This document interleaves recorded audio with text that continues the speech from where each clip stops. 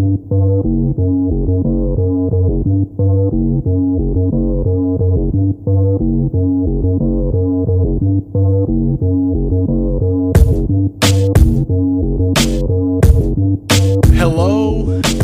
people.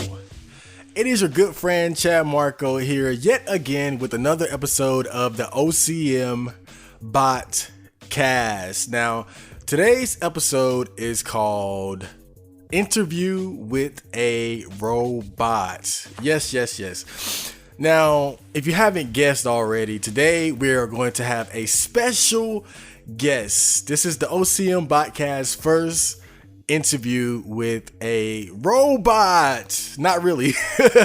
The guy that we're interviewing today, he's actually the owner of 5chan. Now 5chan isn't what you think. It's not like a image board or anything like that. 5chan is actually just his YouTube channel. He bought the 5chan domain and just had it so that it links to his 5chan YouTube channel. But he's an interesting guy nonetheless. I would say that he has the proper credentials. From what he told me, he's been browsing 4chan since about 2007, but he's more of a lurker. He doesn't like to post a lot. He just kind of lurks 4chan, and he's well aware of 4chan culture. But I wouldn't necessarily consider him a pure robot. In his own words, he considers himself to be more of just an old fag, but that's cool too. Overall, I think we had a great conversation.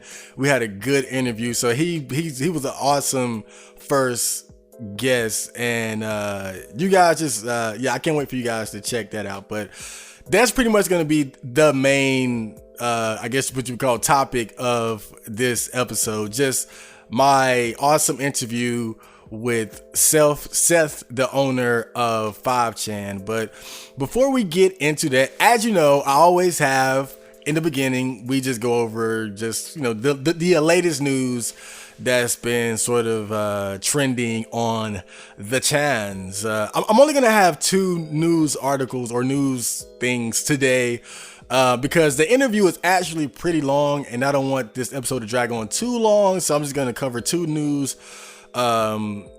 different news articles of now, and then I'm gonna get straight into the actual interview and the usual and OC and all that. So let's get straight to it. So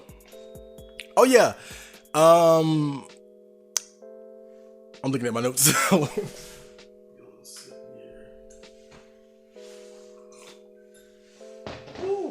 Okay, now, first order of business. The first news is girls do porn. I'm sure you guys have heard about this story. Now, if you haven't heard, or if you don't know, Girls Do Porn is a pornographic website.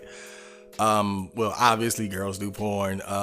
They sort of specialize in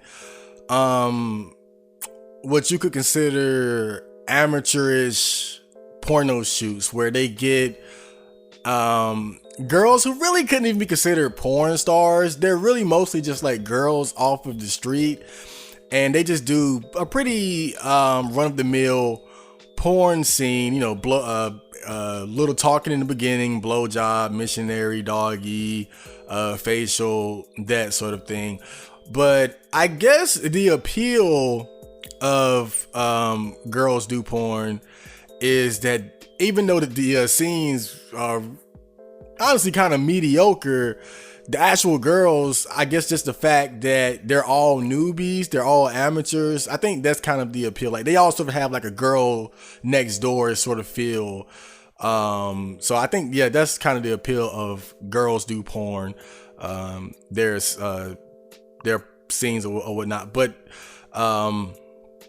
recently the owners have been charged with sex trafficking, fraud, and coercion. So I had to, of course I had to dig into this because, I'm a connoisseur an enjoyer of pornographic material. I've masturbated to their work several times before, so I decided, this would be a pretty good one to cover. So I did a little research and just sort of try to figure out like what the fuck was going on. And long story short, it turns out that these girls, they would agree to do these pornographic scenes, but the guys who were actually like, finding these girls and paying these girls and, giving them contracts or whatever, they were misleading them about what were the actual, I guess, the terms of the actual porno shoot. Like, they would basically like lie to the girls and say like, oh yeah, like we're gonna record this porno scene, but it's not gonna show up on the internet. It's gonna be like straight to DVD, and it's only gonna be released in Australia. So essentially, these girls, they thought, okay, well, I'll just make some easy money by doing a pornographic movie scene. And the good thing about it, I get paid and no one finds out about it. That's pretty much the whole issue here, is that they lied about how and where the porn scenes would actually be released. But let's actually look at this article that I found on Vice for more detail.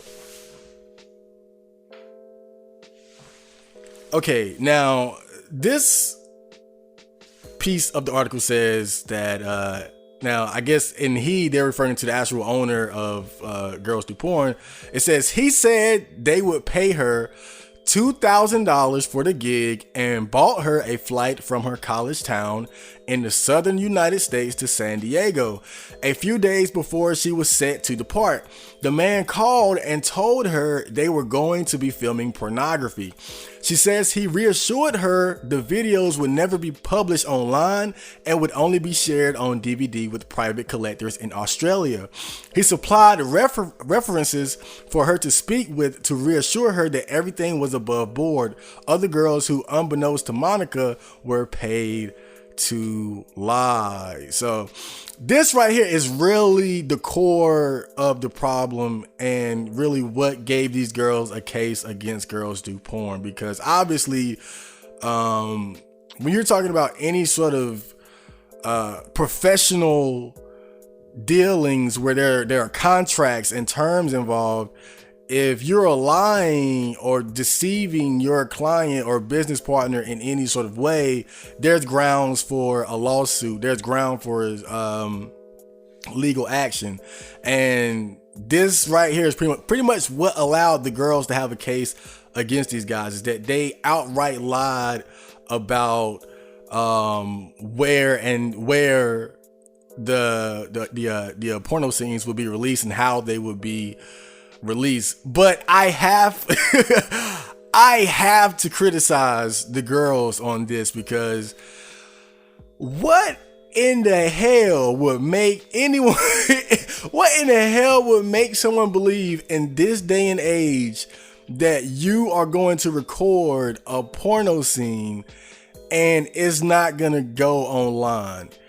Even if it was only released in Australia straight to DVD, it would still only be a matter of time before the scenes would end up online. Somebody goes to a porno store, they buy the DVD, they upload it to one of the many free porno streaming sites, and boom, you're all over the internet globally. Like, I have to question the IQ of these girls in regards to them actually believing this. But at the same time, I will give them I will give them this though. Like, those guys went above and beyond to deceive those girls. Because remember, it says he supplied references for her to speak to reassure her that everything was above board. Other girls who, unbeknownst to Monica, were paid to lie.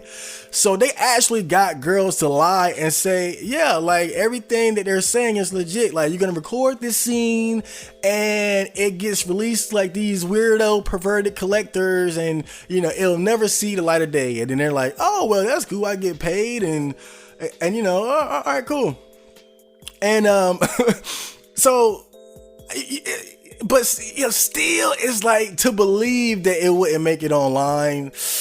I mean, because I think nowadays, like, if you record anything, whether it's a picture, a video, or even audio, you might as well just accept that it's going to end up online. I mean, you got all these cases where girls allowed their boyfriends to record them having sex, and then after the breakup or relationship was over, those videos end up online. I mean, I've watched so many amateur porn videos, and I'm sitting there and you can only imagine like how many of those were uploaded without the consent of the girl. You know what I mean? And and just another criticism that I have in this whole situation is that, like, the girl in particular that they're talking about, she decided to do this scene because she needed money to pay for college, right? Now, we all know college is fucking expensive. You're talking about $30, $40, $50,000 or more. And it's like, a $2,000 scene, you trying to do this to pay for your college, you're gonna have to suck a lot of dick. I mean, I'm just gonna be honest, like, at $2,000 a pop, you sucking a lot of dick to pay for college. You might want to rethink your game plan, but man, let's go on to the next piece. Okay, now this part says, the 5-minute scene she agreed to stretched on for hours. The men reassured her they would only need to film 5 minutes per position, but the rough intercourse lasted far longer than that. I was in so much pain, I didn't want to do it anymore, and they said, no, you signed a contract. It's only 10 more minutes. Monica says, noting that she had checked her phone after it was over and saw several hours had passed. I was there for 4 or 5 hours. It was torture. Then they took me to the airport. I cried the whole plane ride home. A month later, when Monica was home for winter break, she received a message on Facebook from an old high school friend. Hey, I know we haven't talked in a while, but I think you should know this video of you is going around, he wrote. My heart sank. Monica says, for the rest of my life, I will never forget that feeling. So, right off the bat, you again, like, you have, like she shows up, and she's about to do the scene. They're telling her, all right, 5 minutes for each position, but it ends up stretching on for hours. And even I could tell you that I know enough about porn to know, like, those shoots can be pretty damn uncomfortable. It's not like you just like they gotta stop, and then like they're taking pictures in between for like screenshots, and it's outtakes and bloopers and shit. It's not as straightforward as you think. So to think that you're just gonna get, all right, 5-minute blowjob, 5-minute missionary, 5 minute, dude, even the most professional porn shoots are rarely that fucking smooth. That's why you see those cutaways and transitions, because there are times where they have to stop. Maybe the girl gets uncomfortable and needs to like relube her ass or something. So porno shoots can be very uncomfortable. And then on top of that, like, I've seen these videos, like the main male talent, he's got a big ass dick. So he's fucking the shit out of these. I mean, he boom, boom, boom, boom, boom, like really going, like he's fucking them like they're professional porn stars. Like he be, I swear, like he is blowing them butt cheeks down. Like he is fucking the hell out of them hoes. And I know we like to say, oh, the roasties, they're all, they all got vaginas the size of the Grand Canyon, but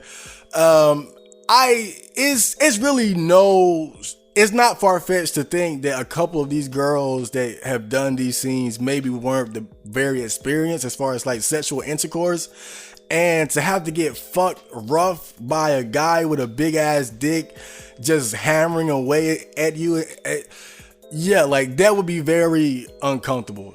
And she says, I was in so much pain I didn't want to do it anymore, but they said, no, you signed a contract, it's only 10 more. Oh god, they really fucked her up. And of course, a month later, somebody ends up finding the video and they tell her about it, and from there it's pretty much all downhill. Oh man, this is just terrible. I mean, just imagine that feeling, dude. Like, you fly all the way across the country, you get just dog shit fucked out of you. You get just the dog shit fucked out of you by a strange man. Everything's like sketchy. They're offering you alcohol and weed, and you're uncomfortable, and then you're on the plane ride back. I mean, that is just the ultimate walk of shame. I mean, let's be real. Like those girls who went through that, like they had to, and it's crazy because when you actually watch those videos, because I've seen a number of them, I have masturbated to a number of them. When you watch those scenes, you would have never guessed there was any type of foul play involved. I mean, those scenes, honestly, compared to a lot of other porn scenes that I've seen, a lot of stuff that I watched, like, girls do porn scenes pretty tame in comparison, almost like mundane in a way, because it's so, each video is pretty much identical to the last. It's just that the girl is different, but the whole flow is entirely the same. Interview, blowjob, missionary, cowgirl, another blowjob, doggy style, facial. It's the same shit every single time, and there really isn't anything extreme about it. It's almost like you're watching a girl and her boyfriend just have a not even rough sex, just like like barely, like, he kind of puts his hand on their throat every now and then, and drills away at them kind of hard every now and then. But I'm thinking like this is just the norm. Like, this is normal sex. So looking at it, you would never think that these girls are having such an uncomfortable time, but apparently some of them did.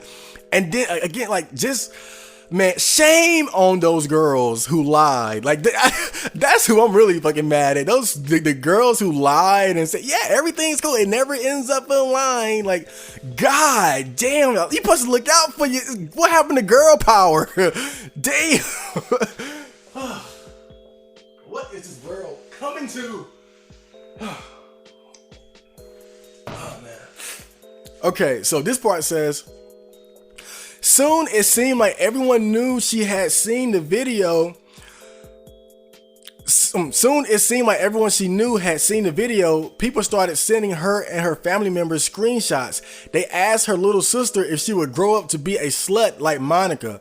Later, Monica learned the new photo she sent only to the man behind the Craigslist ad had also been posted online, along with her name, her family members' names, and links to all their social media profiles.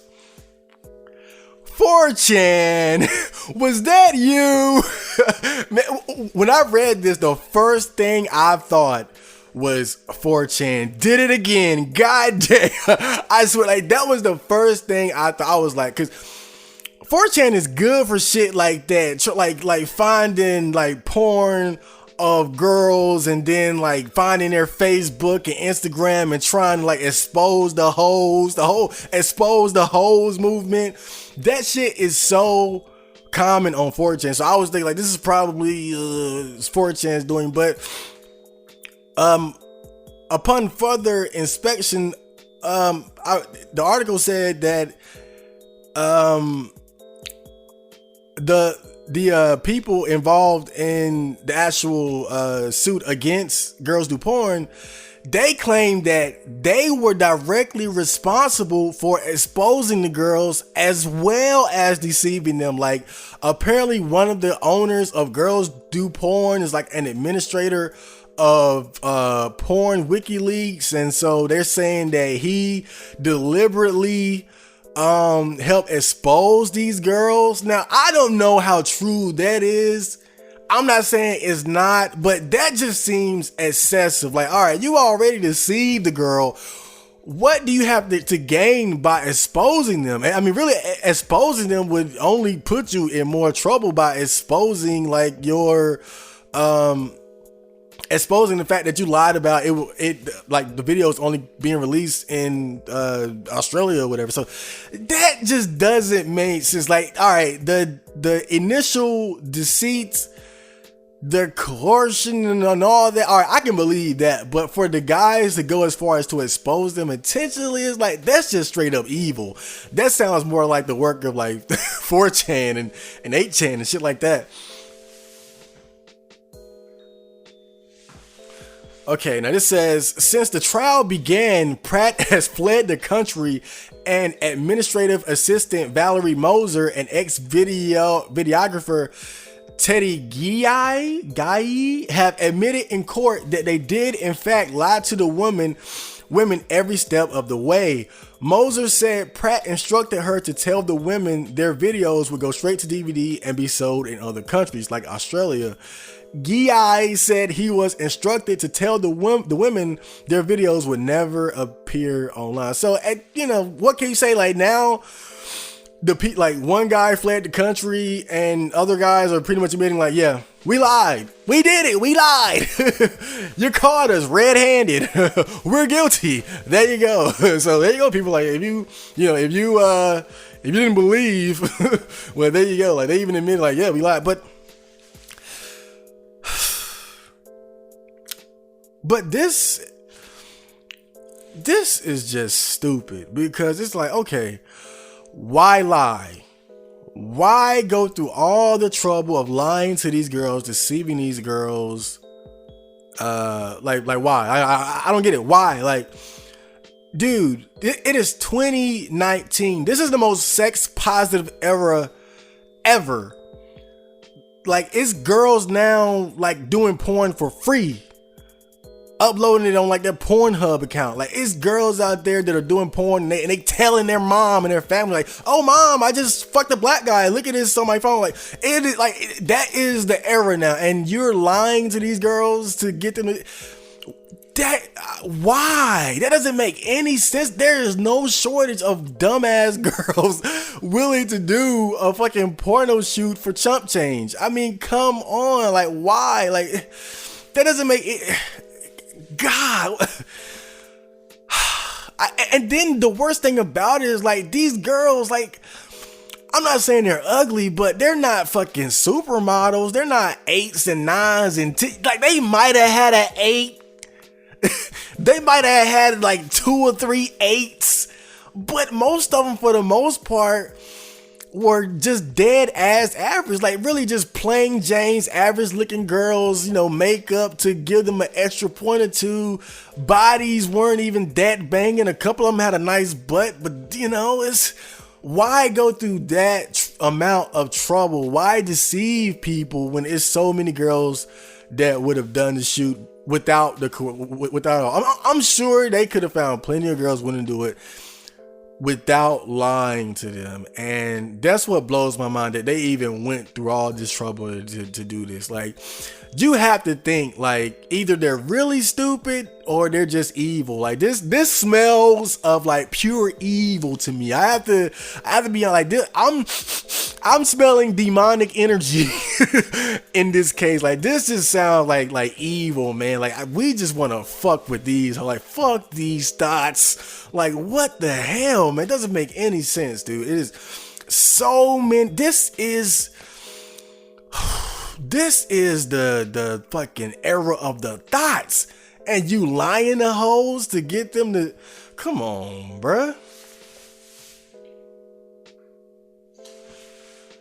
Okay, now this part says, in reality, the entire purpose was to post the videos on the internet. The DOJ statement continues. Some of the women were pressured into signing documents without reviewing them and then threatened with legal action or outing if they failed to perform. Some were not permitted to leave the shooting locations until the videos were made.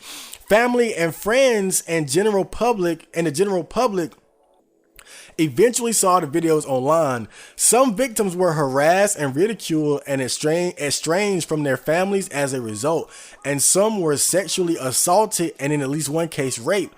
Some were forced to perform certain acts they had declined to do, or they would not be paid or allowed to leave. I mean, God, like, this just sounds so bad. And it's like, it's such a bad situation because you fly all the way there, you're signing documents without reviewing them, which is stupid. Let's be real. Like, let's call the stupidity out as it appears. That's stupid. You're signing documents without reviewing them.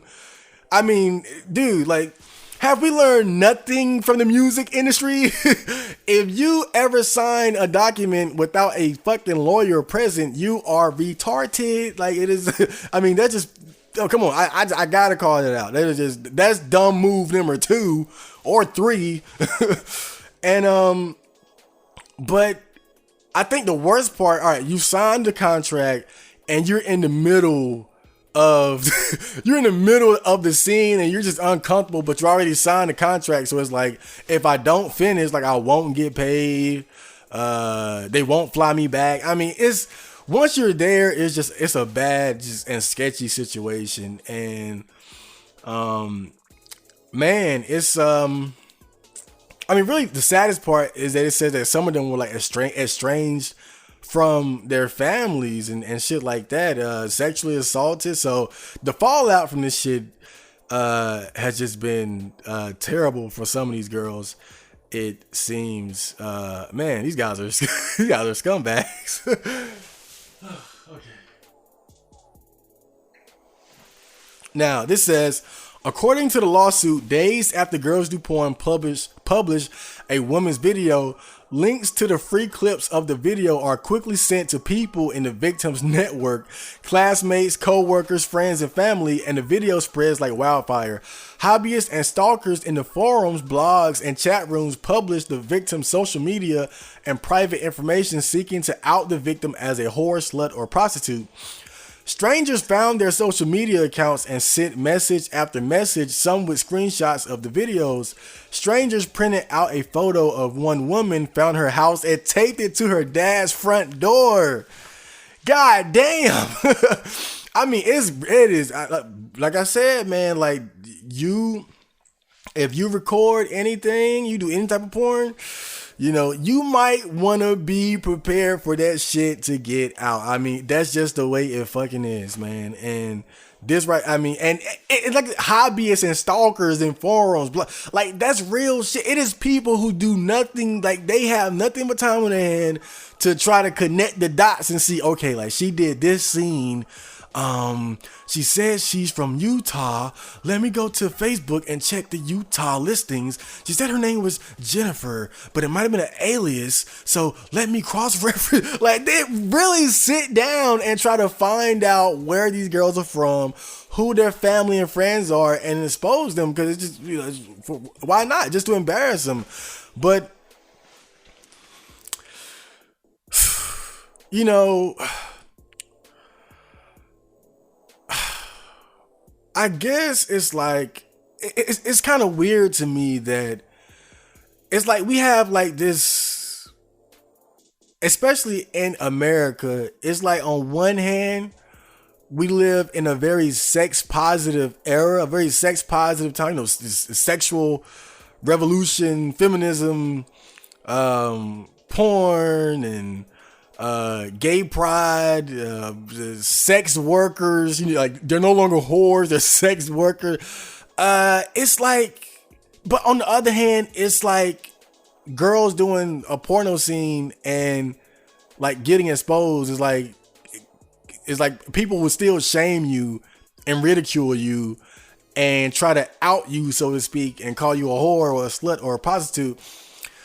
And I'm looking at these both sides and I'm like, I think part of the problem here is that the girls involved, like, they're ashamed of what they did.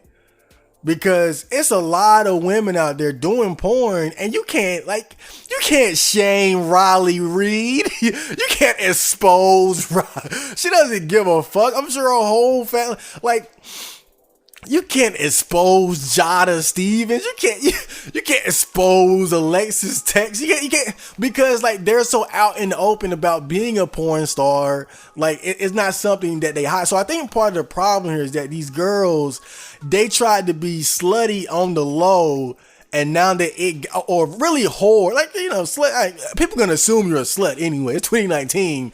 We're gonna assume you got double digit body counts regardless, but to be a paid whore, that's like a step above like just being a slut in a way. It's like you're literally selling the pussy. Like I think there's more of a stigma attached to being a whore as opposed to being someone who's just promiscuous. Like if you're promiscuous, they just think, okay, you love sex. But if you're actually selling the pussy, like that seems like you're almost selling your dignity because you're having sex with strangers for money. But again, like this goes back to shame. It's like they're ashamed of what they did. And I think that's part of the problem. It's like they made this decision and tried to keep it hush hush. And once it got out, they weren't prepared for the consequences. Unlike a Riley Reid or an Abella Danger who just like, this is me. I'm a porn star. I'm sucking black dick on camera. Bring it on. And if you're a girl and you're going to do shit like this, especially to record it and be paid for it, you need to you have to embrace that shit. Like you gotta say, you know what, I do porn. I did porn or whatnot. And say, yeah, like I do that. And I feel like if these girls, if they were committed to being like, porn stars or just said, yeah, like this is what I did, it wouldn't be that bad. But I think it's the fact that they feel shame about it that opens them up. That opens them up to be attacked by that side of our society that still sees what they did as being shameful or disgraceful, or whatnot.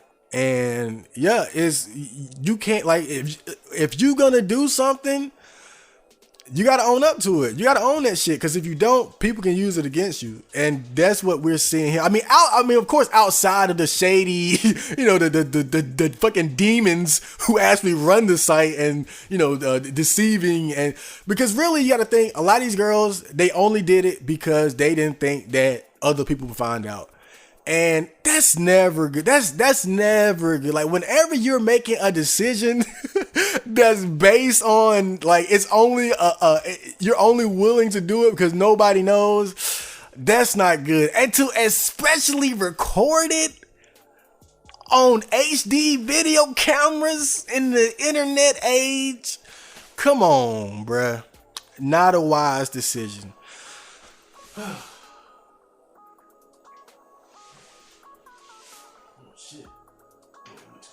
So, I guess overall, I gotta say though, I feel like in this case, the girls are. I take their side. In this situation, I'm on the side of the girls because, regardless of what they decided to do, I feel like whenever there's contracts involved, whenever there's a formal agreement, you have to honor that. Like I take shit like that really seriously. Like if you make a deal, especially like something as serious to where you have to actually draw up contracts, you need to honor that to the utmost. And even though I don't agree with them doing it under the pretense of no one finding out, that is their right. And those guys deceived them into believing that that was the case when it really wasn't. And to even go as far as to pay women to lie to them and say, yeah, like they went to the absolute extreme to deceive these girls. And so that's why I'm on their side. Is like, at the end of the day, you can't argue with a contract. Like, word is bond. And those guys, they lied. They broke their word. And now they got to pay the consequences. So really, I gotta say, fuck them. I gotta say, fuck them. Like, they tried to, they were scumbags about, like, you can do porn without, I mean, just look at fucking facial abuse. Look at that shit. I mean, oh my God. I can't believe girls, like, agree to submit themselves to such degradation. It blows my mind. But you see, those guys have been operating for years, and you don't see them, all in the news and shit. I mean, they've surfaced, people have criticized them plenty, but nothing has happened as far as, like, being able to take legal action against them, because the fact of the matter is the girls know. They know. They don't sugarcoat shit. You come here, we are going to humiliate you. We are going to put dicks down your throat. We are going to fuck you into the shadow realm. You will be uncomfortable. We want you to puke in bowls. We are going to take that puke and pour it on your face. We're going to have multiple guys come on your face, and then you're going to look like a fucking idiot, a fucking piece of trash horse shit. At the end, I'm going to take like 100 photos of you looking like you just fucked up. Like, they know what the hell is good. It ain't no lying. It's, bitch, you stupid. You came here, take this dick. Real talk. And it is what it is. And it's like, those guys, they didn't need to do what they did. They were fucking idiots. You can find plenty of hoes who'll do that shit. So that's all I got to say about that. Okay, so next we're going to talk about the Trump impeachment inquiry. Oh, Trump, he's in trouble again. So, I've been hearing about this just here and there. Like, I haven't really been following the whole Trump shenanigans. Like, I got bored with that fucking circus months ago. But now it kind of seems like, he might be in serious trouble. So I said, let me check this shit out, because he might be a little fucked. So, in a nutshell, Trump and several other government officials allegedly tried to pressure the leaders of the Ukraine to release information that will hurt former vice president and current presidential candidate hopeful Joe Biden. And his enemies are essentially saying that this is an abuse of his power and like pretty much like bribery, and is grounds for impeachment. So there's been just I think as of now the actual impeachment inquiry is going on, and they're having, like, people are like speaking, and they're talking about it and presenting evidence and questioning people and this, that, and the third. Now, it's multiple ways to look at this, because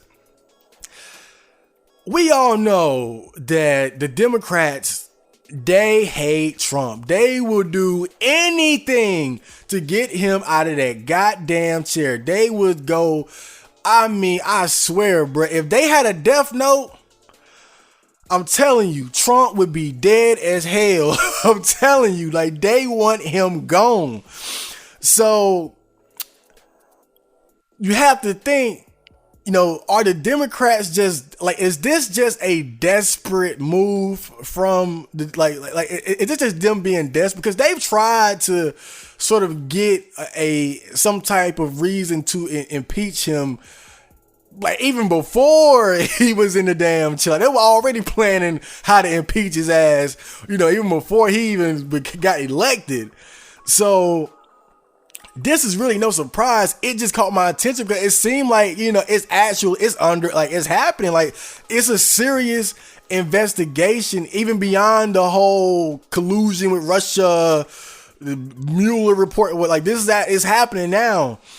And I guess really what bothers me about this is, like, I feel like the people who are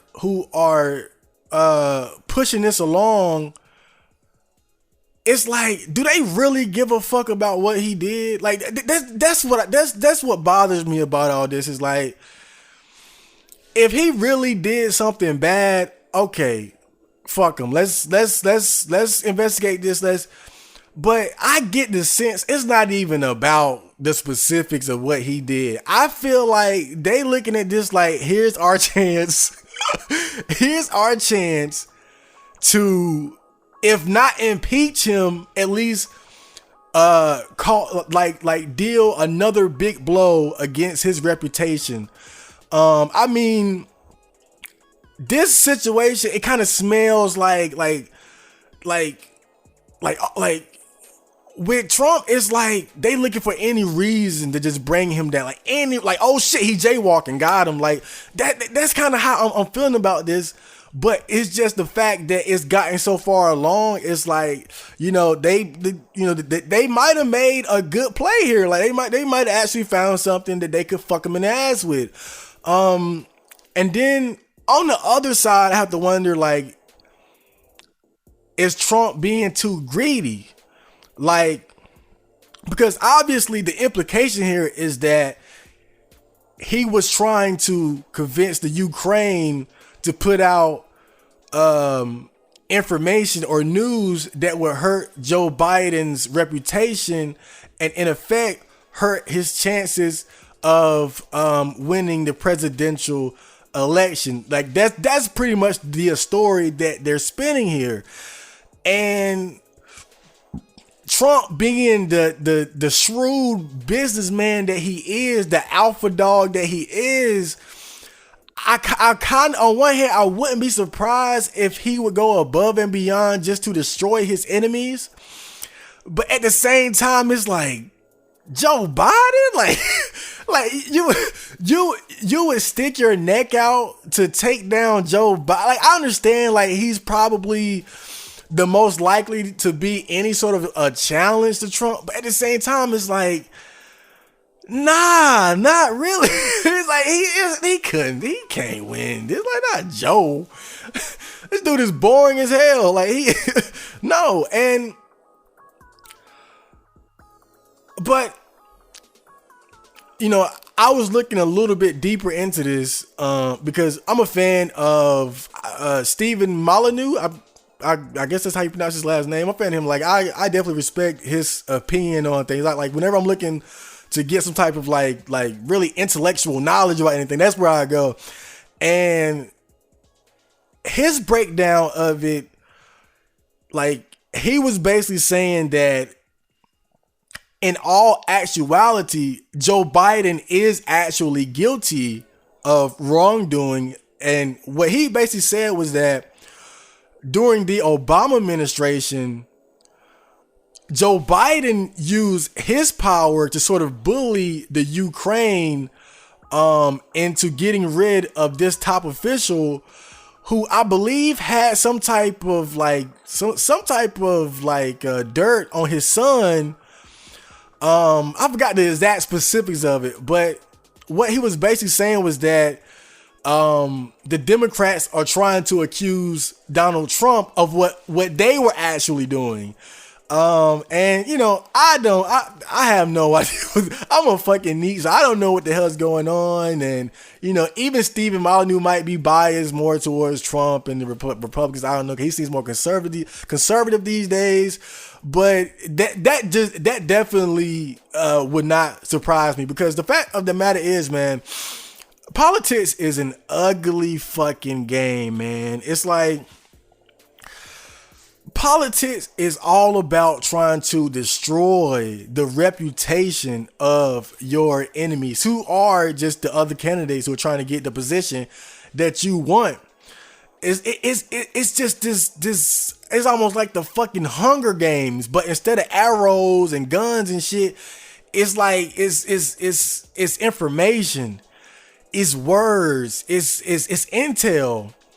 It's like you're trying to find out all the dirt that you can on somebody to ruin their image so that less people will vote for them. I mean, that's such a big part of politics. I mean, I remember during the whole the previous presidential election between Donald Trump and Hillary Clinton, of course, and the whole time they're just butting heads, like just going to war. I mean, damn, they just tearing each other down. But I never forget when Trump actually won, he was like, oh, Hillary, she's a great woman. Let's give it up for Hillary. like it's like, oh wait, now she's great? Like now she's a good person? Last week she was a fucking demon, a worshiper of Baphomet, and now she's a stand-up individual. It's so fucking crazy to me, man. And that's what I just hate about politics, bruh. It's like they so fucking two-faced about you. And even that was a power move. It's like, you know, yeah, I beat her, but I'm not gonna rub it in her face. Like I'm gonna be humble in my victory. I'm going to lift her up. I'm going to say kind words about her, even though these past couple months I've been trying to destroy her image and reputation. And she would have did the same shit. If she would have won, she would be like, Donald Trump, he's a great man. I respect his business and his money making skill. Like, that's the bullshit of politics, man. And, oh man, you know what? And, I was reading about this on the Wikipedia page, and I found something just made me laugh. It says, on October 23rd, 2019, Laura Cooper, the Deputy Assistant Secretary of Defense for Russia, Ukraine, and Eurasia, testified in closed session before 3 congressional committees. Cooper's testimony, originally scheduled for that morning, was delayed roughly 5 hours when a group of House Republicans led by Matt Gaetz stormed the SCIF, where impeachment inquiry committee meetings are being held, and refused to leave, at one point ordering pizza. I mean, look at this shit. It's like a bunch of kids, bro. Like, this is the highest level of our esteemed government. This is the child of the legends who defeated Britain and gave us our freedom. And they're doing shit like this. Like, we're just gonna stay here and order a pizza? Like, this is the shit that's going on, bro. It's like, it's fucking kids, man. It's kids game. Just on the biggest fucking scale. It's crazy. And of course Trump, he didn't take this sitting down. Says Trump took to Twitter attacking opponents and praising supporters. He suggested that Representative Schiff, chairman of the Intelligence Committee, could be arrested for treason, and that a second American Civil War would occur if he were removed from office. Trump also falsely described the impeachment inquiry as a coup, intending to take away the power of the people, their vote, and their freedoms, and said the Democrats were wasting everyone's time and energy on bullshit. He compared the inquiry to a lynching on his Twitter account, stating that all Republicans must remember what they are witnessing here, a lynching, but we will win. God, you gotta love Trump, wasting everyone's time and energy on bullshit. He's just so bold with his statements. But none of this surprises me. I mean, pretty extreme things though to imply a fucking civil war would happen if it was I don't think that would happen, to be honest. It would be a lot. It would be some shit though, for sure. Like I can already see like protests and like some fucking liberal with blue hair drop kicking some white guy in a MAGA hat and just all out hell breaking loose at a rally or something.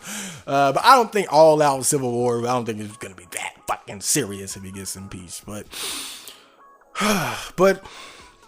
honestly, I don't give a fuck. The whole politics thing has never really been my, never really gave much of a fuck about politics, to be honest. To me, it's like a circus. I'm only interested when something interesting is happening. Not necessarily a good thing. I probably should vote, probably should be more well informed, but fuck it. Monique, I'm more worried about like the latest anime and when the fuck is the Broly trailer gonna drop for Dragon Ball FighterZ. So, but I'm not a fan of Trump, but as I've always said, I've just always found like him immensely entertaining, and in large part just due to the amount of butthurt that he causes. And man, like if he overcomes this, like people are just gonna look at this impeachment inquiry as just the next level of the butthurt of the Democratic Party. So we'll see if Trump can wiggle his way out of this bullshit. So yeah, that's it for the news. And next we are going to have a bit of OC, and then I will return. Stay tuned.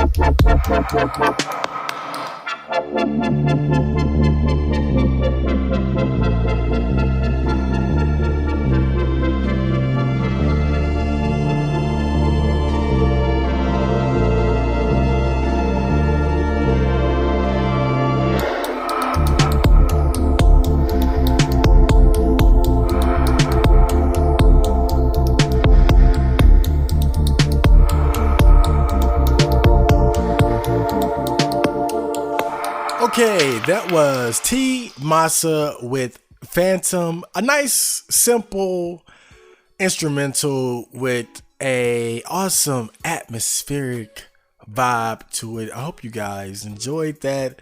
And now it's time for probably the most awesome part of today's podcast. Our very first interview with a fellow 4channer, the owner of 5chan. Oh, well, you're probably going to hear me introduce him again because, yeah, I already recorded the interview and I'm about to just put it here right now. So I hope you guys enjoy this interview. And right after that, there will be another piece of OC. Oh, wait, thread, then OC. Yeah, so enjoy. All right, so that should be good. Imagine if it's not. Oh, God. Okay, hold up. One more. All right. Okay, so today we finally have a guest on the OCM Botcast. Will you please tell us your name, sir? Well, not your name. Yeah. What? Well, not your not your name. I'm not going to say my real name. I'm not going to do that. Okay. I'm Seth from 5chan.org. Seth from 5chan.org. Can we get a round of applause for Seth? Yeah. Thank you. Yeah. Okay. So I just want to say that it's an honor talking to I haven't talked to a black person in so long. Oh, that great! So it's really great to finally just really have it in with the community. Well, so thank you. At the last like black people, like the big meeting, I was designated as like the main representative of our race. Okay, good. Yeah, good. Thank you. Yeah, so you're talking to the right man tonight. So cool. All right, good, great. All right, so I can just call you Seth. Yes, please call me Seth. All right, and you can just call me Chad. Okay. All right. Cool. Chad. Chad. I mean, didn't you see the name Chad Marco? Okay. All right, Chad. That's fine. Yeah, hell yeah, Chad. Now, do you know anything about the Chad meme? Yes, obviously. Describe it the best way that you can. Well, the best way I can describe the Chad meme is myself. I look in the mirror and I go, oh, Seth, you are definitely an alpha uber giga Chad. And that's just how I know. So. Oh, I see. Oh, so you're like a very handsome, like chiseled jaw, 6-pack abs, 6+. No, not at all. I'm none of those things. I have what so many lack, and that's called confidence. Oh, I see. So you're one of those guys. I mean, buddy, I co-own 5chan.org. My face is on 5chan. It doesn't take a Chad. Only a Chad could do that. Oh, you sound a bit blue pilled. Did you say confidence, sir? Oh, I did, brother. No. See, now around here, we believe in looks, money, and status. See, confidence is bullshit. That's propaganda by the normie masses. What the fuck are you talking about? What? I mean, okay. I guess you can have that opinion. Opinion is facts. It's nature. It's evolution. What are you talking about? Already you're wrong. Look, you're wrong. No, I'm not gonna go there with you because this is a professional fucking interview. We're not gonna talk about Chads and Stacy's and genetics and incels. This is an interview about original fucking content. All right, fair enough. All right, so tell me a little bit about your past, Seth. Were you like molested or anything? Like, you know? No, shockingly, that was not the requirement to buy a Chan website was to be molested as a child. No, I was not molested. I grew up in, this might make you a little uncomfortable. I grew up in white suburban America. Oh, nice. I didn't, there was no black people where I lived. The first black person I ever saw in the 3rd grade ended up becoming a good friend of mine. His name was Philip.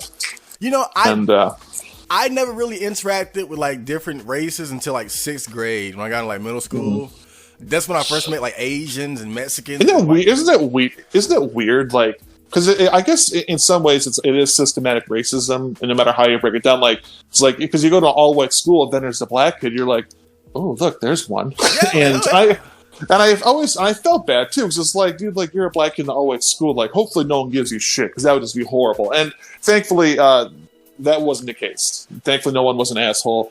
Everyone got along. I mean, it seems like though, like nowadays, like white people, like you seem kind of afraid of us. Like, you know, like gone are the days of like hanging niggers. You know? Yeah, clearly. Yeah, now it's like these white guys are like hiring black men to fuck their wives and shit because they're like gorillas with giant dicks and you know? Like, I know, man. I know what you're talking about. You know, hey, everyone's got their kinks. Everyone's got a way to make the marriage work. Unfortunately, I have not found myself in a situation where I got to call up my friend and go, "Hey, I need to bring that BBC over." Oh yeah. I need to get my wife the fuck me eyes. I need you to fuck her calm while I sit there and just loathe in my own self-pity as being a white man who just discovered white guilt. I have not come to that point in my life yet. Probably never will, because again, I don't know. I mean, I'll just say it again, even though you don't like hearing the other C word, confidence. I don't think I'll ever be in a position where I go, hey, look, I just want to. I want to rent you. I don't want to buy you. The 13th Amendment says it's a no-no. I just want to rent you so you can sit down and fuck my wife. So you're not the white guy to talk to if I want to learn about like the cuck fetish and that whole lifestyle, right? No, I'm not not a racist white man who needs to have a black person have sex with his wife because he's a cuck. No, I'm literally the exact opposite of that. Like I said, I look in the mirror and I go, you know what? You are an alpha uber giga Chad. I honestly am joking about a lot of this stuff, but I mean, like, I have a Discord server and I know insecurity. I mean, insecurity to me is one of the most fascinating things because I feel like it's what defines who we are. It's what makes us who we are. Oh, wow. And I see insecurity a lot in my own Discord server and my own 5chan users. And I engage these people in their insecurities. I go, why are you acting the way you're acting? Like, why are you running away from the things that you're afraid of in the social sense? And I find that insecurity, people are defined by their insecurities when they shouldn't be. And I think, and you see a lot of stuff on 4chan. I see it in my own Discord server that people who are depressed and whatnot, who then cling on to these like cuckold fantasies. It stems from a state of insecurity, be it social, which is all I see a lot of, or physical, how you feel you look, and again, it goes back to confidence, having the confidence to be like, who gives a shit how I look or how I am? I mean, obviously to a degree it does matter, but it's, I think with the internet culture as of late, and I guess you can all go back to 2016 during the entire PC brigade thing with transgender and gender neutral and the alt-right. I feel like a lot of that stuff, you look at Poll, you look at R9K, and again, you look at my own Discord server, you have an embodiment of people who say they're so depressed, whatever, but like really, I think we're teetering between a fine line between what is depression and what is just an insecure individual. So I kind of went off on a tangent there, but I just feel like, because you say like my thing with the whole cuckold stuff, it's just, I feel like for me, it's just people's way of validating their insecurities. Like they'll never be good enough for anything. And I try to break those people. That probably sounds really mean, but I mean, like, I'm trying to explain to these people, like, your insecurities are stupid. They're, and that's not to say, I'm not trying to say I'm being mean to insecure people. That's not my thing. What I'm saying is like, some of these people's insecurities are just so useless and petty. It's like, why do you get hung up over it? So I don't know where I was going with that, but no, I get it. I get it. You still hear me, right? Oh yeah, I do. Okay. All right. Yeah. So you're basically saying that people with a cuckold fetish, they're insecure because of their small penis, in not so many words.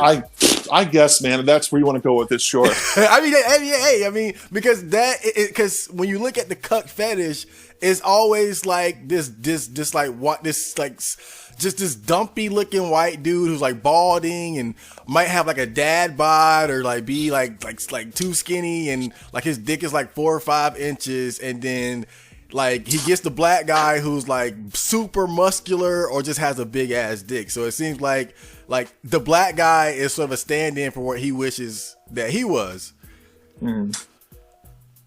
Yeah, I mean, they're certainly catering to a market. I mean, it's certainly there has been the rise of the cuckold porn. And I feel like again, the cuckold porn goes back to 2015, 2016, when all of this alt-right stuff was going down with PC culture clash. Because I feel like you started to, whether Internet Society realized it or not, they were carving out the eventual shit that would become the incel. And, pornography is smart.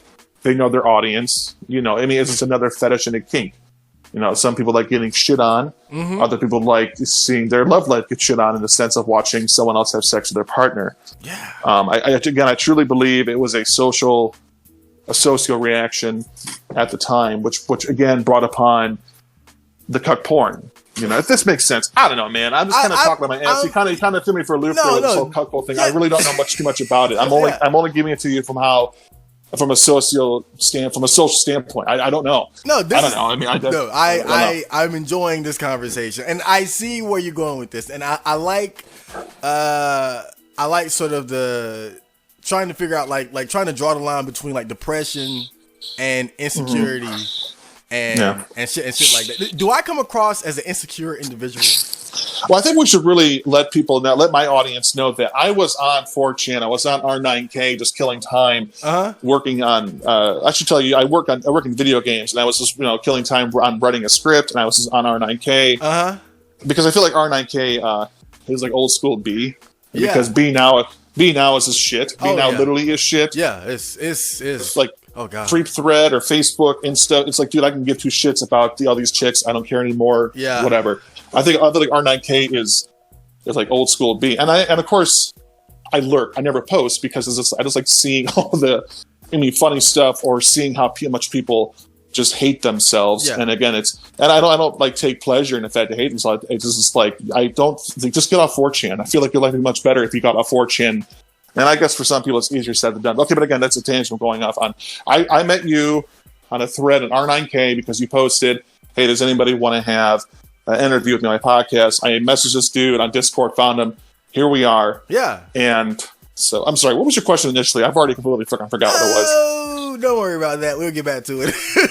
Okay, all right. Because now you're talking about 4chan, so I'm like, okay, let's.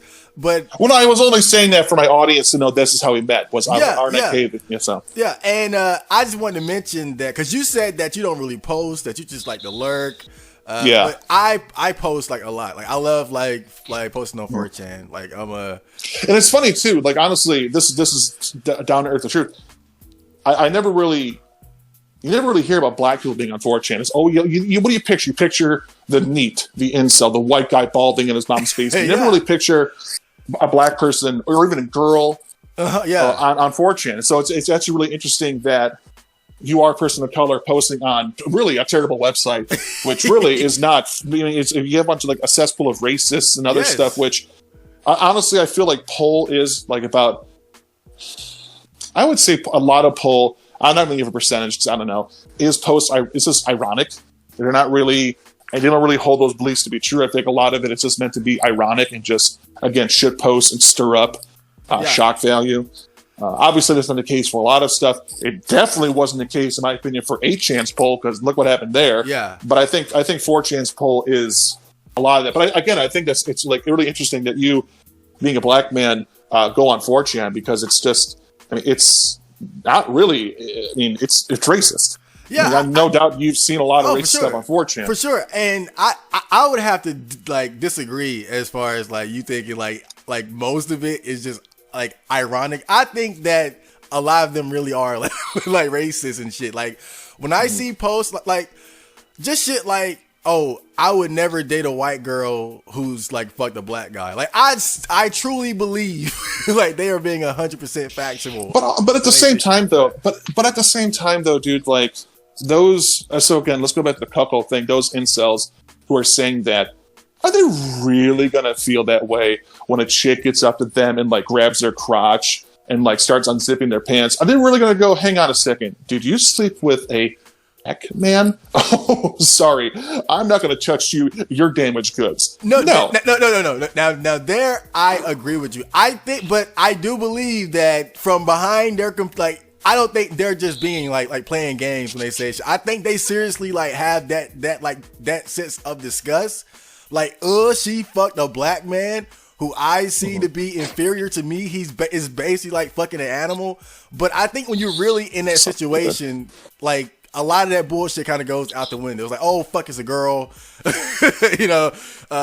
Let's go. Depending on how how you find out, like, she fucked the black guy too, though. Like, if you saw her, like, on black.com, it might be, it might be a little different.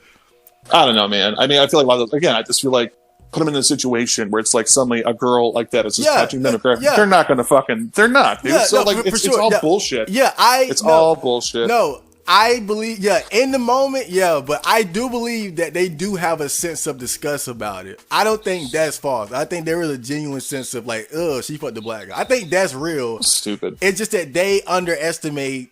It's so stupid. I mean, it's so dumb. It's so dumb that's still a thing. That people are still like clinging on to these racist stuff. It's just fucking stupid. Oh, for sure. But I guess, like, just like you said, like, a lot of it is bullshit, and that's why it doesn't really bother me, because, like, I hear all this shit, But I know if these guys saw me in the street, like they wouldn't like like fucking attack me or say nigger. Like, No. like that's why it doesn't bother me.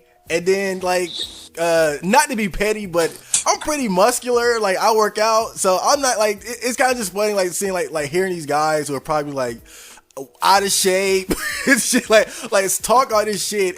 But if it came down to it, I could probably like just like rip them apart. So Oh yeah, I mean, sure, yeah, absolutely. Yeah, that's why it doesn't really bother me. Like, it doesn't. So like, I can just hang out on 4chan and see all that and just laugh at it and whatnot. It doesn't really get Sure. You know. Well, that's a good attitude to have. That's a really good attitude to have on it. But and there are like, I mean, you'll be surprised. There are definitely like a sizable number of like minorities and even women on 4chan. It's like you wouldn't know, like just going to like any type of like different thread. Like, but Yeah. every now and I mean, then, that's the joy. I mean, dude, that's. I mean, honestly, so that's the joy of it all, isn't it? You know, it's just like the anonymous aspect of it all, but also like it just shows people who they really are. I mean, like when 2chan first started, or Futaba-chan, whichever one it was, I fucking get it mixed up all the time. Like when those people could become anonymous users. I mean, I think it's shitty, but it just speaks to human nature on such a base level, showing us who we really are. That when those Japanese users could be anonymous and no one knew who they were, they would just post the most vile shit all the time. Awesome.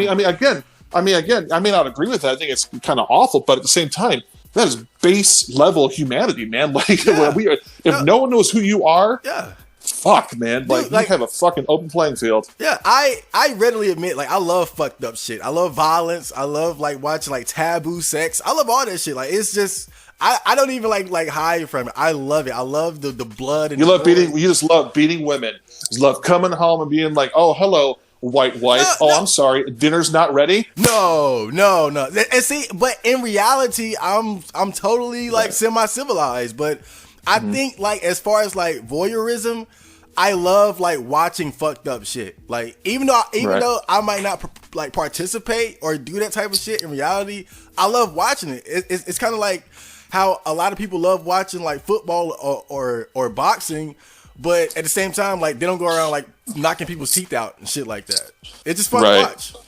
Yeah, I mean, I'm the same way. I mean, like, I've always found like shock humor be funny, like, and I've always liked offensive humor. Yeah, you know, like South Park. Oh yeah, Borat. But at the same time, I'm sure I made a couple offensive jokes already on your podcast to some listeners, but like I don't and like so much like Sacha Baron Cohen, and I'm not comparing myself to these people, but we sort of have the same mindset. It's like we may do offensive material, we may say offensive things to be funny and to spark something, but it doesn't mean we necessarily hold those beliefs to be true to ourselves. Yes, you know, like I'm not actually a racist person. I don't really make racist jokes, but it's just like, you know, I like to be funny. I like to you know, again, make people laugh. I'm probably more racist than you are.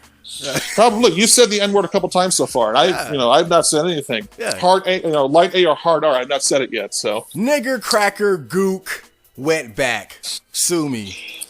Although I am Italian, I'm 25% Italian, so I can use Italian racial slurs because I hate Italians.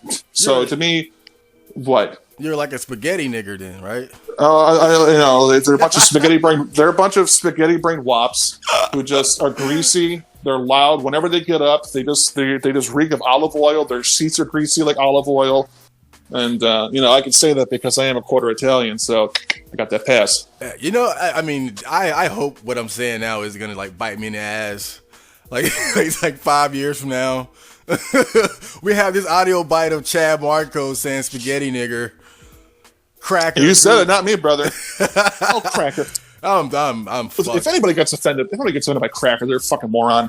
Yeah. Oh yeah, for sure. Like, man, it's like it's kind of fucked up though because like nigger gets to us. Like it'll gets under our skin, but like we got the worst like comebacks like cracker, pig, honky. Yeah. I mean, honky's just stupid to begin with. Man, like fuck, we need like a better like offensive name for white people. Like I need to get in the lab and like I need to go back to the whole like black people meeting and we need to figure this shit out because we need a new one. It's not working, man. Like nigga. Yeah, You need the N word for white people. Yeah, exactly. Like we need one that just gets under your skin. Like it needs to be so bad, like we can't even say it without like just our whole like careers being flushed down the toilet. Like it needs to be that bad. Like like a white person says nigger and it's like it's over. Like everything is over. Like please, like say nigger and let somebody record it. Like you're done. Like I mean, dude, I guess you could you can tie that back into white privilege.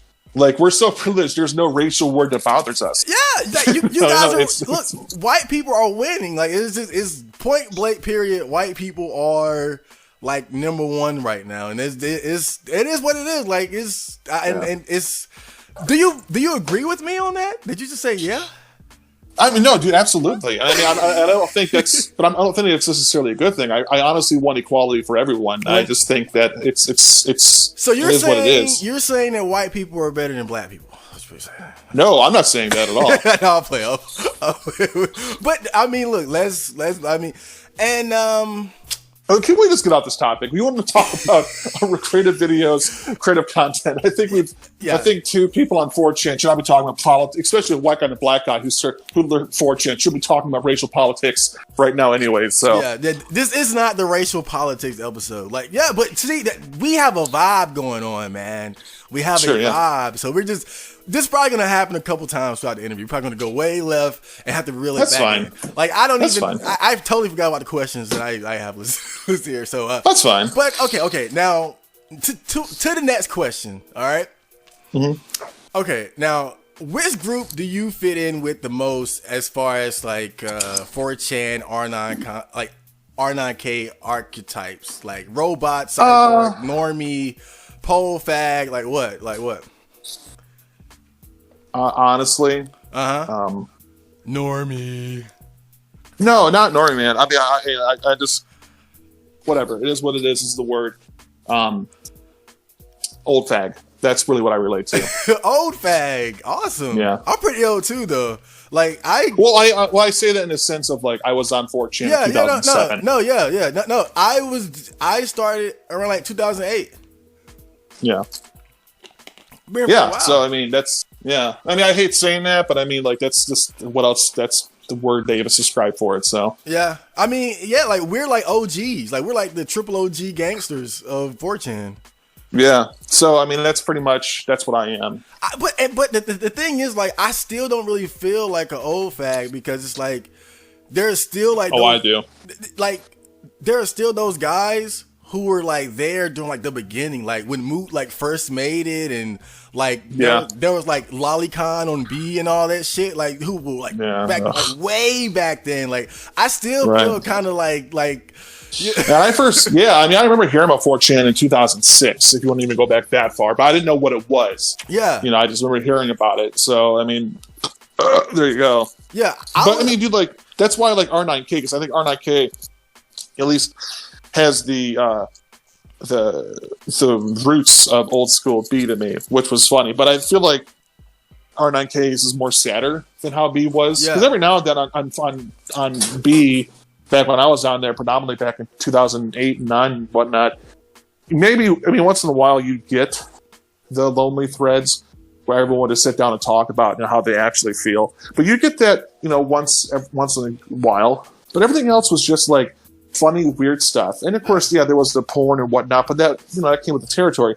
But now you go on B, it's literally just nothing but the exact same, like I said earlier, like stalking photos, Facebook, Instagram. It's just like, what happened? Yeah. I mean, it's not what I always thought it was. It's not the B I remember. Yeah, it's like it's become like this monster, like this uncontrollable, unrecognizable monster. I like to drop in every now and then because I think like what B is now is sort of interesting, like in of itself, just as far as like how fast paced it is and just how it's there. I mean, it's really nothing else like that place on the internet, So I appreciate it for what it is, but what about R9K makes you feel like it's similar to like what B used to be? Like what is it specifically? I mean, dude, like just the fact that there's trending discussions on there that they'll post with something funny or post a funny picture, and it'll cause like the green texts, mainly the green text. Yeah, there's not many green texts on B anymore, but there's plenty of them on R9K. a lot of them are funny. Yeah. You know, a lot of them are just, some of them are sad, but a lot of them just, they're interesting to look at and read. I mean, I think 4chan as a whole is very interesting culture. I mean, there's parts of 4chan I can't stand, like the pedophiles. They all fucking suck. They all can go fucking rot in hell. Oh, but those pedophiles. Yeah. So besides that, I mean, I think 4chan is interesting, but I mean, but you have to know what you're getting into. Yeah. When it comes to stuff like that. Like, if you go into 4chan as a complete virgin, you're gonna fucking like, that's it, you're done. Yeah. And it's, I don't know, but I mean, I think, like I said, R9K just has those the semblance of what B used to be in terms of, like I said, the green text, the memes. I mainly actually really don't frequent R9K. I actually frequent TV a lot. That's the board I go on the most. Yeah, that's a cool board. I drop in there like every now and then when I watch it, like a movie and I want to talk about it. Yeah, and TV has their own memes. They kind of have the 4chan mindset of viewing things and how it's funny and whatnot. Yeah, Bang posting. yeah, that was good.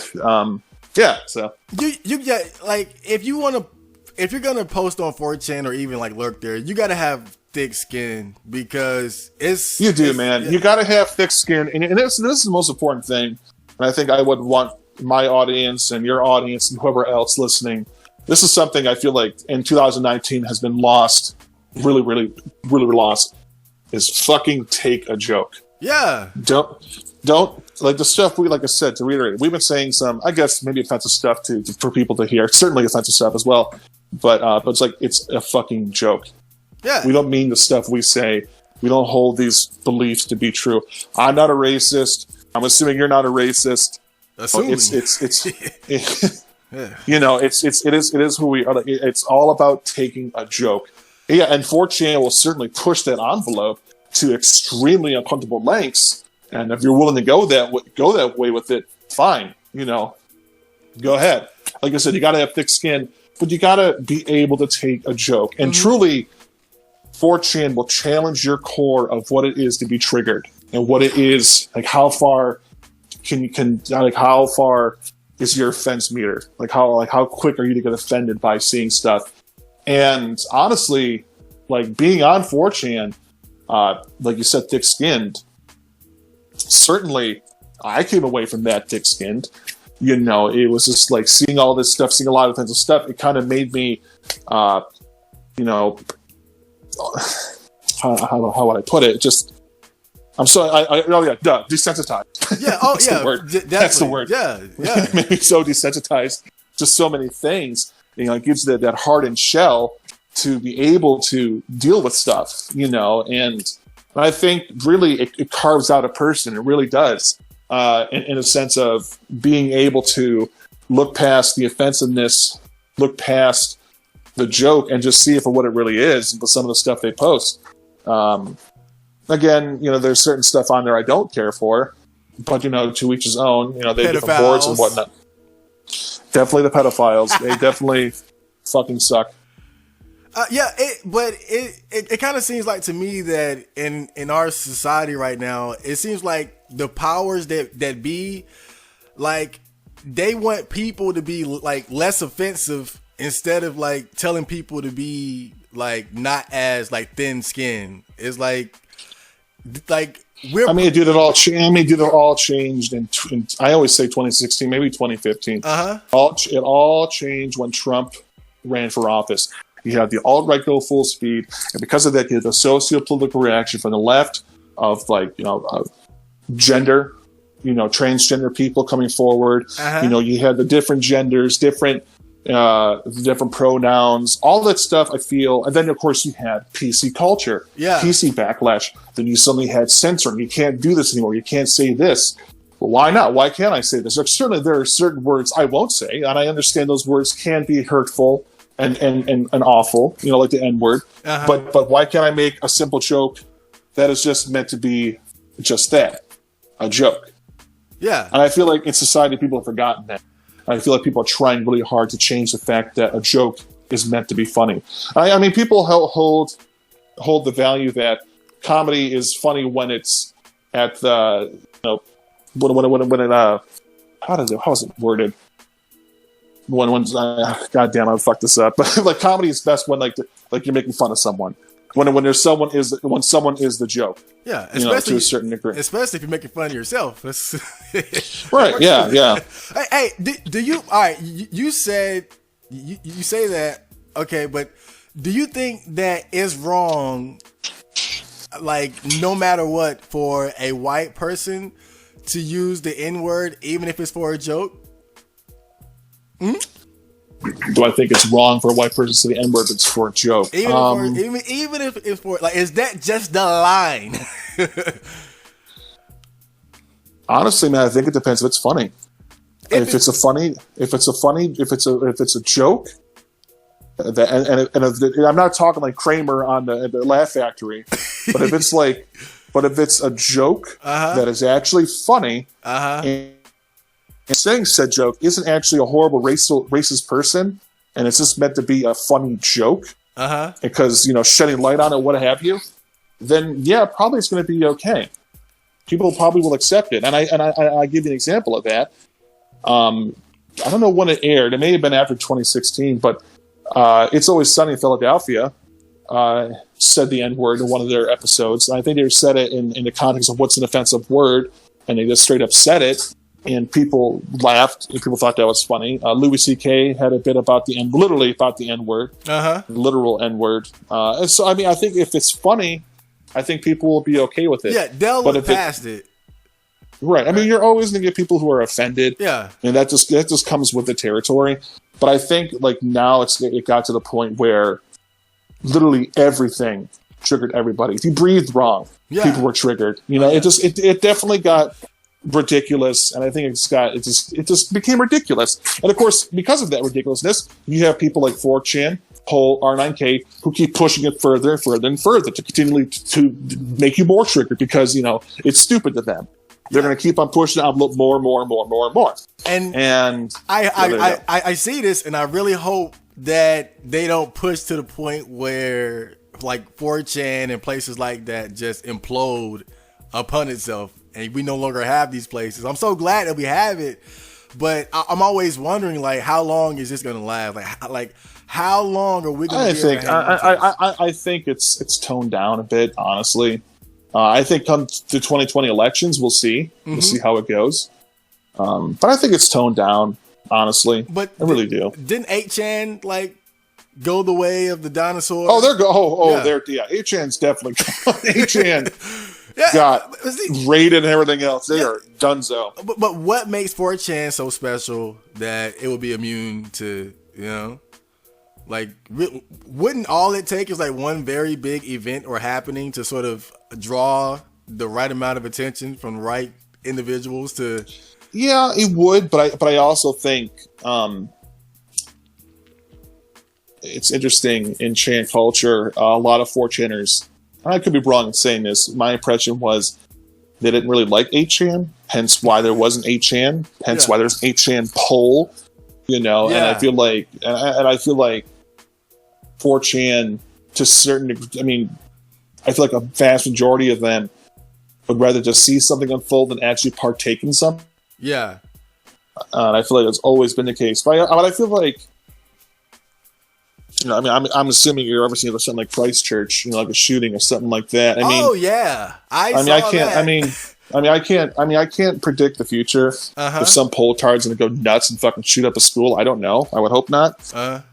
But I mean, that's my answer. I can't predict the future. 4chan is so unpredictable. 4chan is so chaotic that I don't know what will happen. I just want to comment on the Christchurch thing, like, really fast. I can remember, like, years ago, like, being on 4chan and people literally saying, like, it's only a matter of time before, like, somebody gets like a camera like mounted on their head and just start shooting people and killing them, and they're gonna upload it. And it's crazy to me, like, to see it happen now. Like, it literally happened the exact way that people used to say, like, oh, it's gonna happen, and it happened. Like, that's just, it's so wild to me. And what did you think about that whole situation? I mean, I definitely thought it was tragic. I definitely thought it was sad. I definitely. I mean, that's one part of 4chan I find both interesting and annoying. Is that's when the edgelords came out. It's like, oh my god, look at this, you know. And then you had all these edgy memes and whatnot. And I think that's just, and that's always going to be there. Yeah, you can't change that. But I just 4chan culture, chain culture is so different from mainstream culture because you go on Reddit and Facebook, you see thoughts and prayers. Yeah. You go on 4chan, you're not going to see thoughts and prayers. You're going to see people getting mocked. Yeah. You're going to see whatever. And again, that's. I almost want to say that's necessary, because I feel like that's just some people's ways of just expressing themselves in a way that they're comfortable doing so without being, ostracized or whatever. But I mean, even that may be a fucking hot take. But my whole thing on the whole Christchurch thing was it was tragic. I thought the guy who did it was a fucking moron. I mean, it's so stupid. That was a guy who was so warped by by those racist ideologies, fucking write a manifesto, and then to say, hey, remember last subscribe to PewDiePie. It's like, oh, that was so cringe. That was such a cringe fucking thing. Yeah. It's like, and then of course he actually goes and does this horrible thing. I mean, it was fucked up, man. It really was fucked up, and it was sad, and it was just fucked up to watch all that unfold. And I mean, people show their true colors in that regard. Like, again, you look at what was being said on Poll at the time, and I'm sure the same on 8chan. I didn't go on 8chan, so I don't know. But of course, you had those edgelords just saying stuff just for the sake of saying it, just for the shock value. And it's, I don't know, man. It's so, human nature is so interesting. I think 4chan and then a whole anonymous thing really just showcases how people really, really are. And I've always wondered, like, if the world was ending, we knew the world was ending, and for some reason I'm not with my loved ones, family, and friends, I would want to be on 4chan, because I just would love to see how those guys, or how everyone would be reacting to the end of the world. And I don't care about on Facebook. I don't care about Reddit at that point. I want to see how the 4chaners are dealing with the end of the world, all the jokes, all the stuff they'd be saying as the world is crippling all around them. Yeah. I think, honestly, like, to the very end, 4chan would continue to be 4chan. I really do. I've heard so many people say, like, whenever, like, something tragic or bad happens, the first thing they do is they go to 4chan just to find. Oh, absolutely. Oh, absolutely. And I do the same thing. I do the same shit. But I go on Poll. It's happening. You look for the "It's happening" thread. And there you go. Yeah, and man, and I don't know. You might kind of see me as an edgelord for saying this, but like when shit like the Christchurch stuff happens, like it doesn't faze me like one bit. Like, I know that it's objectively tragic and sad. I don't think it phases you, and it didn't really necessarily phase me. I mean, it did phase me, but not in the way it would phase a normie. And that's because you and I have been so desensitized. Yeah. We've seen a wide variety. We've seen wreck threads. Yeah, that's all I got to say. Yeah, like cartel videos of people getting like their heads chainsawed off, and those are even more brutal than the Christchurch thing, dude. At least the Christchurch thing looked like a fucking video game. Sad to say, but it did. But the worst one was a fucking cartel video where they pumped a dude up full of adrenaline, or no, it was amphetamines. And they fucking like peel off his skin. He's like gurgling and gargling. You see his fucking skull, and he's alive and awake during the whole fucking thing. Like, God fucking damn. But like I've seen that on fucking 4chan. Of course. The latest one is a guy who's like tied up, and there's like a pit bull like biting his dick off. Like, that's like the new like cartel mixtape going around. Jesus Christ. Yeah. I'm so fucking desensitized. Like, it really does not faze me one bit. I know it's sad. No. If I had the power to stop it, like if I could like just go back in time and like like just knock his ass out and like stop him. Right, yeah. I would do it. But it's like I'm so desensitized, and I just feel like shit like this is just going to continue to happen, and it's like it's no point in fucking crying every time it happens. It's just like this. No, and that's the sad. And I mean, that's the sad reality of it. And it happens so much that it's and you even see on like places like Reddit where it's like, well, it happened again. I'm just so sad to say I'm so used to it now. And it's that's just the reality of the situation. But I feel like going on 4chan really, and we were just talking about earlier, like, it does harden you. It does desensitize you. And is that a good thing or a bad thing? I mean, dude, like, it makes you realize there's awful shit in the world. And it makes you realize that if you were to see something this awful, at least you know how to deal with it. At least you're not like someone who's never seen these types of videos and would lose their fucking mind. Pray to God you're never in a situation where you are like that. Yeah. But yeah. I feel like I don't feel too bad about it. Like, because even though, like, I watch these things, I see these things, and it doesn't really get to me. Like, you have no personal relationship with those victims, too. That's the thing, too. It's like you don't have a personal relationship with them. So, yeah, there is a level of disconnect there. Mm-hmm. I mean, obviously, we can sympathize with the victims and their families. We would feel bad this happened, and obviously that's human nature. But we cannot. It's like also kind of like a watered down version. Extremely watered down version, I should say, of like when a celebrity dies. Uh-huh. Like, I can give two shits. Like, I'm not going to cry. I didn't cry when David Bowie died. I didn't care. But I understand to some people, David Bowie was such an iconic and important thing to them. Their idol. Yeah, exactly. Their idol, that they hung on to that and clung on to that. And it was such an important thing. But I don't cry when celebrities die. I really don't. The only time I think I actually ever like felt something emotionally, mildly so, was when Carrie Fisher, Princess Leia, when she died. It wasn't when she died that it kind of got to me. It was the day after, when her mother, I think Debbie Reynolds is her name, when she died, because clearly her mom died because of her daughter dying. Oh shit! And I was like, that sucks. That's kind of sad, because that's because I mean, a parent should never see their kid die, and she did. Then she died the next day, and this is rough. And I felt bad for him. But I didn't shed any tears. I didn't cry. This is pretty pathetic. Probably worse than somebody crying over like a celebrity. But I've cried more to like anime characters dying. Oh, buddy.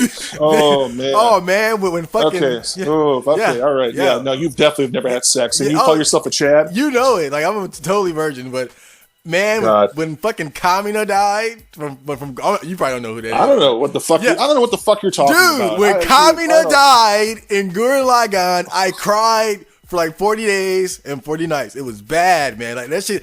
But that's how fucking, like, weird I am. Like, celebrity death's nothing, but a fucking anime... Like, a fucking anime like, first off, you're a black man crying over anime death. You're losing sleep over it. Yes. Yeah, that's weird. You are definitely truly a minority when you say that. Oh, man, like, that was... Oh, man, that's just weird. No, sorry. I don't understand. You brought up the virginity... the thing, so let's hop on that train. Are you a virgin? Fuck no. You're not a virgin? No. What am I doing talking to you then? I don't know. So what age did you lose your virginity? I'm not getting into my sex life with you. I'm not gonna divulge. Come on, what? No, Mr. Desensitized, okay. Mr. 4chan. Yeah, but I mean, like, you can't talk about little penis and vagina. I mean, but that's my personal life. That I'm not going to divulge to someone I don't really even know. I wouldn't even divulge to my own fans, but it is what it is. Oh, so that's kind of like, that's normal. And see, you gotta understand, like, I'm not really that normal. Like, I talk about... No, clearly not. Yeah, I talk about this shit oh, God, I don't know what I haven't talked about. But I'm a virgin, if you didn't know. Like, How old are you? 27. Let's rip that Band-Aid off. Oh yeah, I'm up there, man. 27. Like, oh my God. Yeah. No joke. Oh my God. So I'm talking to a literal black incel right now. I'm not an incel. I don't consider myself an incel whatsoever. I've had opportunities. What have you done with a girl? Let me ask you that. What have you done with a girl? Because for me, it doesn't matter. I want to know what you've done. What I've done. The most I've done with a girl is hold her hand. Yeah, like I took her hand one time. I'm sorry. Wait. She gave you a hand job, or you hold her hand? No. let me just go ahead and tell the story. Like, I saw this girl on a bicycle, and she rode. There's no story to tell. Hold on, wait. This is important. This is important context. I saw a girl on a bicycle. She rode past me. I thought I knew her, so I ran up to her, and turned out it wasn't who I thought she was. So I'm like, oh, my bad. And I put my hand out to shake her hand, and when I shook her hand. Her hand was so soft and so small because I never touched a girl before, so I didn't know like how small and soft their hands. I'm like, whoa, like, this is a chick. That's literally the closest I've ever gotten to a girl whatsoever. I think you probably made it racist that girl riding her bike. Oh no, this black man comes and goes, yo, what up? And then turns around and sees you and you tap her. No. She was like light skinned black, so she wasn't like a white girl. Okay. Yeah, she was a light skinned black, and so I probably didn't scare her that bad. I just thought that I knew her, so I ran. How old were you? How old were you when this happened? I was maybe like 24. Oh my god! My first hand holding experience. Yeah, I am. Oh my I am virginal. god! I am super virginal, man. Yeah. Okay. Let's talk about what's your problem in life when you get laid. No. What's your okay? I guess it does still. I guess your first problem would be you probably cartoons. That's problem number one. Yeah. Oh yeah. Let's dissect my life. Let's get into that, huh? No, but I think that the reason why I'm still a virgin is very simple. Is I never really put much effort into losing it. That's really all it comes down to. I never really tried that hard because being a virgin never bothered me that much. So I never tried super hard to lose it. It's just that if you don't try, all right, you're probably that's good. Yeah, like I'm not like a crying incel. Like woe is me. Like I could definitely get laid if I put in effort.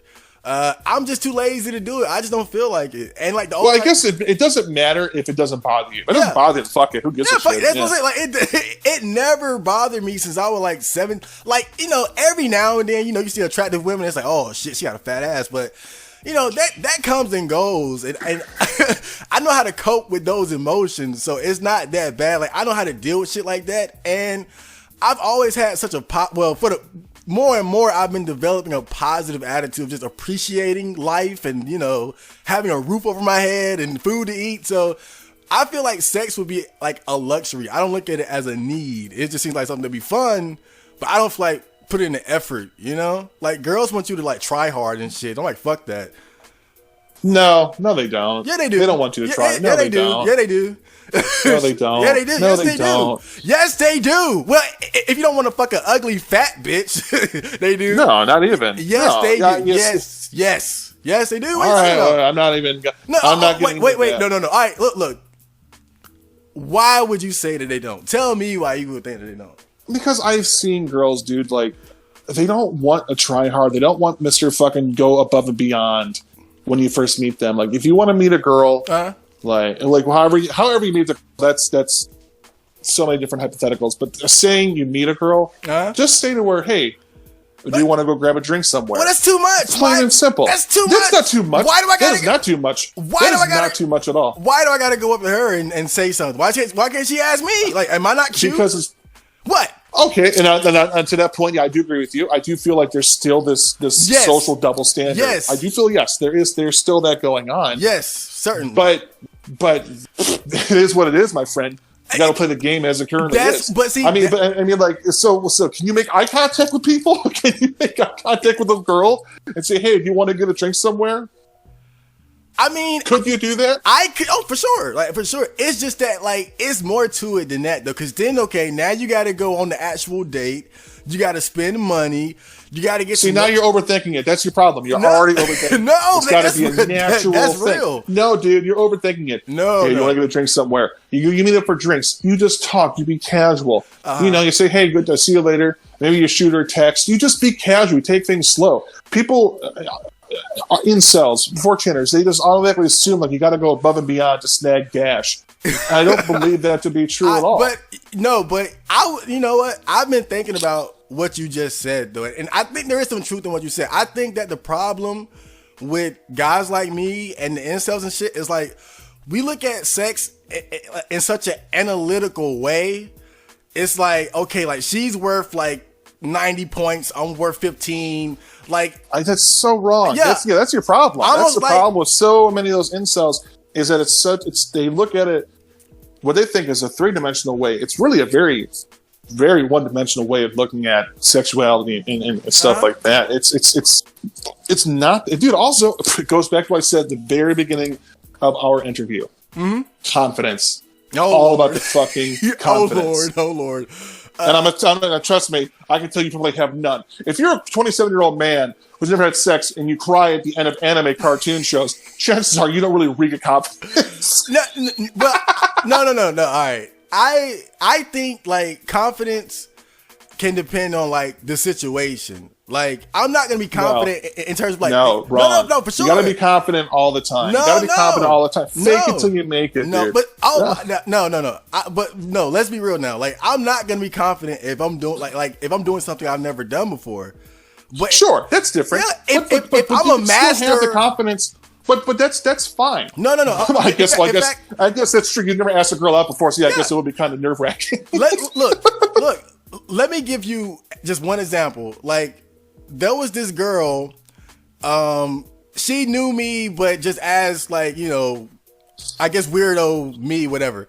But when she heard me rap, she was like, "What the fuck? Like you sound so confident." That's because that's what I do. So when I'm in my element rapping, I'm a totally different individual than what people who typically know me as. And so I think that I might not be confident in terms of girls, but I'm confident in terms of the things that I know how to do, which isn't much, granted. But I think again, like a lot of these guys, they don't have any experience whatsoever. So do you rap about all the anime girls you want to have sex with? Do I what? Do you rap about all the anime girls? Oh yeah. I have a song called "Bad and Tootie." You got to check it out. What I said was a joke. I did not realize it was a real thing. Okay, so for sure, yeah, dude. I wonder why you're a virgin.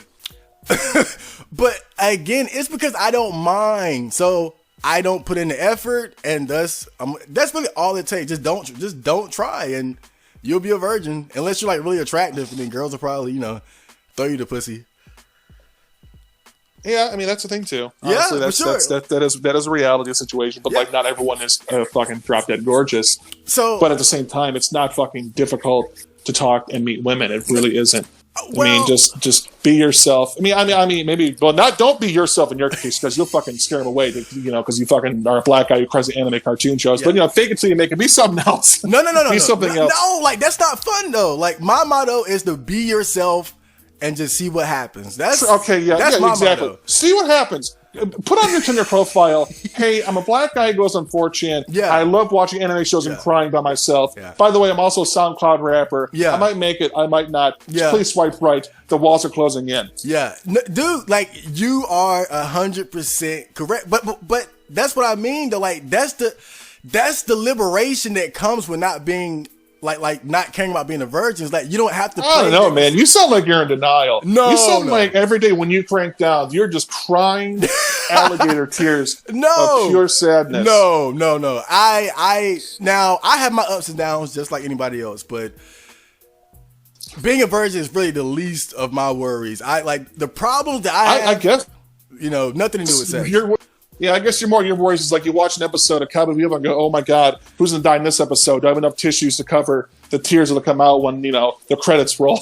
I did cry. I did cry to Cowboy Bebop. I'm not gonna lie. Like that episode. Actually, Cowboy Bebop is the only anime I've watched. You know what? There were some sad parts. Yeah, did I cry? No, I didn't cry because it's a cartoon show. That episode when like the blind girl's brother died.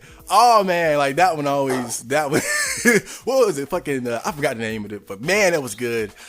Yeah, but I think you're right though. Guys like me, we fuck up because we look at dating like it's an RPG. Like I'm this level, she's that level, and so you fuck up because you're fucking autistic. That's why. That's what. But that's why you can't make eye contact. So that's why too. But that's what's your name? Okay. Hey, how's it going? I'm Chad. I'm Chad. I go on 4chan and just want to know if you want to just go out sometime. Dude, like no. Collections. I have a lot of mangas. I have a lot of anime figurines that have weird stains on them. Don't ask about that. Yeah, I mean, I'm not gonna say that's you. I'm not That's gonna you. look. I'm not gonna sit and act like I'm gonna be like if I approach the girl, I'll be suave and smooth. I'm sure I fuck it up, but I'm not afraid to do it. I know I could do it if I wanted to. I think honestly too, with having Tinder now and stuff, it's much easier for people to interact and meet new people because you can process what you're about to say. Yeah, it's easier. It's more simpler, and then from there, from Tinder, you either, lower your standards and fuck a slam pig, or you go, hey, do you want to meet up for a drink at so and so, at a place where there are cameras and witnesses, so you can be safe. Yeah, for sure. Like that's an option too, but again, I'm stuck in that RPG mindset where it's like I just look at dating in terms of like numbers and values and hey, what it is what it is. Dude, you're a fucking autistic computer man with the glitch. What the fuck are you saying? I look at dating as if it's a number game. What the fuck? Is this a beautiful you John Nash? Is this a game theory to you? What are you talking about? It's a fucking you sound so stupid right now. It's a numbers game for me. I just look at it and I calculate my odds of winning. I roll for a D20, I roll for initiative, and oh shit, I got a 1. Well, I can't get this one.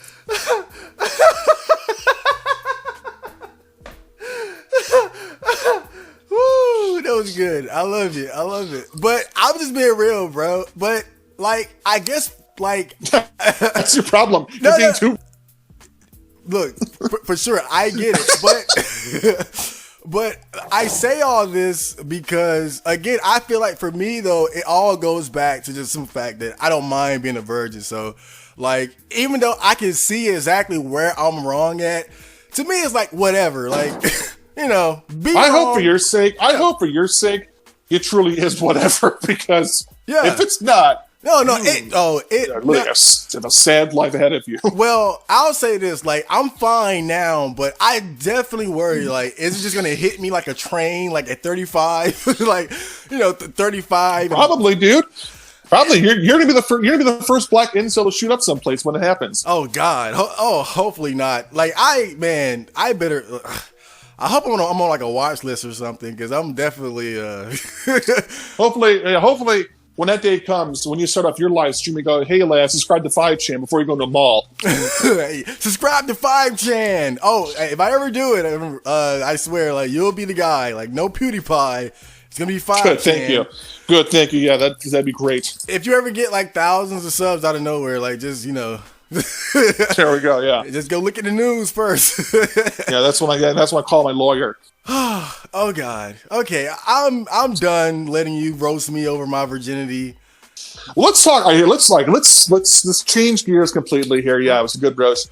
Let's talk about original content, creating content. Let's just forget about all the rest of the other inane diatribes we just went on. Let's talk about what the very first thing you asked me, related back to 5chan and stuff. That's great, because the very next question is exactly about that. Like, let me read it formally. Tell us about 5chan. What is it and why you decided to create it? So what 5chan is in its current state is owned by myself and 3 of my friends. Okay. We purchased the domain back in September of 2012. It was on sale for a price that we could afford, and so we bought it. And from the get-go, our idea for 5chan was to not have it be an image board, to not have it be another chan, because there was no point. You had at this time, you had 4chan, 7chan, 8chan. They were all different image boards, and what would another one do? It would add nothing to the lexicon of the chans. So we were like, no, we're going to do something different. And so we tried different things. We tried to go for like a 1990s GeoCities look and some real basic HTML stuff, and it didn't catch on. We had a following, very, very small following. A little boring, fans right? And stuff. Very boring, very boring. And so it was like, well, whatever. It's just, to us, it's a joke that we own 5chan. And so one day, we decide, we're like, well, we got to do something. Yeah, we got to do something for the website. It's not working. What do we do? And so we came up with the idea to film the sniffer video because we figured that's probably going to be a success given how strange of a concept it is. So we filmed the sniffer video. We have the 5chan URL just simply redirect to the YouTube video of the sniffer. And we had it set up for a long time. And I go on 5chan. I type in 5chan and I go to the sniffer video just to see what was going on. I hadn't checked out in a while. This is probably like 2014 at this point. 2 years after. Oh no, we uploaded in 2014. Probably 2015, around there. And I go on and I see that we had like 300 subscribers. Oh. And I was just like, wait a minute. We have an audience built around this video. And I noticed the comments were people wondering what this going on. And I noticed that these people were the subscribers to the YouTube channel. I go, this is 5chan. Going forward, this is what 5chan is going to be. It'll be circumvented around our YouTube channel. So, and that's what I did. I put a lot of time, because prior to this, I was just like, what the fuck do we do with 5chan? And we know it's not going to be like 4chan. What the fuck do we do? It's just hard to find your voice. It was really, really hard. And we carved our teeth in making these YouTube videos and having our YouTube account and having whatever new video we put out have the 5chan.org URL redirect to the YouTube video. And we slowly but surely over time built up a small audience, a small cult following. Yes. And then last year I launched the Discord server, and so we got that going on. And we got a zine. We published a zine that people bought. Which the zine itself was actually sold in stores. It's sold out in a couple stores. Preface to that, we only sent 5 copies per store, so it's not like it's an impressive thing. But no, it was cool, and so that is 5chan. Wait, the history of 5chan as we owned it. What's a zine? What's a magazine? So a zine is, basically it's a magazine, but it's not a commercially produced magazine. It's an independent little Hobunk production. A lot of zines. A zine started out in like the 70s and 80s as like counterculture extremists, not like in the sense we would think, but like, they're like leftists and tree huggers. Yeah. And punk rock and a lot of just different counterculture stuff. They would publish a zine, and zines are primarily, well, back then, and I could be wrong, but they were primarily an underground type thing. Underground cultures and cliques would publish zines, and there you go. Like a lot of radicals would publish zines, and it's just a way of getting your message out there. But we did a zine because that was the only way to do what we wanted to do. We couldn't publish a book. We were not going to write a book. Wait, why couldn't you publish a book? I mean, that takes way too fucking long. So the zine was 40 pages. You could buy the ebook version or the printed version, and we called our zine "Involuntary Celibacy and the Pursuit of Men's Rights." Oh, wow! A collection of your thoughts by 5chan.org. I originally put our thoughts, but I thought it'd be funny if we put your thoughts, as if this is all your fault. Wow. Yeah. So, and people. They got whatever. I'll just tell the story. I told it before, but we published it. We were selling it at a local coffee shop. I'm not going to say which one, from where we live, and it caused a lot of controversy based on the title of the book alone. I'm sorry, the zine alone. That they actually pulled it off the shelves of the coffee shop, and they didn't sell any copies because people complained about it. And by people, I mean one person. The whole incel thing. Yeah, they actually looked at. From what I was told, a worker told me that they saw this girl walk up and pick it up and go, "Men's rights," and threw it down. Oh wow! But the problem was they wrapped it up in like cellophane, so you couldn't read it. And they slapped the content warning sticker on it. But the actual zine itself had nothing to do with incels or men's rights. Literally nothing. We just did that to, and I guess it worked, to elicit the reaction of, what the fuck is this? It was clickbait. Then you pick it up. Exactly. Literal IRL clickbait. That's the way I describe it. Yeah.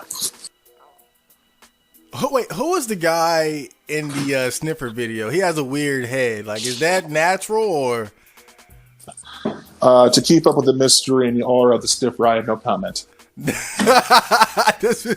Oh yeah, that's probably good.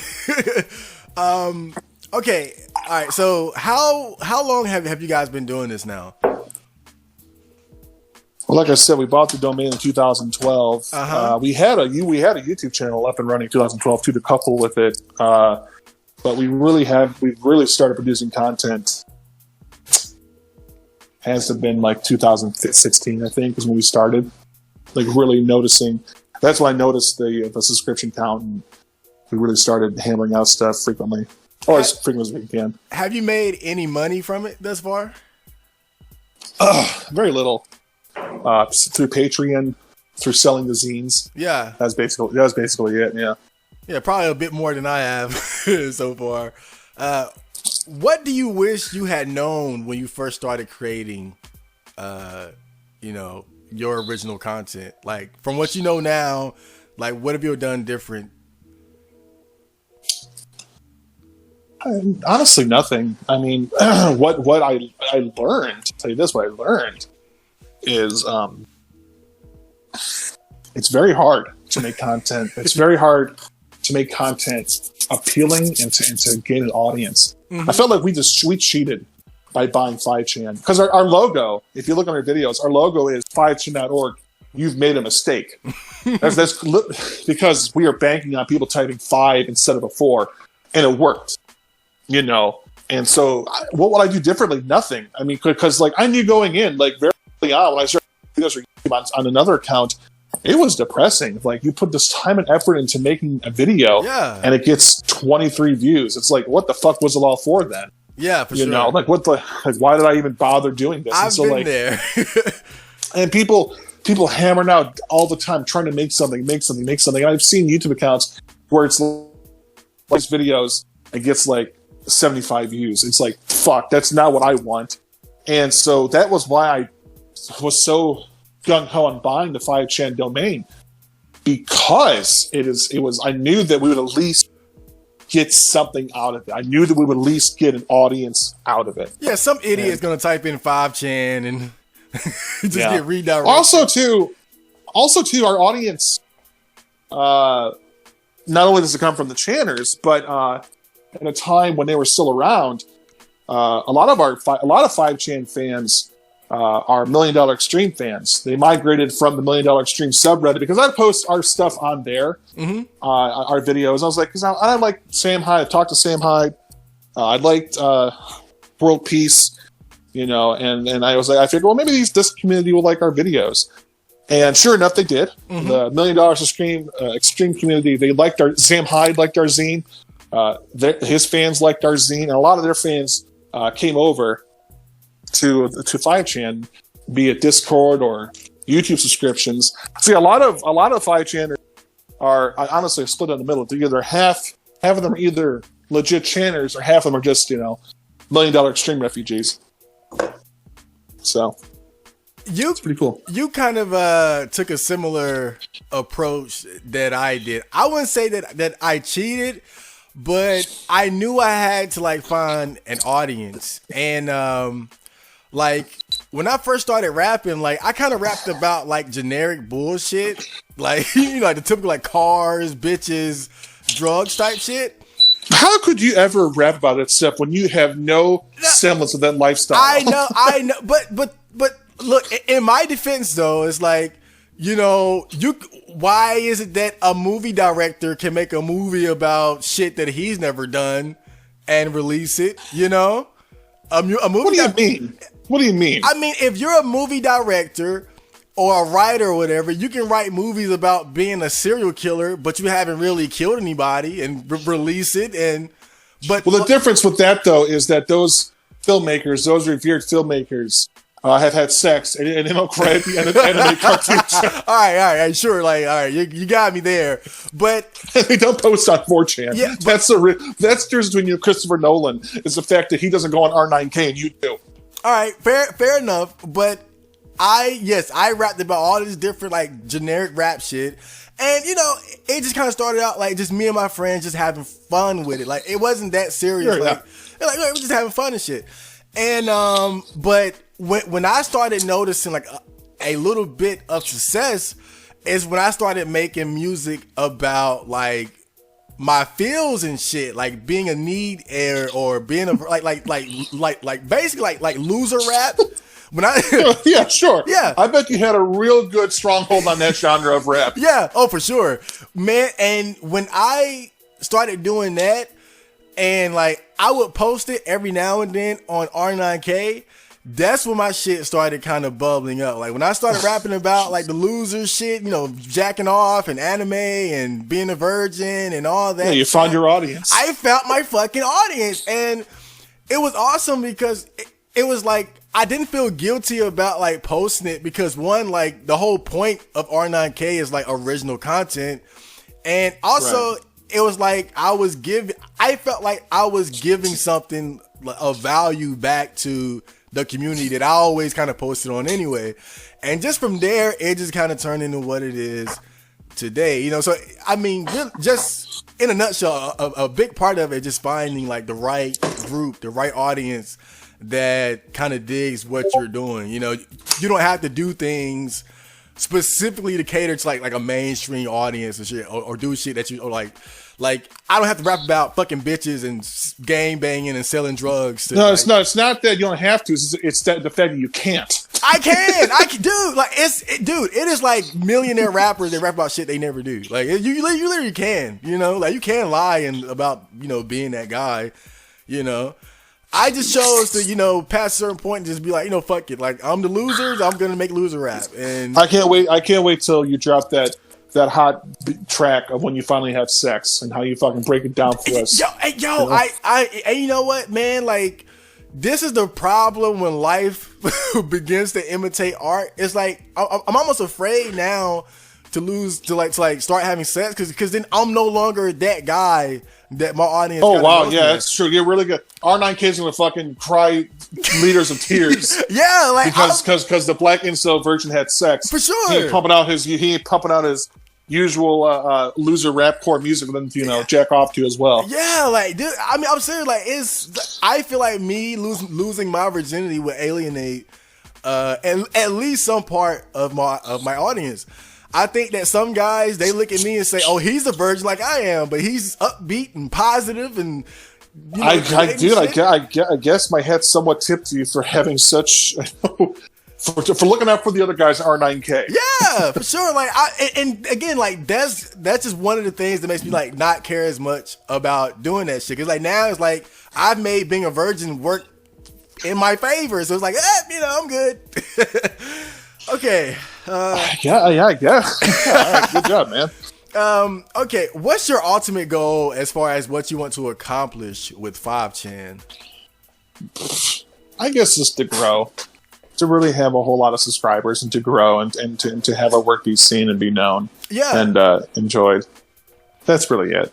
I was watching this video about this guy he was basically like giving advice to aspiring rappers, but the advice that he gave can kind of, you know, it can kind of apply to just pretty much anyone who's creating shit. But it's like. The beauty of the time that we live in now is like this is the perfect time to like be like any type of like artist or whatever, because it's so many different avenues to where like you can post your content and like, you know, of course you got like people, you can make money on YouTube. They got different streaming services. You got Patreon, you got Fiverr. So it's like, even if you're not like the guy with like 1 million subscribers or whatnot, like if you can just get like a solid fan base who believes in what you're doing and are willing to contribute, like you can actually like make like somewhat of a living off of doing what you love to do. Yeah, I mean to that point, I mean like you actually have more subscribers than we do. You got like 2.1 something. We only have 1.25 thousand subscribers. Hey, we're both small time, friend. We're in the same we're in the same category. But just now, I'm starting to get paid for this shit. Like now it's starting to kind of pay off. Like I got my first like YouTube payout. Some guy is like doing like he donated on my Patreon and how much are you making? Maybe let me asking. I mean, so far it's not a lot, but just like in the last 2 months, like cashing out, I made about $250. So wow, that is way more than we made. I mean, my fans are so fucking cheap. Goddamn. I mean, fucking assholes. I mean, but again, like it's. I feel like I can't believe I'm losing to the black incel virgin who raps about crying about anime cartoon shows. I'm literally losing to you. That's the power. No. I'm saying no. That's the power of virginity. I told you, man. It's not a fucking joke. Like you're not playing here. I guess so, man. I guess so. Jesus Christ. I'm serious. I've done it all wrong. No. You don't have to, but there is power. It like. No matter what your situation is, you can flip it to be profitable because there's somebody going through exactly what you're going through. That's what I realize. That's why I don't care about just telling my life and whatever. Because somebody out there is going through the same shit that I am, like having a stutter. But he has money, and he'll give me $10 for making this fucking song. But yeah, Jesus. Like, dude, like you can make. Really profit off of your own shortcomings and bullshit now. So it's like fuck it, I'm a virgin. Yeah, I mean that's why we're doing another zine. Is like I'm hoping people will buy it. I would just like steady income for 5chan. We're still too small of an operation for that to happen. But I can only hope that we can grow. Yeah, and people actually see what we're trying to do and actually support us. And some people have. A lot of them haven't, and I get it, man. It is what it is. You know, it's tough. But that's why, like, you got to view it as a hobby and a passion, not as a clutch. Yeah. Oh, for sure. And I kind of think back. You probably don't know who this guy is, but have you ever heard of Gutex? No. What the fuck is Gutex? Sounds like a condom. He's a guy. He's kind of a big figure within like the fighting game community. Just known for like organizing events and doing streams and stuff like that, and just kind of helping make the fighting game community like bigger and better and stuff like that. But that's really hard. I mean, kudos to him because if your name's Gutex, I'm not going to take you seriously. But of all the usernames you could have chosen, you chose one that sounded like a Star Wars alien. I think it's cute, man. But it's cute. I think it's cute. What's cute? Gutex. Gutex. What about one of Gutex screams fighting games to you? Goo. Come on. Goo. Come on. Goo. What kind of fights you're getting into where there's fucking goo involved? That's not the point. The point is he said something that is relevant to what we're talking about. He said that when you get into content creation, as far as your audience or your fan base, he kind of described it as like a bell curve. And he says that like basically like 10% of your audience, like they're just gonna fucking hate you for no reason.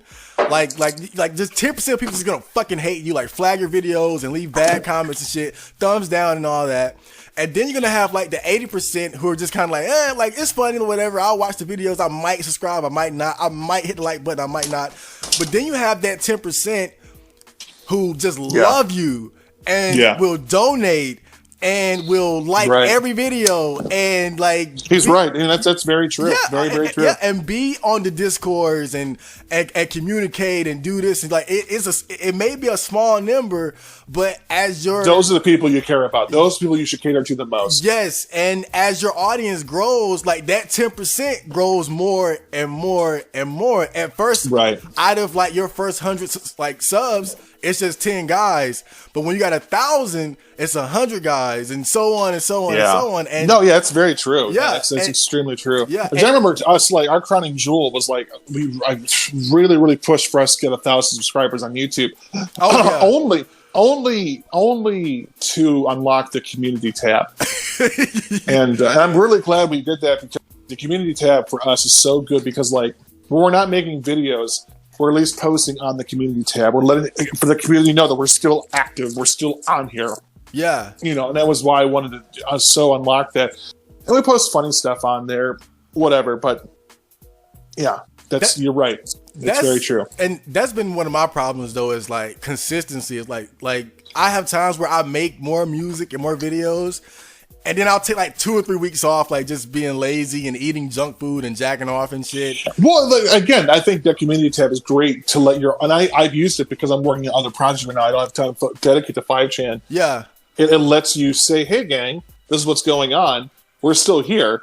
You know, I'm on the Discord every day. I talk on the Discord every day. Yeah. I post in the community tab. You know, we're still involved with our audience. It's just that and I think people will accept you not creating as much content as long as you're still around. Yeah. You don't want to just ghost your audience and just up and disappear. Yeah. That sucks. No one wants that. But if you're able to maintain a presence, again, via a community tab or Twitter, goddamn, Twitter, Instagram, you know, if you can just continue to just at least maintain some constant flow of communication with your audience, you'll be good to go. And you practice. Why aren't you making videos? Why aren't you doing this or whatever? And it gives you a medium to respond to them. Yeah. But to just flat out ignore your audience when you're not pumping out content is doing everybody a disservice. Yeah, it's not. So it's good. Yeah, it's good to maintain again that constant communication with them. Let them know what's going on. So and then that bell curve thing, like you were saying, it's very true, very applicable. And that's what I've been working on, like just trying to stay like, even if I'm not uploading, you know, I try to drop in on the Discord and talk to people and have like real conversations about shit, and or just go to Twitter, like post something funny, or like repost like a link to an older video or whatever, or I might just like live stream like me working on a beat on FL Studio and shit. Just anything to let people know like I'm alive and I'm doing shit. Well, do me a favor. We're not over with yet, but when you do put this out as a video, I went on your YouTube page. I saw your community tab. You only got one thing on there.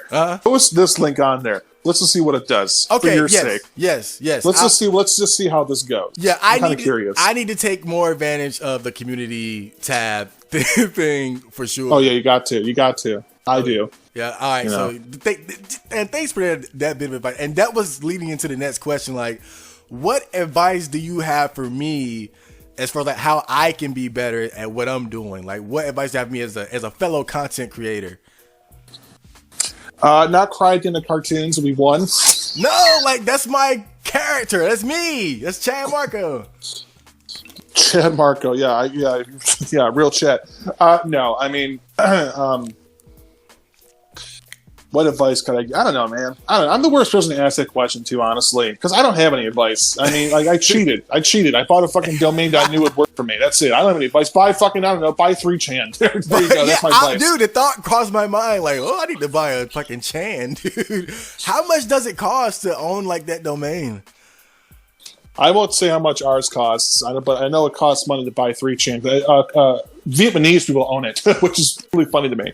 Yeah. And because I inquired about it, a company in Vietnam who owns 3chan. But like, I don't know, man. Like, I don't really have advice. I mean, keep doing what you're doing. I mean, you got more subscribers. You obviously have an audience. And think about, you know, how can you make the audience grow? And look at what you're doing. Look at what's relevant. Look at what your audience likes. Oh, yeah. And just try and, like, incorporate that into your thing. I mean, all that is super generic advice. I mean, at the end of the day, I really don't know. Yeah. I mean, how can anyone really know how any of this stuff works? Yeah, I don't know. mean, a lot of it, man, is just, like, some of it is just luck. Like, you know, so you put something out, and it just, you're like, why did this get so many views? Honestly, it's either luck or who you know. Yeah. Honestly, that's the hard truth. You know, like, as a filmmaker or in your case, a SoundCloud rapper. Yeah. It's all about who you know. Yeah. And that's something else that I need to work on is, like, networking. Like, trying to work with... Oh, I don't know if you're really going to network being a loser core rapper. I don't know. I know for sure. Like, it's plenty of, like, desperate, broke SoundCloud rappers that have, like, hit me up about doing, like, collabs and shit. You know, it's just that I'm kind of lazy about doing stuff, so I haven't been as consistent about that. But I think networking is something else. And again, like this interview here, like this is me networking with you. Now we have some type of relationship, right? Yeah, sure. A relationship. Yeah. We do, yeah. A white man and a black man in a platonic relationship in 2019. Yeah, Who would have thought? relationship. Woo! So if we can, I don't know how much time you got left, but like, let's talk about, so my audience is hearing who you are and stuff. They know that you're a man who makes raps about crying anime girls and you wanting to lick their tears. Now for your audience, I gotta plug myself. Let's talk about the videos you watched on 5chan. Let's see what you thought about them. Yeah, oh, for sure. God, I almost forgot about that. And I will say, honestly, out of the videos that I watched, just a few, I watched about 8 or so videos. I definitely, that's enough. I definitely like what I saw. I genuinely enjoyed the humor. It's like really the child connoisseur one more. Like that was my one. Like that was the one to me. Like that shit to me was just funny as hell. Like I got like those old school Tim and Eric vibes, and I always used to love watching that show. So I definitely would plug your channel because it's actually some funny shit up there. So it's like that type of like weird, like off-brand humor that people like me are into for sure. Yeah. Thank you. Yeah. So the child connoisseur. That was one we did about a guy who reviews children. It's literally the joke. So like, would it be okay? Like right now, I could like just put one of the videos like in the middle of this like interview and like would that be fine or? I wouldn't put the whole video up. That'll just but yeah, you could sample some videos and put it up there. I probably like plug you in somewhere in the middle of this interview, just kind of like give people a sample and shit. You can do that. That's fine. Yeah. Normally, I just take like people's songs and like put them up here, but I felt like taking a whole like video, like visual, would be like like too much. I don't know why I have that weird thing. I just wanted to ask permission. You can do that. That's the whole purpose of this Botcast, original content, whatnot. Yeah, that's fine. All right, so that's gonna like right now, like I'm gonna like here. This is Confidence Man. I mean Seth and 5chan, and this is one of their videos. Check it out. Rasputin was famous for saying that the only way to really know God is to commit as many sins as possible. And for my son, those sins started with chugging cough syrup and listening to 311, and they ended with cow.vg. When it comes to milk, my son had been saying for years that he was never really impressed with the store brands. And one day, looking for another barrier for himself in the real world, my son went on the deep web to try and find something Joe Rogan was talking about, and he actually ended up coming across cow.vg, a website dedicated to investigating cows and the delicious mega milk that they produce. Now, my son quickly started telling his entire family about all these cow auctions that he'd go to, and how a bunch of men were asking various questions about the cows, inspecting them, and having milk tastings. Now, he'd also bring us home a bunch of stuff from these auctions too, like gallons of free milk and milk hors d'oeuvres, and they'd always taste delicious. And he'd always ask us to go to these auctions and tour the cow breeding facilities with him, and he'd really stress that it was something that he'd like to see his mother and sister get in on. I know, it looks cool, right? Well, one day my son comes back from one of these auctions, out of breath and full of excitement, as he said to me that he just got his hands on a male cow that he can milk himself.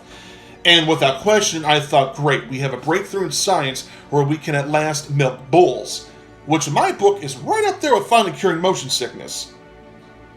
Now, my son told me that his cow had been fed on a diet of only grass, which caused his father to always look at him in shame and disappointment. But when the time came, my son's cow held a tasting of his own milk for his family, where he never told them that the milk came from him until the very end, when everyone's cups were empty, and they were all pleased with his taste. I just stared into my son's eyes as he finished telling his story by saying, "Dad, I just think that maybe it's time we start making donuts the right way in this country."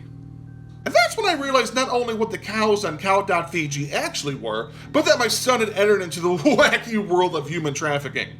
I quickly called the police, hid my wife and daughter, sent the Hugh cow back to his family, and now my son's in prison, where he said that by sinning, he's finally obtained eternal salvation. That's one way of doing it, I guess. Cow.vg, the website for the man that has nothing left to live for in life. And now we're back. Oh yeah. Okay, so that's all the questions I have for you on this list here. You got any questions for me before we get the fuck out of here? Yeah, how's it before you kill yourself? Oh God.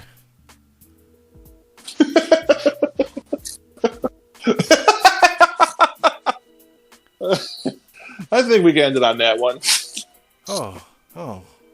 Damn, it kind of sucked the life out of me there, man. Like, what happened? I thought we had a relationship.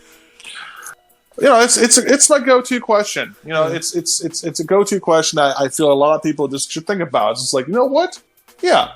So am I going to kill myself? So you want to talk about suicide? No, I don't. It was just a joke. I don't want to talk about it. Trust me, you've already made me sad enough as is. I don't want to kill myself in this conversation. So no, I'd rather not talk about it. You sure you don't want to talk about like suicide? No. Maybe another time. All right, so I think if you don't have any more questions for me, then that'll be about all, friend. We had a great interview then. Yeah, when's this going to be uploaded? I have no idea. All right. But really, I'm going to try to get this out fast. So I know you probably want to, share it with your peeps, right? Mm-hmm. Yeah, our audience, my audience would like this. Yeah. Yeah, this was good. Like we're basically like Batman and Robin, you know. Yeah, we are literally just like Batman and Robin. It's a very good way of putting it. I'm Batman, right? Sure. All right. Sure, yeah. I'm Batman. Yeah, I'll give you that. All right. Sure, give you some happiness. All right. So that was Seth from 5chan. I hope you guys enjoyed him. He's not as cool as I am because I'm Batman and he's Robin, but I give him the Chad Marco seal of approval. Seth, you have any words for my audience before you get out of here? Run away as far as you can.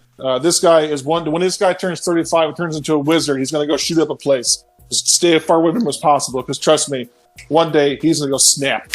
Ha ha ha ha! That's Seth, everyone. Good night, friends. I hope you guys enjoyed that interview with Seth, the owner of 5chan, Mr. 5chan himself. And if any of you are interested in being interviewed by yours truly, just hit me up, go to the Discord, and I'm sure I'll probably be around sometimes. Email me, because really, as far as like the whole interview thing, I don't know if I have one on every episode, but I just feel like it's just something interesting to have on, every now and then on the podcast, because I feel like this is more of a community type of podcast, and I think people appreciate hearing from someone other than myself, because my experiences and my perspective is limited. So that's what I like about being able to bring people into the podcast and just get their views on that, because when you even listening to the conversation between me and Seth, like, you can see that we agreed on certain things and we disagreed on certain things, and that's what I like. That's what I like about that, is that just getting a different view on life and different things, and that's why I would like, we got such a wide variety of people on 4chan and R9K, and it's like, I want to interview every type of person, from like the INFPs to the ENTPs, the wages, the neats, the girls, the guys, whatever, man. Like just the people with mental illnesses, the potheads, the doomers, the zoomers, the boomers. I want to hear from everyone, and so that's why I said, man, like, if you're interested in being interviewed by me for the sake of the podcast, just hit me up, and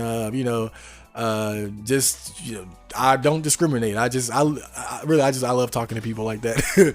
So but next we have the thread of the day, and this thread, man, because during the interview with Seth, we kind of got into it a little bit about like really expectations of women, as far as like how much a man has to do to win over a girl. And we were talking about how girls expect guys to chase after them and approach them first.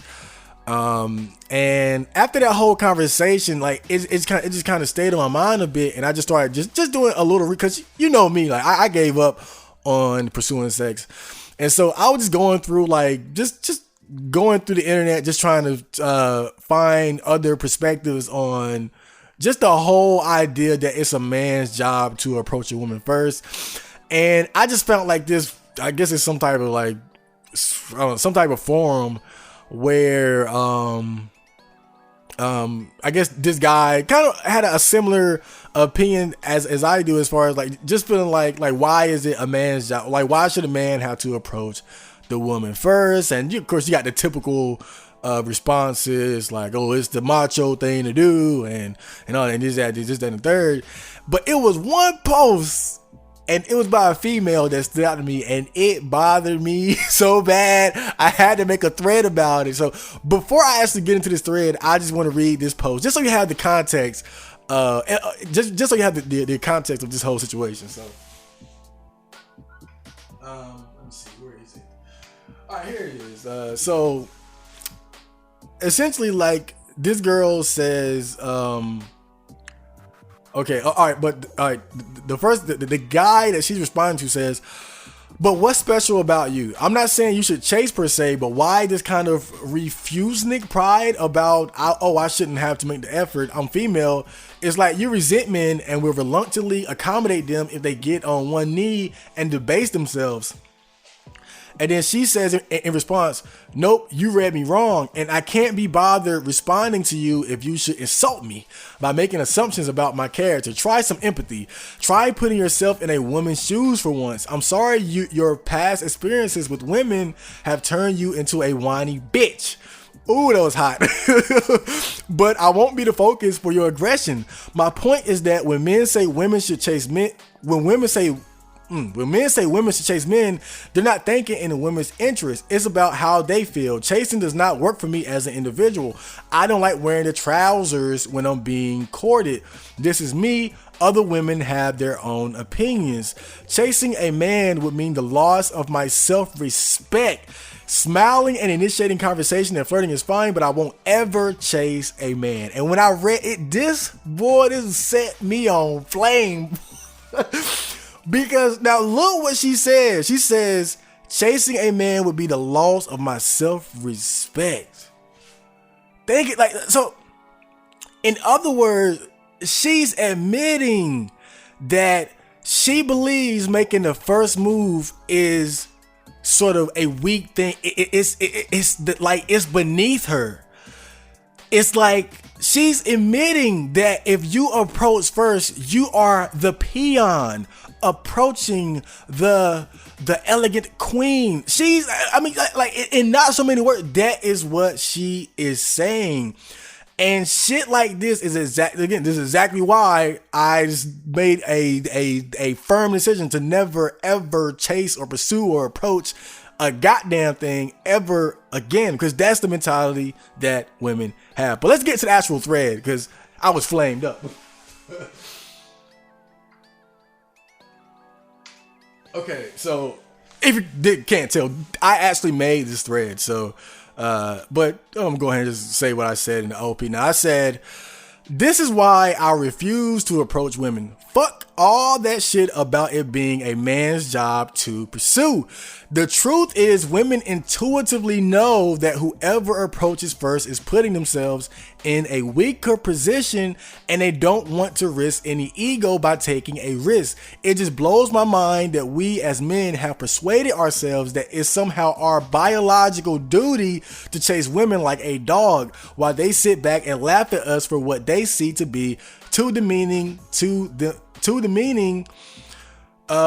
do themselves, unless it's Chad. I had to throw that in there. But yeah, like that pretty much just sums up my opinion on the whole men have to approach first thing. It's like, it's not like women understand and believe like it's demeaning to have to like they believe it's not like, oh yeah, like this was just ordained. This is just like written in law. It's like, no, like they themselves don't want to do what they expect us to do. It's almost like they look at approaching first as like being a fucking janitor or something. Like it's beneath me. And like I said, that attitude about it, that's what pisses me off about like that. That's what fucking pisses me off about this shit. But let's get into, because of course I get flamed up in this thread. So, because that's, again, like this is a very unpopular opinion here that I have. So of course I get, roasted to hell, but that's what makes this thread so fun. So let's go. Now, this guy says, every time a woman pontificates, I'm gonna be honest, I don't know what the fuck that word means. But yeah, about empathy, I want to track her down so I can laugh hysterically in her face. Women, empathy, laughing my ass fucking off. I don't know. Yeah. I feel like in some ways women are empathetic, but at the same time, but then I think this is a problem that really, like, I'm not gonna just call women out on this. I think both genders, we tend to look out for our own interests. Like, let's be real. I think men and women, we tend to look out for our own interests. So, All right. Next guy says, it's cuck shit if you think about it. Approaching women. Even if you get the girl, it was by prostration. You approach her just, of course, not literally. Like, it's not like you literally like just layer your back and spread your legs. But I mean, and a lot of people, they'll deny this to the end of time, but there is a hidden underlying, like, it's a power dynamic going on here when you approach somebody and they haven't approached you. Like, you're basically saying, like, I want you so bad. like it is subtle, and I'm not saying it's wrong, but it is, like, whether people want to admit it or not, for you to be the first one to make the move, you basically are admitting, I want you worse than you want me. That's really what, now somebody has to do it, so I'm not saying it's bad in of itself, but it's a power move. It's just like when, what is it? Anakin Skywalker, when he was fighting Obi-Wan, and towards the end of their duel, Obi-Wan told him, I got the higher ground, bro. Don't do it. Don't, swing, legs gone. Hot mode instantly. Like, for real. That's kind of what, like, when you are the approacher, you have the lower ground, and whoever you approach, that it's that simple. Like, let's be real. So I'm not gonna say it's as demeaning as literally like bending over, but it's just this very slight power. It's a power gap there. It's like you're playing a fighting game, and like you start with a handicap like 50% health, and they got 100. Like, it's a weaker position to be in. And I like, I'm sure you guys have heard of the channel Alpha Male Strategies, AMS. Like, I love that guy. Like, he's awesome. He's funny as hell. But I really don't agree with him on everything. But one thing he said, and even he admits it, he said it himself, that whoever approaches first is in a weaker position. It's just facts, bro. Like, I'm not making it like this. It is what it is, bro. Like, you've revealed your hand. Like, you are exposed. It's that simple. Okay, now the next one says, she would change her attitude after she hits the wall, especially if she also has a kid. They can't afford to sit around anymore at that point unless they want to be ignored forever.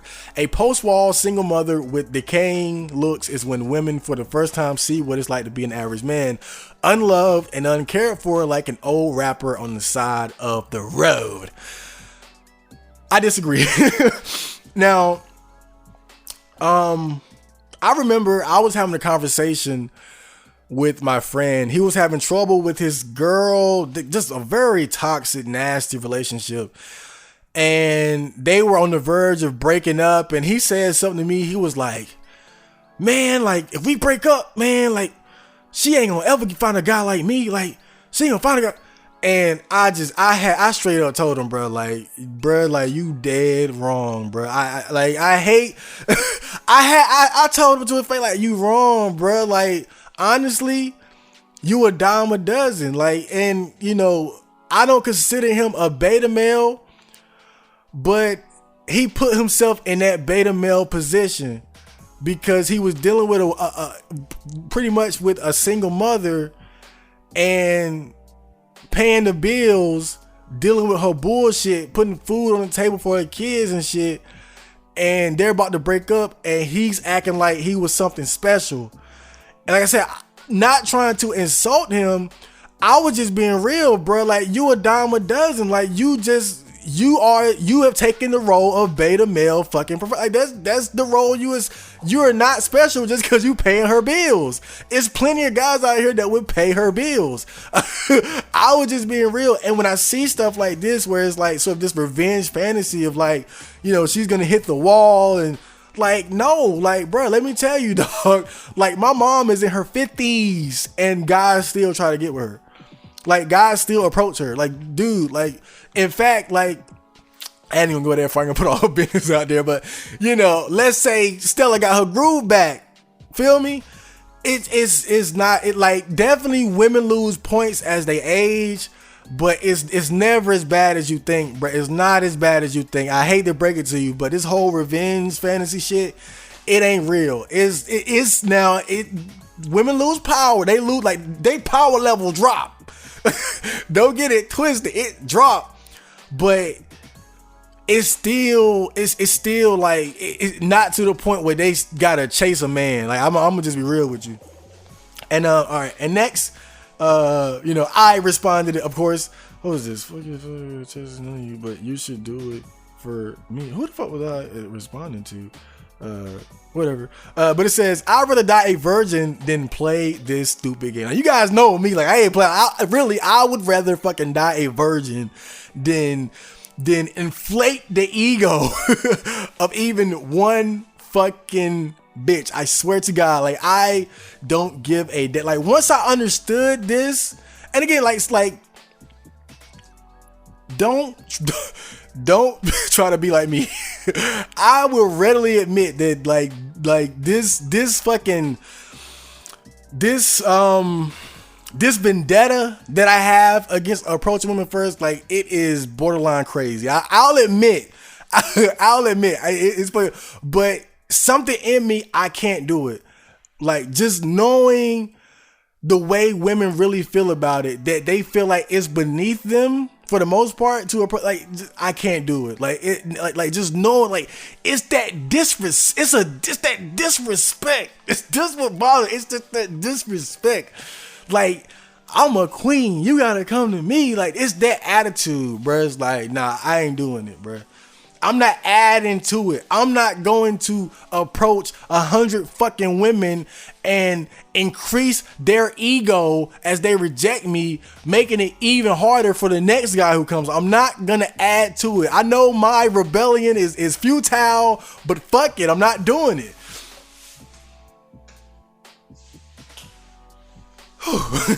Okay, now this guy says, I don't usually come to this page anymore, but I used to think like you, so maybe I can offer some counterpoints.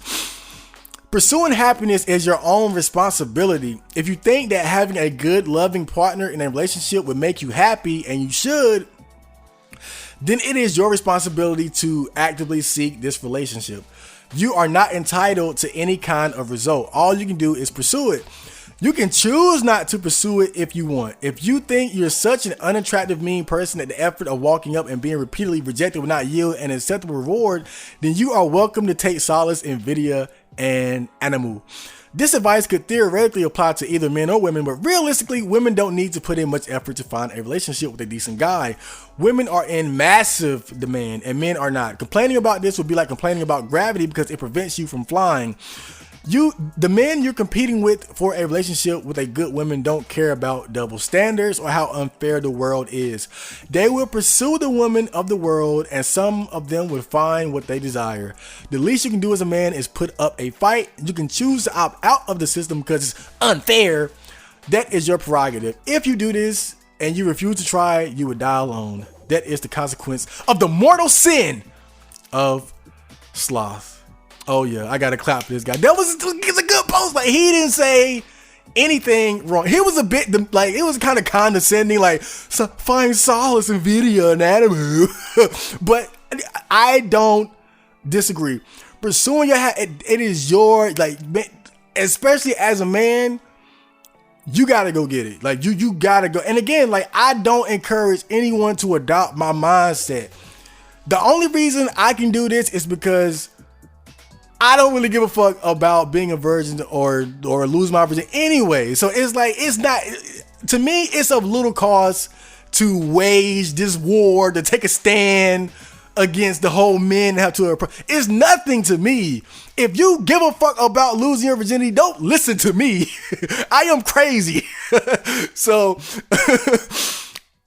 it's not that I'm necessarily disagreeing with him, but again, for me, it's just it's personal. It's the principle of it. I can't do it.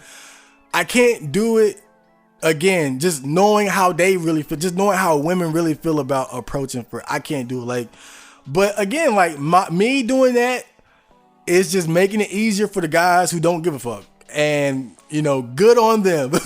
And it's kind of like that old meme where it's like, the longer you wait, the more they fuck your future wife. I mean, that's really what's going on. But again, it's just that I don't even care enough about having sex to the, like I don't care about having sex enough to the point where, like, fuck it. Like, I'll take this position. I'll die on this hill. You know, like, I just don't give a fuck. Like but again, if you really care, don't listen to my ass. Don't try to be like Chad Marco. I'm telling you, bro, because I've always been that way. I've never had, like, my interest in like being a virgin never bothered me. So it's like, I can do stupid shit like this. I can do like little, you know, crazy like this. So whatever.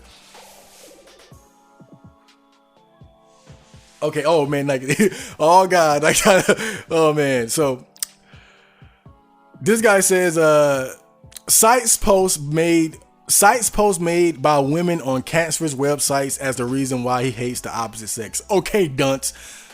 To clarify, I do not hate the opposite sex. I don't hate anybody. I don't have any I can't think of a person I hate. I'm not a misogynist. I'm not a woman hater.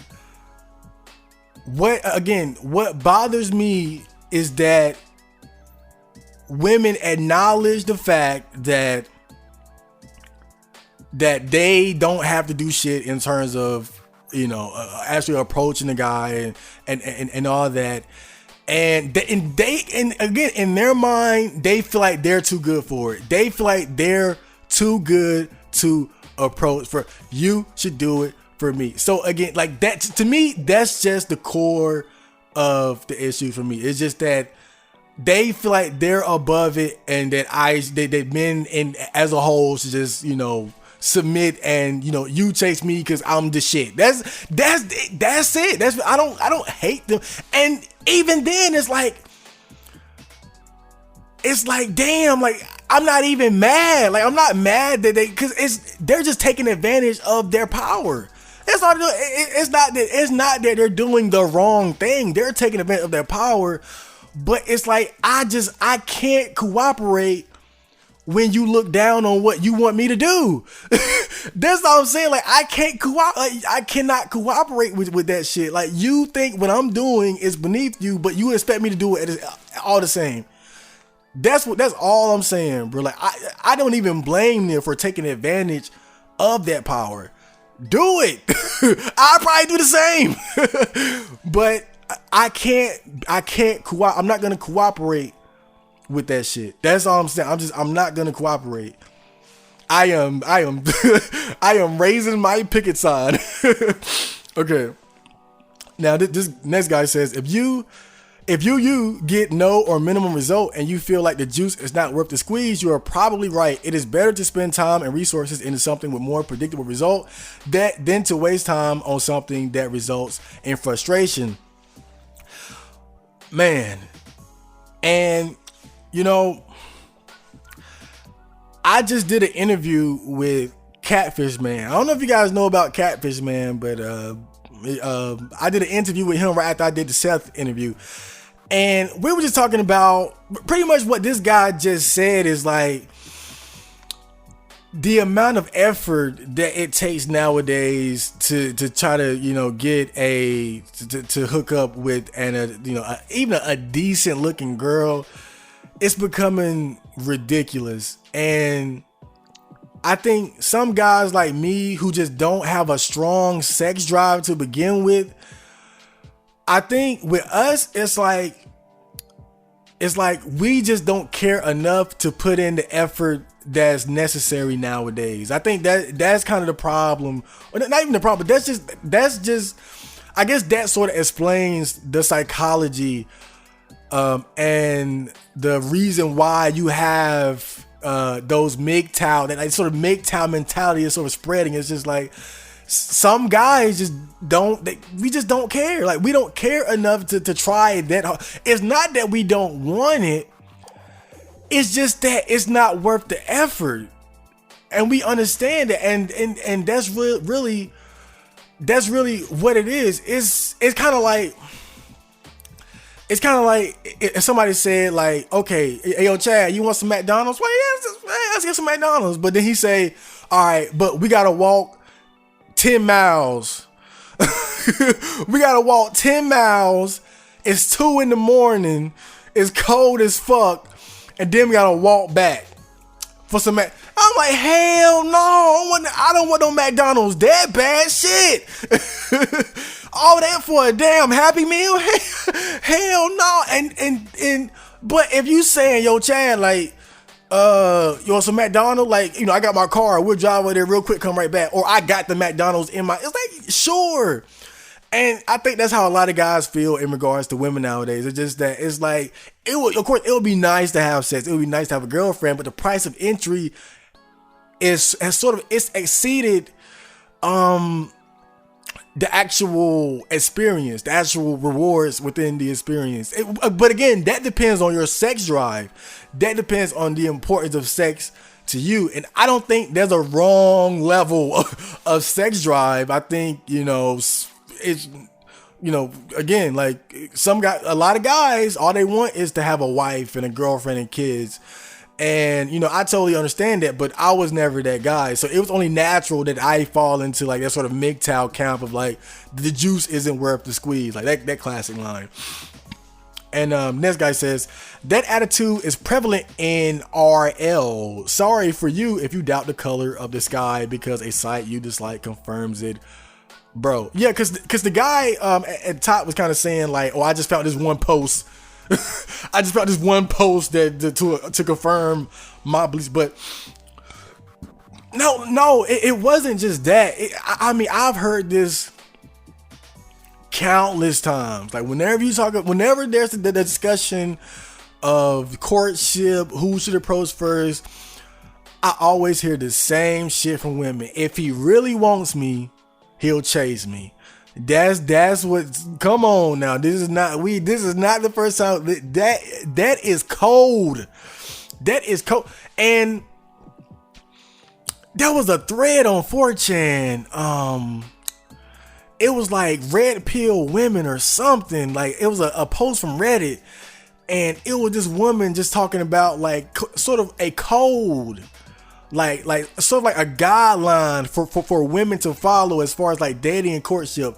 And one of the top ones was exactly what we're talking about in this thread. It was like literally like she's, in not so many words, just saying like, if a man wants you, he should pursue you and prove himself to you. Again, I'm the queen, you're the peon, prove yourself to me. It's that the arrogance. And again, that's what bothers me.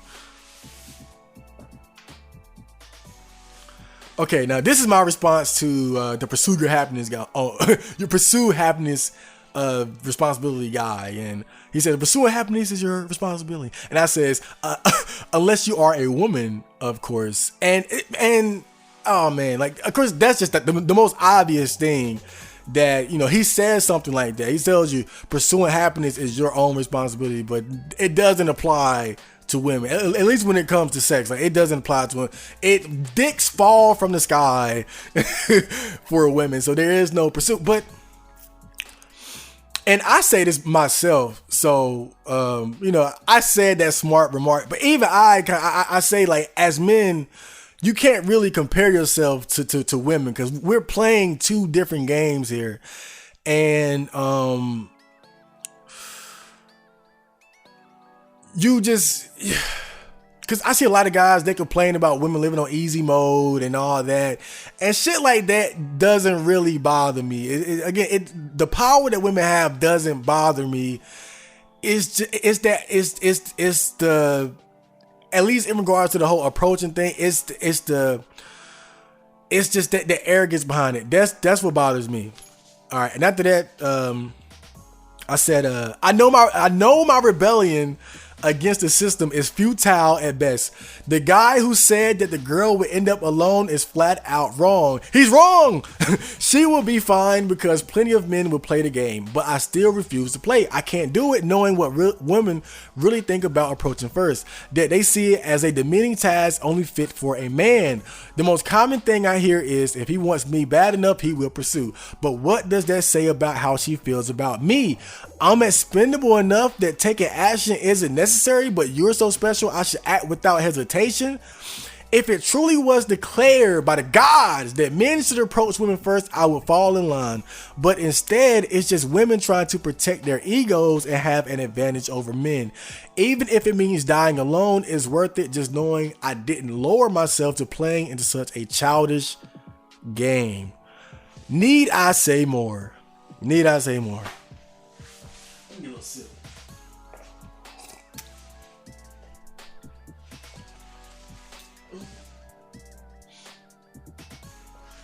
Okay, now this guy says, I am completely fine with women thinking men should be the ones to chase them, but only if those women accept all other traditional gender roles and values, including things like slut shaming. Now, I think me and Seth, we kind of touched on this a little bit, how and again, I think this is kind of part of the problem here, is that after the sexual revolution and feminism and all that, it's like women went on and on and on about equality, but in the end, really what they wanted was all the perks of being a man without giving up the perks of being a woman. Now, again, I'm not hating. Get your power level up. Get it. If you can get it, get it. I'm not hating. Because at the end of the day, people, we gonna look out for our own. Black people gonna look out for black people. Women are gonna look out for women. The gays are gonna look out for gays. That's just the way it is. We are a tribalistic type of being. So I'm not hating in the sense that women have flipped the system on its head, getting, putting themselves in equal footing to men, while at the same time not giving up the perks of being a woman. But I think the consequence of this is that men who are more aware of what's going on, we see this and it's like, hell no. It's like, hell no. I'm not about to play with you.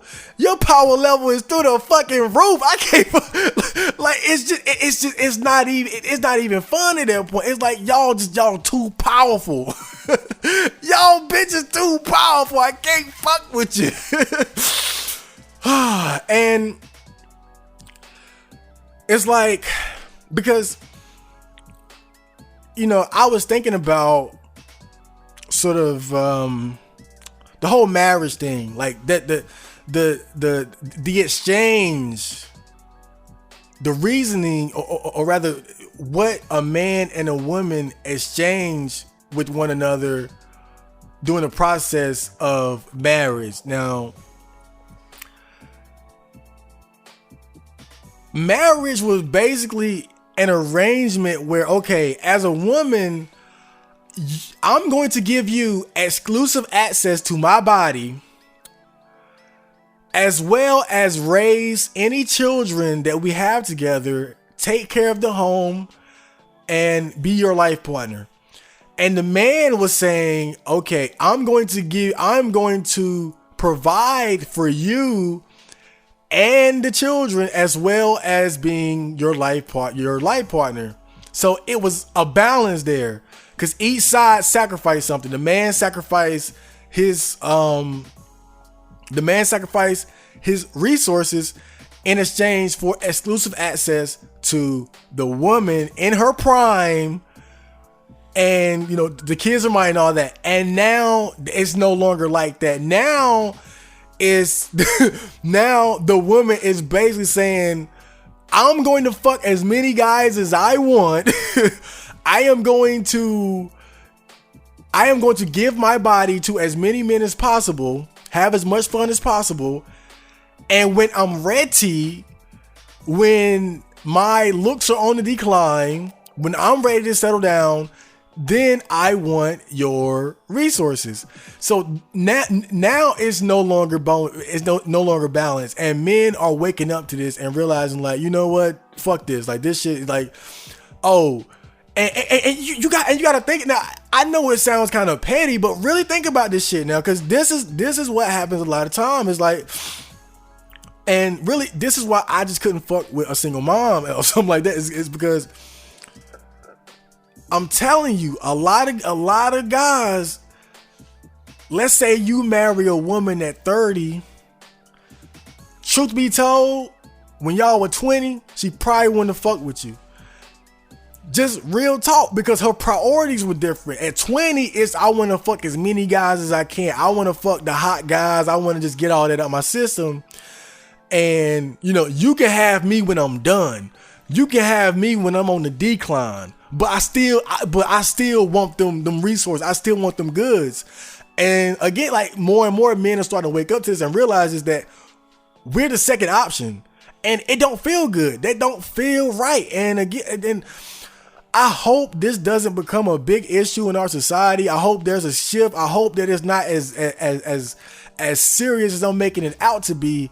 But when you see these groups springing up left and right, when you see the incels and the vocels, the herbivore males, Wiz Chan, MGTOW, all these different things, men are waking the fuck up, and we're no longer blind to the power that women have over us. And again, when you're the second option, when you're the second option, and that person expects you to treat them like the first option, it don't feel right. It don't, something inside of you as a man, you feel disrespected. And yeah.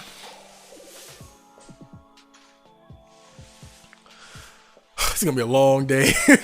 Okay, now this guy, he says, her point though is that it's down to personal preference. If women want to sit back and let sexual opportunities pass them by, that's on them. The same goes for shy men without the nuts to just go up and talk to someone. That sounds pretty equal to me. You know what bothers me about this, and this is a common occurrence in this thread, is notice what this person says. The same goes for shy men without the nuts. Whenever this topic comes up, without fail, your masculinity will be questioned. Now, I'm not saying that there aren't guys around who aren't afraid to approach that. Approaching, we all know about approach anxiety. That is a common.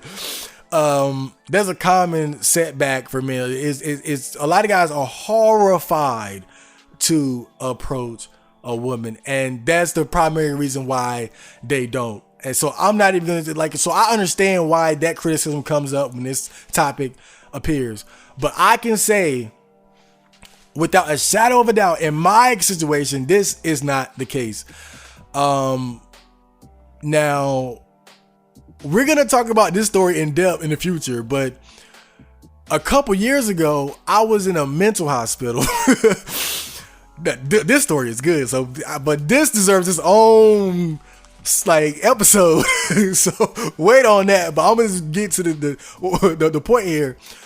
When I was in a mental hospital, all I did was talk to bitches. All I did was approach women. Bruh, I didn't know I had it in me. I didn't know. I mean, everybody, the patients, the staff, ugly girls, pretty girls, old, young, bruh. I swear, bruh, you would have thought I was a PUA. I was in that bitch going from girls.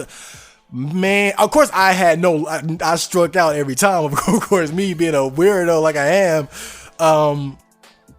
But what that experience taught me, bruh, is that, god damn, I can approach like when it come to approaching women, I got balls of steel. And really for me, it came down to two factors. One, I was bored to shit. It was nothing to do in there. Like, I didn't have my music. I didn't have the junk food and you know, go outside and run to the park and shit. I didn't have the anime.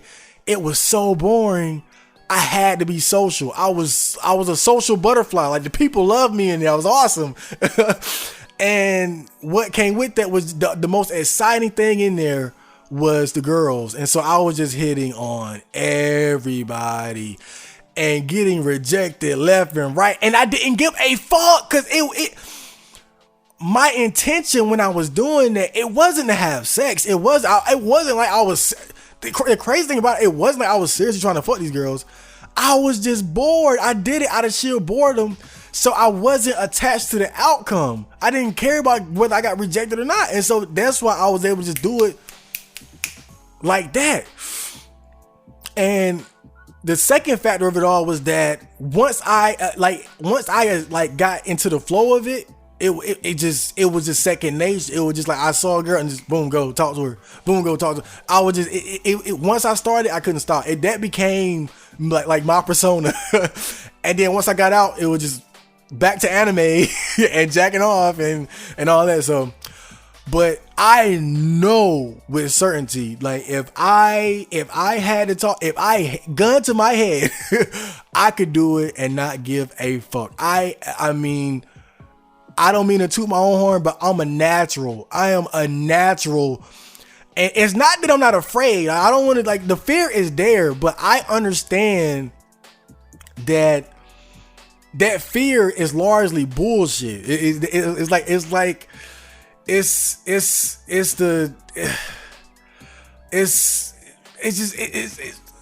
a lot of it is just in your head. It really is. So that experience taught me that I'm very capable of approaching women if I'm bored enough to do it. So that's why when I talk about this, I kind of take offense when people question my masculine. But again, I'm not the most masculine guy. I can admit that.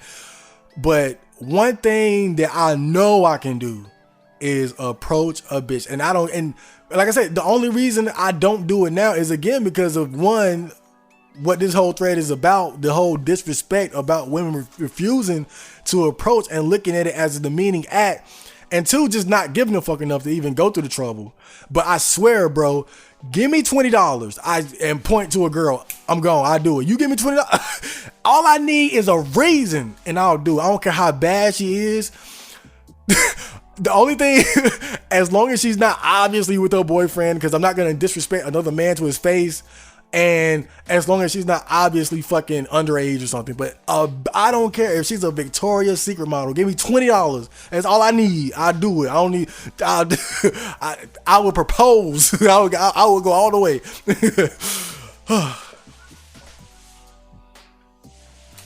Oh man, this is deep. Put my hood on. All right, this guy says, why would she post the last line? It completely contradicts everything she said above that. She flat out says that pursuing somebody is a debasing act that would require her to abandon her self-respect, thus showing that it isn't about preference and is instead about maintaining power and respect over the man. Thank you. and look, like I said, man, it is what it is, bro. Like, you got the power. You ain't gotta lift a finger, and dicks are gonna just appear out of nowhere and try to fuck. I mean, that is the female experience. Even my friend, man, I swear, he funny as hell. He was like, man, like girls, they just dodging dick all day. But it's the truth. It's like men are hunting pussy and girls are dodging dick. That's the reality of what's going on. But again, the thing that bothers me is that even if they don't outright say it explicitly, some will, but again, they see it. It's beneath me. It is beneath me to approach a man. You expendable dick. Prove yourself to moi. Can't do it.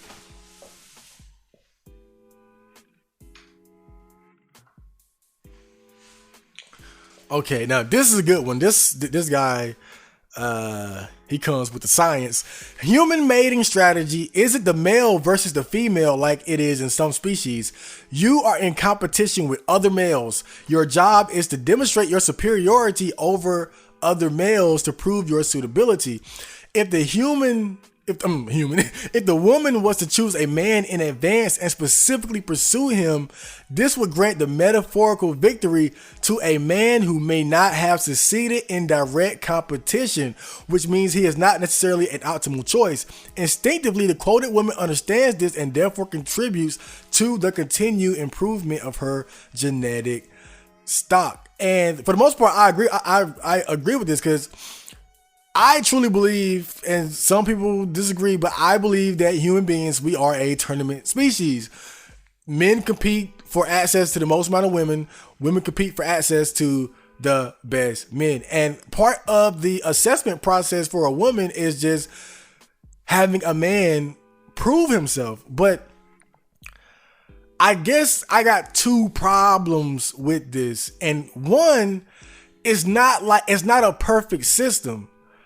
Because just because a guy is willing to approach a woman, that does not mean that he is of high genetic stock. Just because you got the cojones to approach a woman, I mean, I'm evidence of that. I mean, all those girls I approach in the fucking mental hospital, like, bruh, like, even a fuck up like me can approach a chick. So just the simple act of approaching a woman, that doesn't prove that you are of high genetic stock.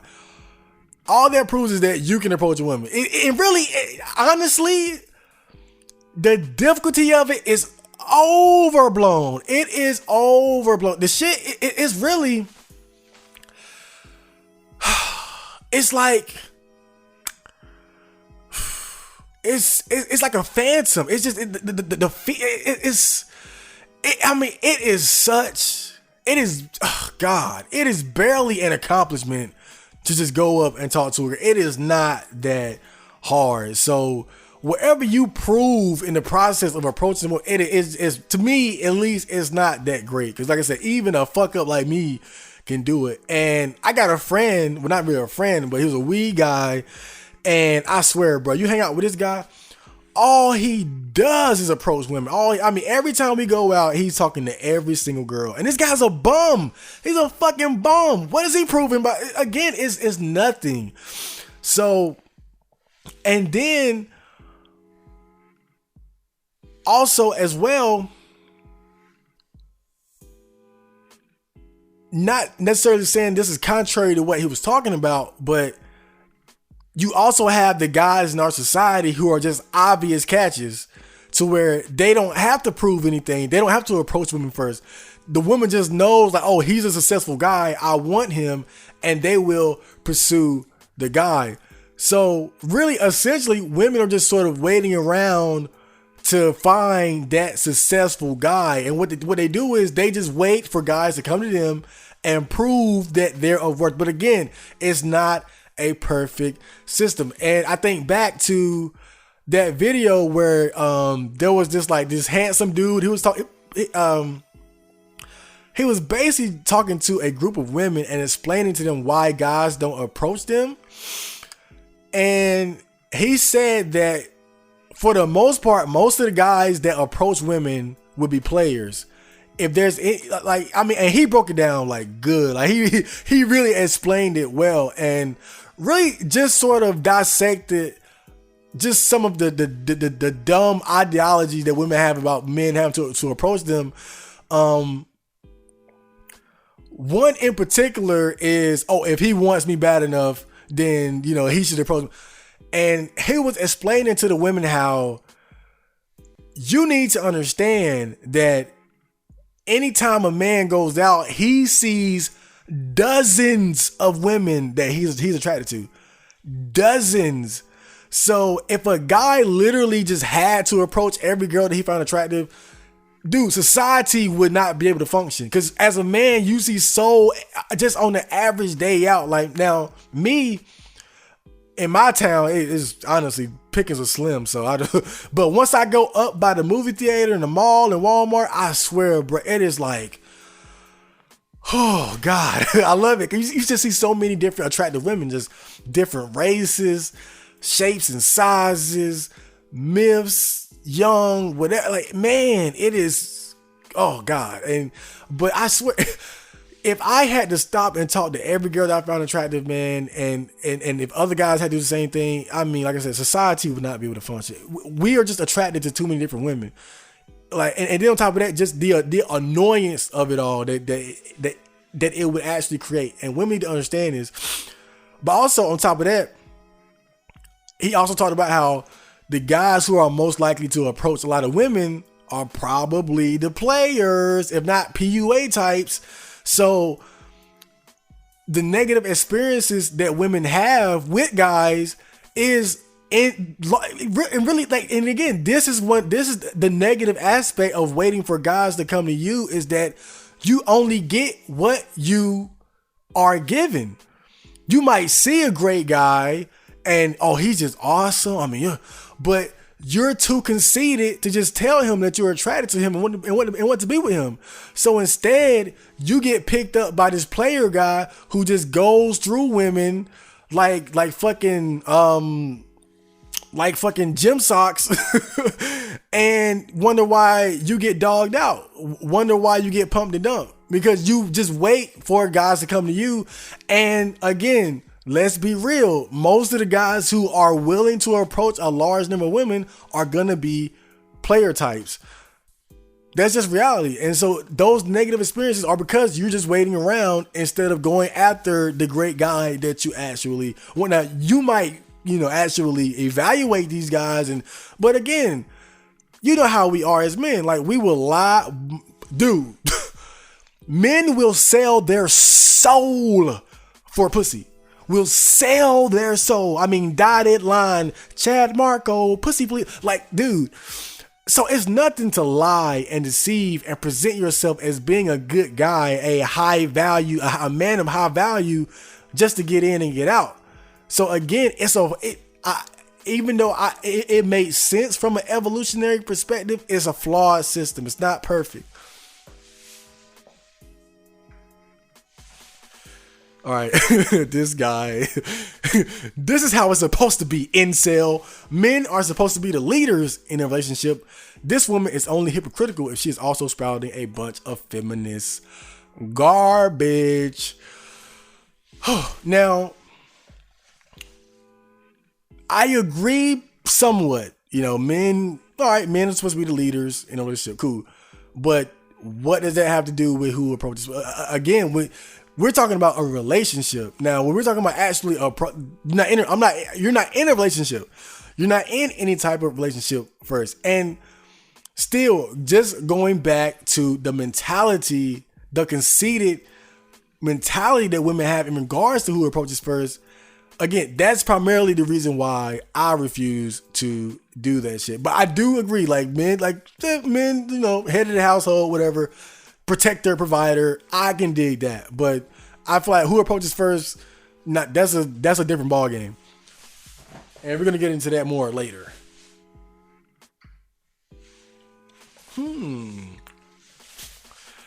Now, this is me replying to someone, and I think these guys, they were basically talking about like just kind of, I guess, shaming women for the position that they take as far as like the men are supposed to be first. And I basically said, but why would women not take advantage of their position? Not having to pursue sex is the clearest sign of sexual market value. It's almost like being part of a privileged class of human.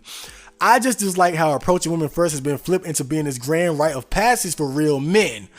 When really having to approach women first only proves you are yet another expendable male indistinguishable from the crowd of dicks. And again, here's another questioning my masculinity. Men have been pursuing women for thousands of years. You're just afraid to because you're a pussy. Oh yeah, pussy ass me. We all know.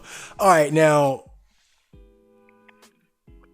this is where I'm gonna just kind of get a little more deeper into what I believe. Now I said I just dislike how approach women first has been flipped into being this grand rite of passage for real men, when really having to approach women first only proves you are yet another expendable male indistinguishable from the crowd of dicks. Now, this is where shit gets real. Now tell me, how is it a man's job to approach a woman first when we have, what's really a minority, a select few, but they exist, men in our society that women are willing to approach first? How is that? How is it a man's job when there are men? No, how is it a man's job to approach women first when there are men who don't have to? When there are men who women throw themselves at. Now, we all know who these guys are. The rappers, the celebrities, the actors, CEOs, businessmen, entrepreneurs with money, basically the ballers, basketball players, athletes, and even on a smaller scale, just, even in fucking high school, the jocks, whoever was the pretty boy or whatever. In every community, there are a select few men who really don't have to put that much effort into getting pussy. Women go to them. But it's a man's job to approach a woman first. I call bullshit. I call bullshit. Let me tell you what this shit really is. I'm gonna tell you what the fuck is really going on. Who approaches first? It ain't about man or woman. It ain't about masculinity. It ain't about you a pussy. Let me tell you what it is. It's about value. The person of lesser value approaches the person of higher value. That's what it is. If it was a law, if it was a fact that man should approach women, then we wouldn't have these situations of women throwing themselves at men.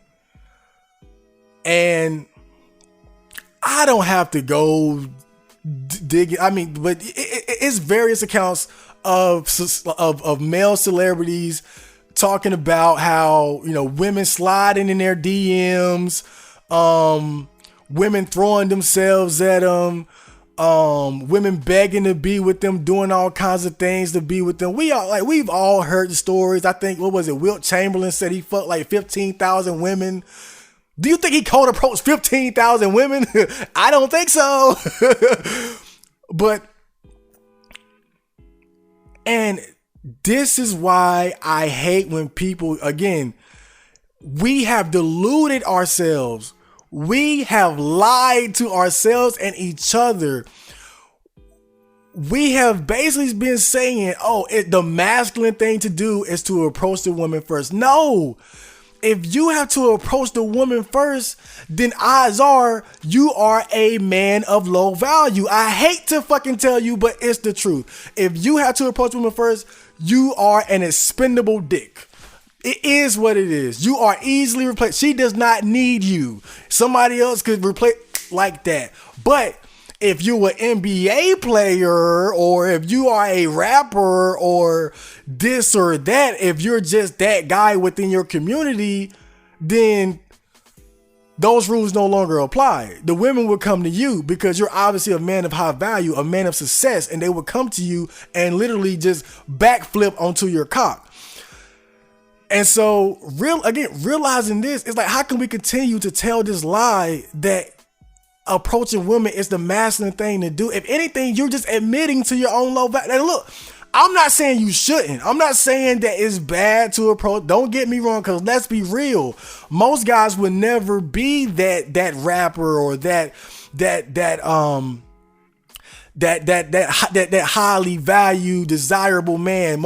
Most guys would never be Chad. Most guys would never be that model. Most guys would never be just that attractive and successful that women would throw themselves at them. I understand that. And this was I'm not saying don't approach women first, but stop with the bullshit. Stop acting like you doing it because you masculine. You doing it because you expendable. That's why you approach women. That's why you approach women first. That's why women don't approach most guys first, because they have value.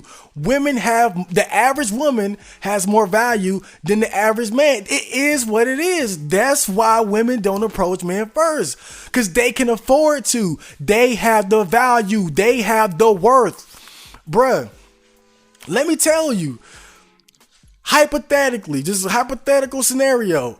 Let's say that we on the island. It's 10 guys, it's 10 girls, right? Everybody trying to survive. And, a couple people, they just suck. They starving and shit. And, a couple other guys, like, they getting by, they got, like, they killed the squirrel. They cooking the squirrel or some shit. They roasted them up, They got a little hut, they got a little something. But one guy, he killing it. This dude done made a whole house out of fucking coconut trees. He done made a fishing boat. He done tamed a damn tiger, got a pet tiger and shit. He winning. He got all kinds of shit and tools.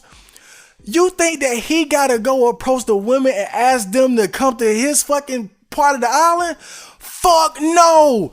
Those women, they will find a way to position themselves to get within his situation. I promise you. He won't have to leave shit and talk to no one. They gonna come to him because he fucking winning. That's what the fuck is going on in our society, bro. If you win it as a man, bitches will come to you. You ask me, the masculine motherfuckers are the guys who ain't approaching women first. That's what the fuck it is, bro. And I'm just telling it like it is. Now, I'm not putting you down for... As average men, we gotta do what we gotta do. I'm not putting you down. Like, it is what it is. But let's be fucking real, bruh. If you gotta do it, you expendable. We are expendable men. It don't matter. It is what it is, bruh. It's biology. You got a tribe, 9 men, 1 woman. It don't matter how much they fuck her. You only get 1 baby after 9 months. Maybe 2, she had twins. 9 women, 1 guy. He having a lot of fun. You got 9 new people in the tribe. Maybe more twins, remember? Eggs are just more valuable than sperm. We talked about this. It is what it is, bruh. And that's why I had to stop here, because just to break it down for you, if you don't know, that's the reality of it. Men, the average man has to approach first because he's expendable. You are average. You are of low value. If you were of high value, you wouldn't have to. You could. I'm not saying successful men don't put in effort to know. I'm just saying that they don't have to. They get to enjoy sitting the fuck back and letting women throw themselves to them just like that. You ever seen that Morgan Freeman interview where he was talking to, Piers Morgan? What did he say? Let women come to you, because he fucking know. He old as dirt, but he's successful, so he fucking know. He know that when you're successful, the bitches come. Tupac, what he say? Fuck a trick, get the money and the hoes will come. Successful men understand this shit. It's us dumbass motherfuckers still telling this bullshit that it's like it's cool to approach women. I'm not saying, again, don't. You probably not gonna be that guy. But stop telling the bullshit. Stop acting like it's cool. Stop acting like you manly because you low value. Stop. It ain't cool. it's part of being low value. That's what it ain't about. No, it is what it is, bro. I hate to break it to you, but that's what the fuck it is, bro. Damn. See, right here, this is what I'm talking about. I told you I got flamed up. If you feel weak pursuing women, you're just a bitch. You're not rebelling. You're wanting to be a woman. No, men have been pursuing women for thousands of years. You're just afraid because you're a pussy. I ain't even gonna. I pretty much said everything I had to say right then. Y'all know, like, if y'all disagree, oh well. But come on, like, you know what the fuck I said. You know what I just said was true. Come on.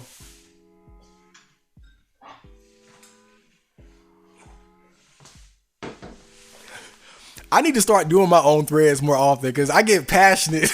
Like, I'm really into it now. I'm hot. Okay, calm down. Calm. I need to breathe.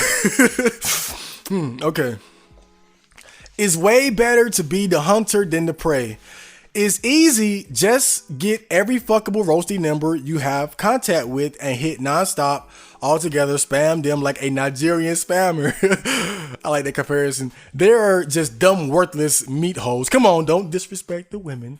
Lots of them pretending to be a successful normie and fuck them all you can. That's the infinite loop. What did I say earlier? Guys will approach and they will fucking lie. Personally, my success rate is super low, like 5%. Excuse me, top. But still, I managed to fuck at least 3 decent women. 3 decent looking roasties per year, and I am completely plain Joe, normal height, normal look, normal money. And the guy in Blome says, wow, you fuck 3 girls a year and it takes effort while ugly ass street walking women sell themselves to several men a night for an hourly rate and would make them top 1% income. I mean, yeah, this was perfect. This is the perfect exchange. But and this guy even admits, like, he said, like, I'm average, but through pursuing women, I've been able to find success. But 5% tops. And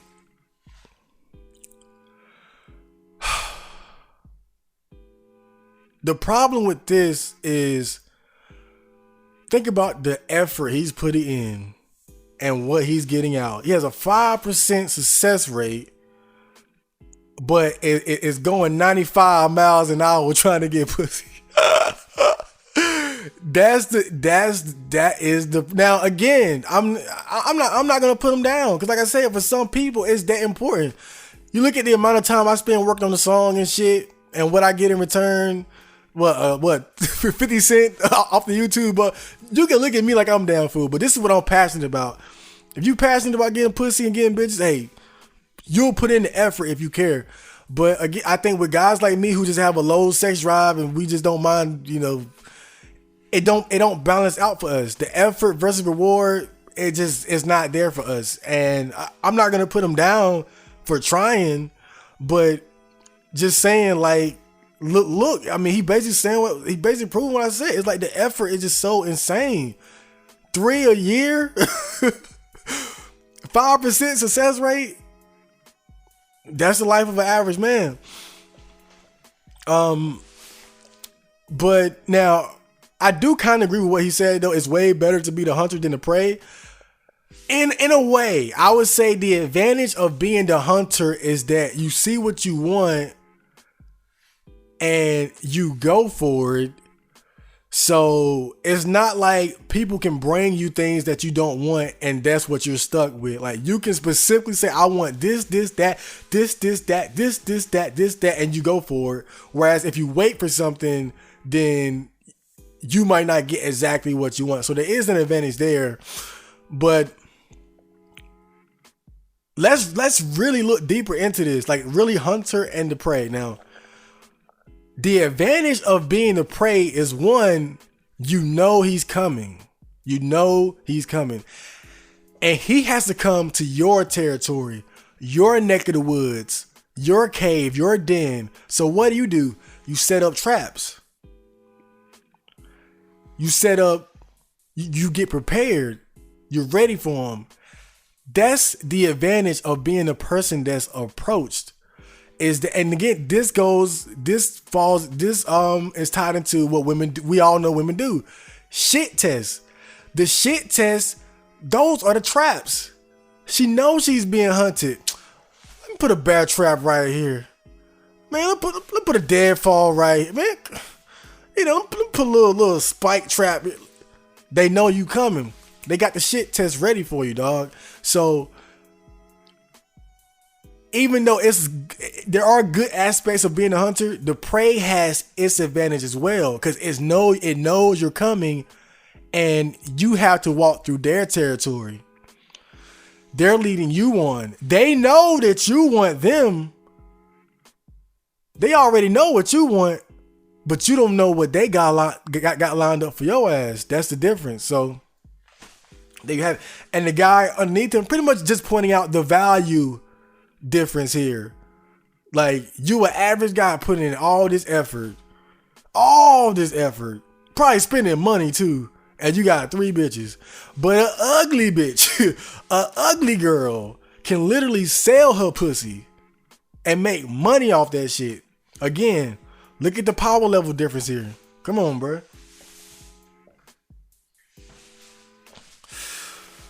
Whew. Okay, this guy says, imagine being such a mental midget that you fail to see that the chase isn't performed from a blah, blah, blah, blah, blah, blah. I ain't want to, you know, I was kind of too lazy to make two different pictures here. But to sum up what I was, because I responded to him, he basically said, if you don't have the confidence to approach someone in order to vet whether or not they would be worthy of pursuing, you don't deserve sex or relationship or something. And I said, this would be nice if it were true, but let's be real. Most have already decided they would fuck the girl if he's interested enough to approach. She's already won. You're the one who has to prove yourself to her. See, this guy, he tried to flip it. He tried to flip it like, oh, well, when you approach, you actually testing her. And no, nigga. No, bro, you've revealed your hand. You like her. You want, I mean, I'm just being honest, bro. I'm not saying you can't approach a woman, have a date, and still sort of evaluate her for quality. Like, oh, red flag here, red flag there, abort mission. I'm not saying it's not possible. But let's just be honest, bro. Like, we all, a lot of us been there. A girl can be nice to us, and we'll go home and we already imagining like married life, kids. What if I introduced her to my mom? Like, come on, bro. Like, once a girl bat those eyes at us, it's game over. It's we already in. Like, it would be really hard for a woman to fuck it up. Like, she would really have to be a piece of shit to fuck it up. Like, so I understand what he's saying, but we got to be real about this shit, bro. It's like, men have low ass standards. Like, me personally, you got a nice face, a nice butt, and you not crazy. Yeah, I'm good. Yeah, let's go. You know, like, but it's women who evaluate men much more deeply, and to that I give them credit. I don't. The whole people who, you know, get mad at women for having high standards, man, I applaud them. That's one thing I do appreciate about women, is that even though they do care about looks a lot, and they can be even pickier than men when it comes to looks, as far as like, he got to be a certain height, dick size, hairline, and shit like that. At the very least, they do consider things like character and person. They do. Like, let's be real. They consider things like stability, financial stability. So I appreciate that about women. I respect women for that shit. I don't think it's a bad thing. It just makes it harder for us. That's why we don't like it. Let's be real. Oh, man. I'm tired. Now, the issue is, a girl who's emotionally healthy enough to be in a real relationship isn't likely to be single for too long, because that's an attractive thing. They'll give pretty clear signals in wanting you to pursue them, though, and that's how they express their interest. If you're too passive, a more aggressive guy would just ask her out first, and she's going to like one of them enough to say yes eventually. All the tripe in your image is how they try to reconcile the dissonance that exists in this age of empowerment due to the reality that women are in fact largely passive in relationships and have a tendency to submit to stronger wills. The anger and aggression theirs is a misdirection of her own self-loathing over that, and a big red flag about not being truly comfortable with her sexuality. If you ever have a girlfriend, you'll observe it. Sex really does make a girl more submissive to the person fucking them, sometimes to a self-destructive extent if they're unhealthy. I really like this post. I feel like that, like, this guy was more like, I feel like he had a more balanced perspective, and I like his evaluation of this, because really, again, he wasn't saying anything that isn't true. If you're too passive, a more aggressive guy would just ask her out first, and she's gonna like one of them enough to say yes eventually. So it goes back to just the convenience that women have to just be able to sit back, and again, she might see you and think, yeah, he cute, you know, I like him, but it's a lot of cute guys out there. And you know what? Some of them actually approach me, and some of them look better than him, and some of them got more money than he. So it's like, again, you're an expendable male. You all right, but you didn't approach me.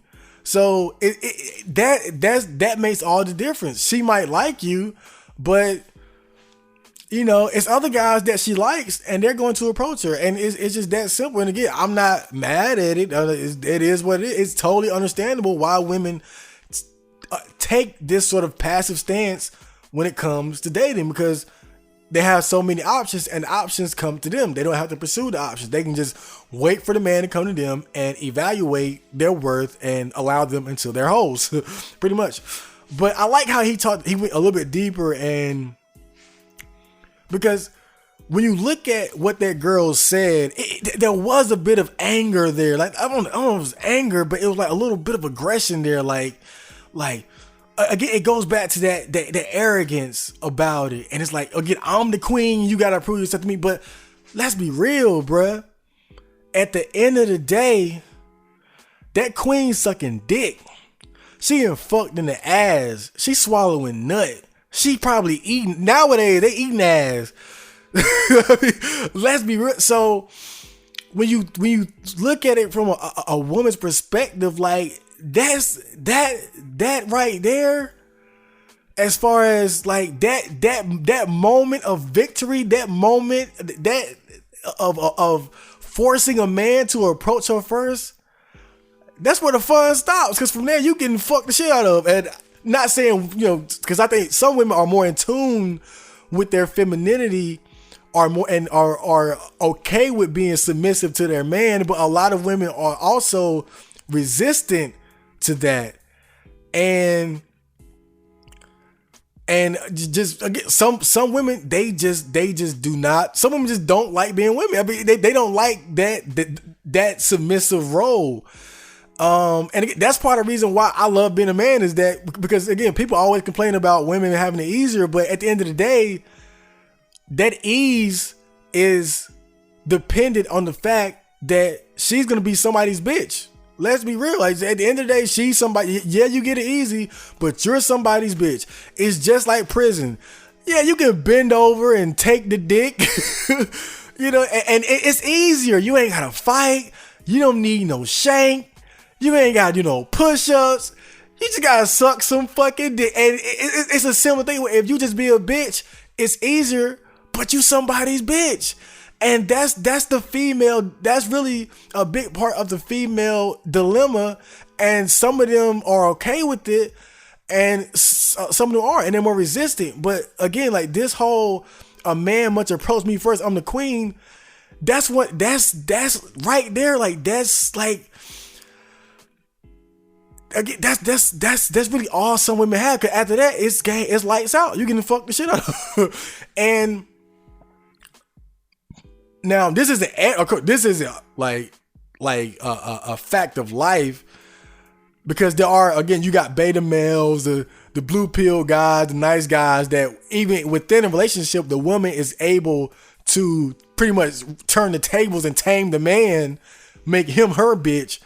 But women know, like, if they run into a guy who's aggressive and got game, understands females, don't give a fuck, you know, he gonna have that collar around her neck.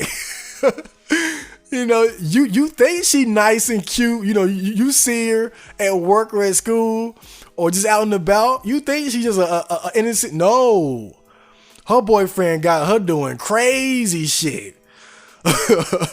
Got her in check, and that's the end game for a lot of girls. Like, if they run into that guy who know what he doing, who know how to really like lead a woman, then that's it. It's like, yeah, you had your little moment of glory. Yeah, ha ha. You gotta approach me, but you know, suck this dick. Yeah, lick the balls too. That's the end game. That's the end game. So, and again, like, that's why I'm not mad at women for taking that advantage. You know, like, it's the fucking arrogance about it.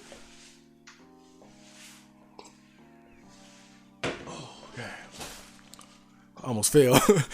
All right. I love this guy's picture, by the way. He says, girls usually make the first move. It can be a stare and a smile, getting close too often, touching you for no reason, although shy girls usually just stare you down, etc.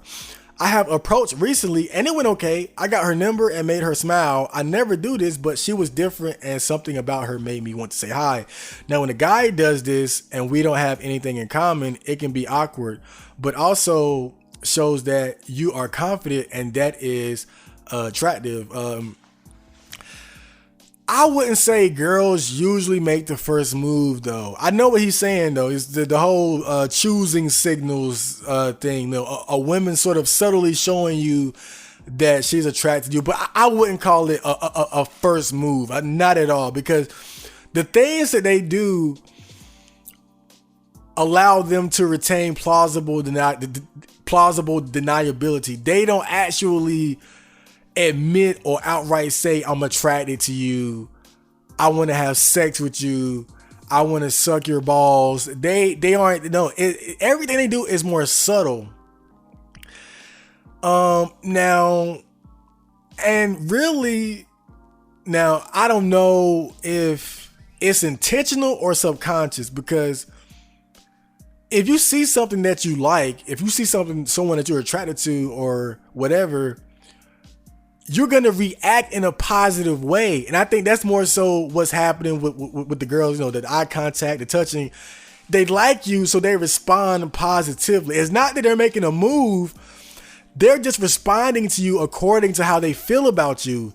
And you pick up on that and say, oh, well, she must like me. Let me make a move. It's not that she's making a move. It's just that she's responding to you the way that she feels about you. If she doesn't really like you, she's not going to look at you. She's not going to pay much attention to you. Definitely not going to touch you. But at the same time, I'm sure some girls probably do these sort of subtle acts more consciously. I'm not saying they never do. I'm sure some of them probably do know the game and know, all right, let me intentionally look at him for 3 seconds. Let me intentionally touch his arm and do this and do that. Like, I'm sure some girls just know the game and it's all right. But again, I wouldn't call it making a move. What women do is more like casting a net. It's not like fishing for one. Like, when you're fishing, like,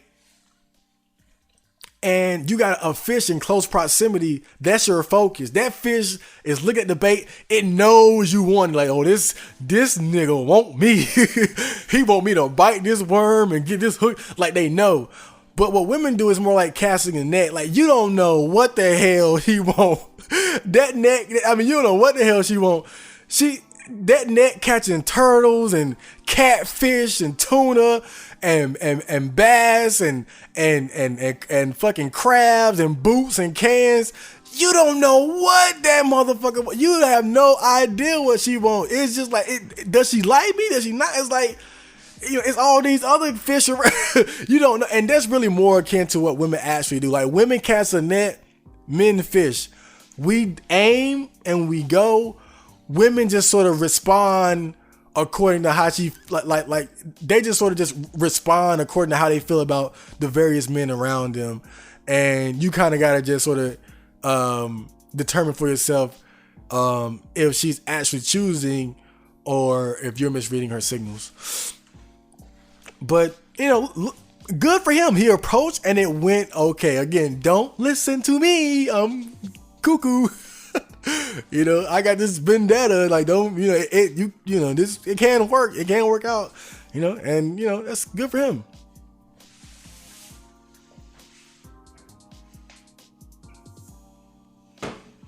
Whew. Okay, this is the last one. This guy says, what she says isn't new or novel. It's morally outrageous to this board because patriarchal and or differentiated gender standards were predicated on separate gender values and exchanges. You could expect to have a woman's full attention and loyalty when you made the masculine moves to woo her successfully, and she was innocent and something for the man to dote on. Now that psychological imperative has not ceased to exist, and men and women more so, struggle to construct the moral language to rationalize the disparity they seek to rectify. Basically, the system is its own trapping.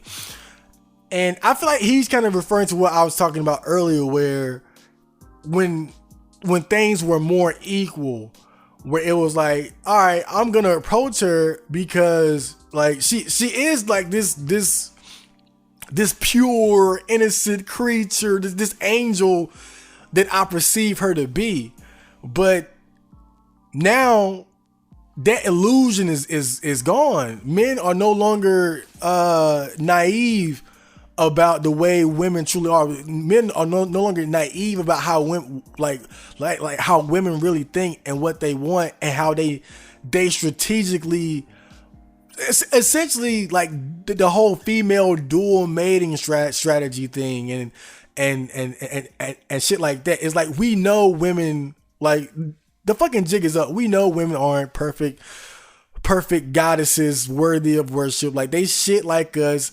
They manipulate, they deceive, they seek out abusive men, they use men for money. Like, we know all this shit now. And again, I'm not saying like men are perfect. We are fucked up.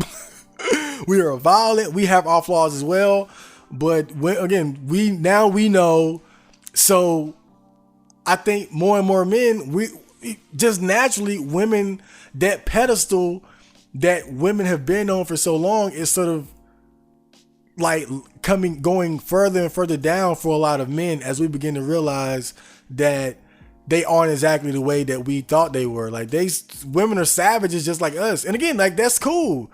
But I think a lot of the lengths that men went to woo a woman and court a woman, buying flowers and lavish dates and crazy expressions of affection, like that's you're not worth it. I hate to say it, but that's the feeling that, like, you're not worth all that. You're not worth that amount of effort. Like, you're a shitting ape like me. You deceive, you manipulate. You're not what we thought you were. I'm not gonna treat you like a goddess anymore. I'm gonna treat you like a human being. So this whole I'm a queen, you approach me first, out the window. But whatever.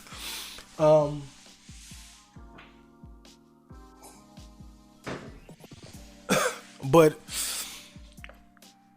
I'm gonna keep it real with y'all, bruh. Once I realized all this and it really set in, I made a firm decision to never pursue sex again. Well, I don't want to say never, but I made a decision that I'm not,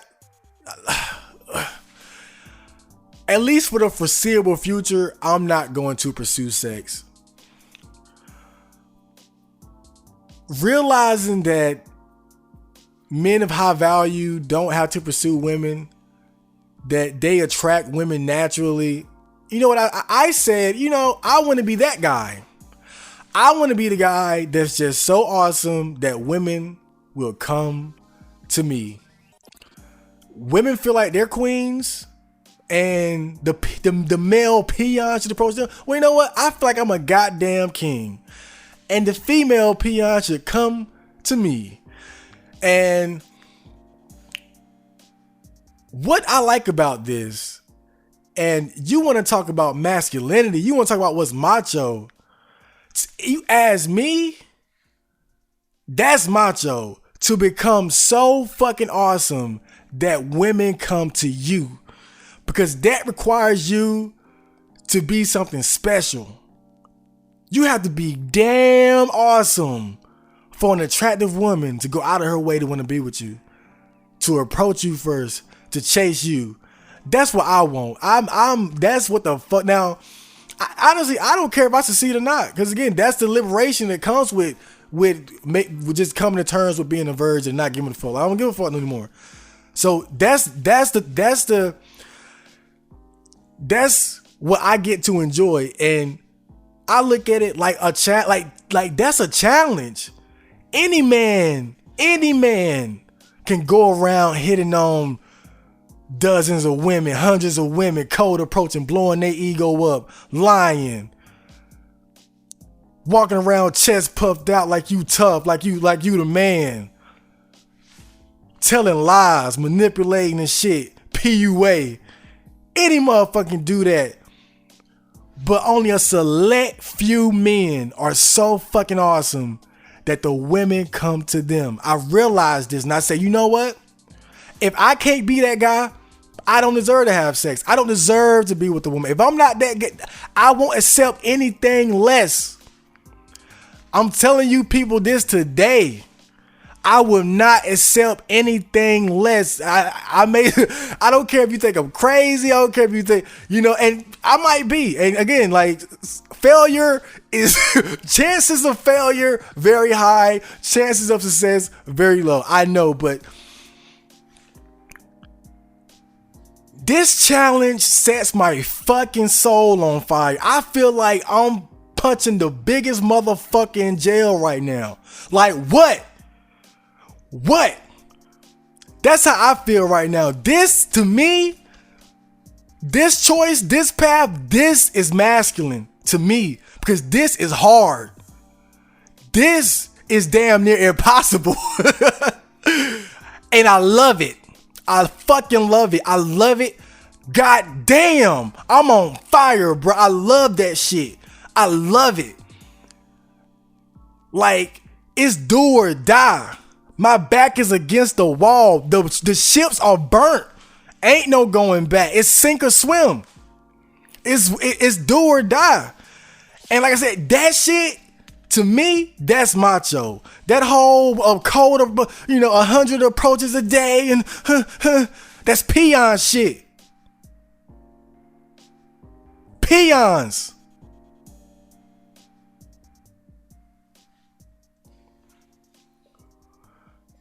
I was watching Dragon Ball Super movie, man. Frieza pulled up. Goku and Vegeta outside in the snow. Y'all remember that shit? Man, Frieza pulled up. They knew it was a real motherfucker on that ship before he even got the fuck out. They knew it. They ain't see him. They ain't hear him. They ain't smell him. They knew it. He got out that bitch. They felt it even more. He ain't swung a punch. He ain't kicked. He ain't powered up yet, but they knew, they felt it. It's the same shit. It's the same shit out here, bruh. With this dating shit, it's the same shit. When we see those girls, we feel it. We feel that energy. We feel it. I feel it every time I go out. It's something special. It's calling me. It's like, damn. That's why you got them incels wanting to fucking kill themselves. Because they feel it. They know it. They can feel that part. They can feel, oh, damn, I bet if I was in that bitch, goddamn. But women feel the same shit. They know. They know when a man got a high power level. They can feel it. They see it. They see them balling. You got these guys out here trying to fucking show off, think they cool. They in a goddamn grocery store going Super Saiyan. In the mall walking up to a girl. Hey, look at me.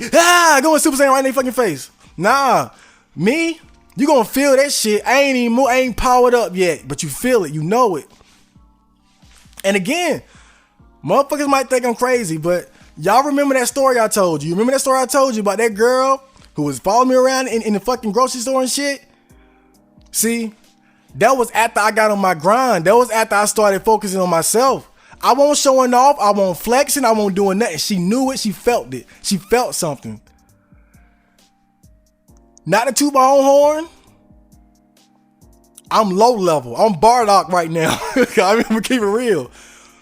But to her, that was enough. To her, she felt. I ain't had to look. I ain't even look her in her goddamn eyes, and she was on my fucking dick. That's when I knew I was right. That's when I knew this won't no bullshit. It's power levels, nigga. It's levels to this shit.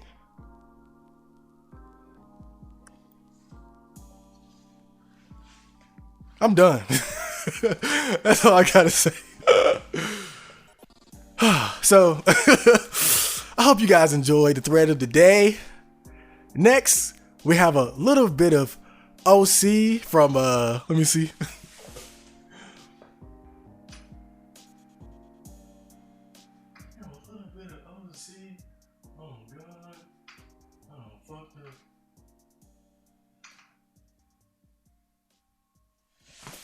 Okay, we have Cold Contact with a track called Go. I hope you all enjoy, and then I'll be back with comments. I will return.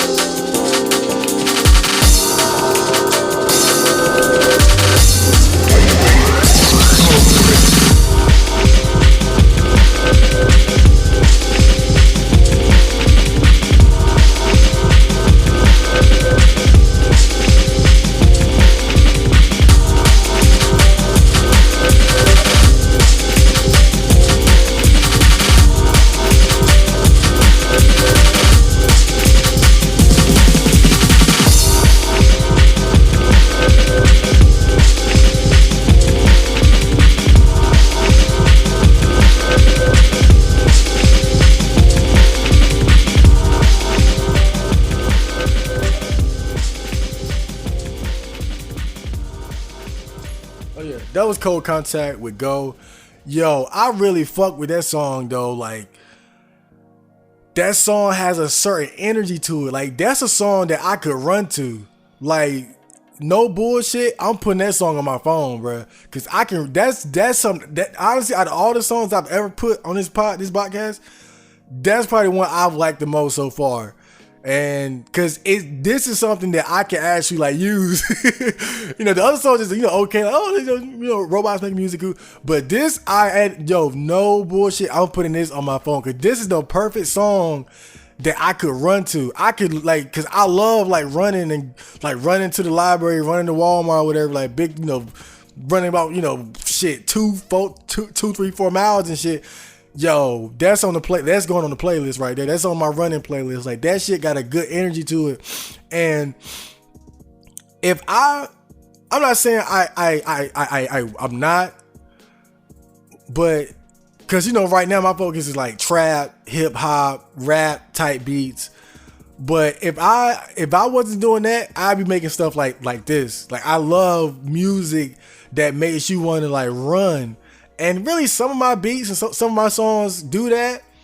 But I feel like it's nothing like that sort of drum and bass style. And that's really reminiscent of that. And that's kind of what I want to experiment with in the future. I'm more focused on rap right now, but good job on that. I really fuck with that shit right there, man. I'm gonna check you out some more. So it's that time of the day again. It's time for me to get the hell out of here. But before that, we're gonna get into some comments. So let me bring those up real quick. Oh God, I'm so happy.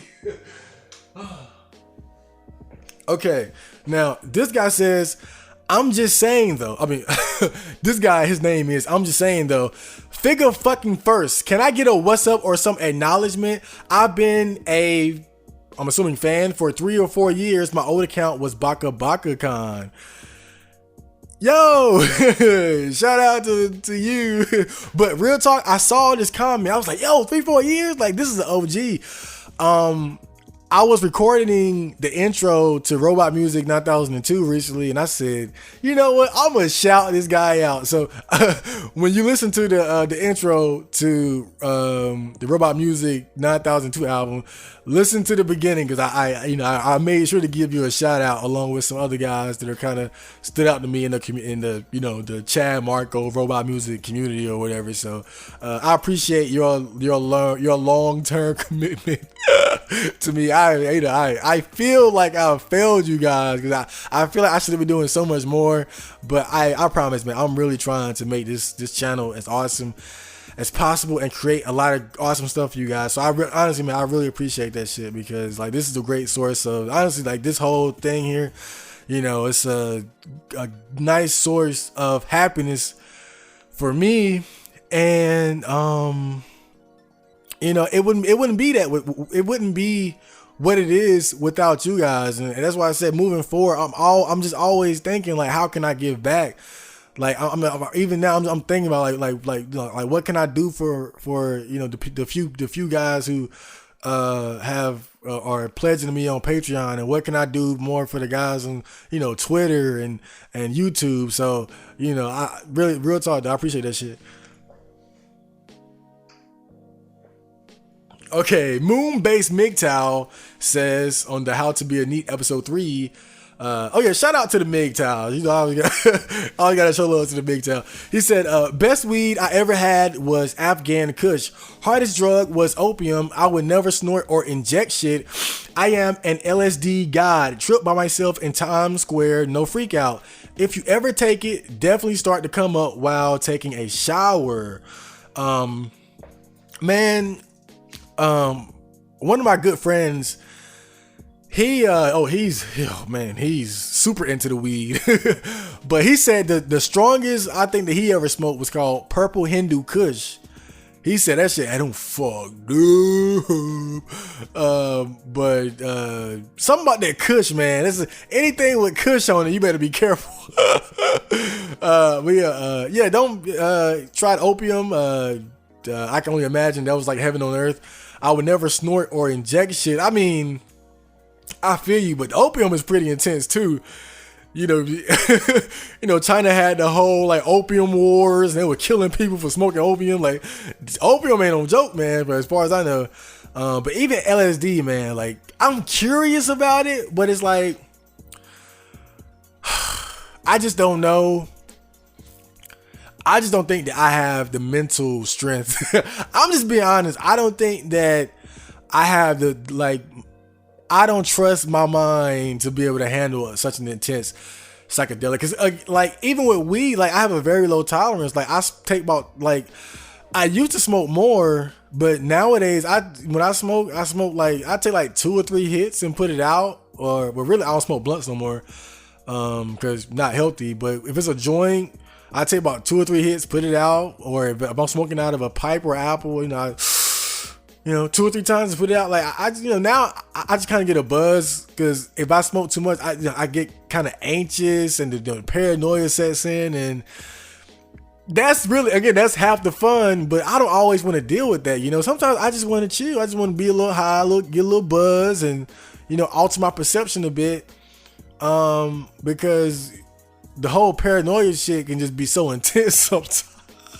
Man, I remember one time I got high with my friend, and we were supposed to watch Dragon Ball Super, and I was so high, man, I had to go off to like the living room and shit, and lay down in the dark. Cause when I get like too hot, it's like I just get too sensitive, and it's like I don't want to be around anybody. I don't even want to like watch like TV or anything, because like everything is just way too intense, and I just need to like go off and just be in like silence until I calm down. But I'm really sensitive to weed, so I gotta be real careful about how much I smoke. And I know LSD, it ain't no put it out. It's once it's on, it's on. Oh man, I love that picture where it's like a meme picture, and it's a picture of Elton John holding a baby, I think, and then on the left side, the caption is basically saying like Elton John is me and the baby is LSD, and then on the right side it says the LSD is Elton John and I'm the baby. So it's like just the way that shit flip on your ass, like you so excited about taking it, and then next thing you know, you on a fucking roller coaster ride of a trip. God damn. But man, I hope you have fun, man. But you gotta explain the shower thing to me though. Like, why does that help? Like, please follow up. Okay, G Bobby Art says on the Ashtanojo review, I watched the whole thing and now I'm gonna watch Ashtanojo.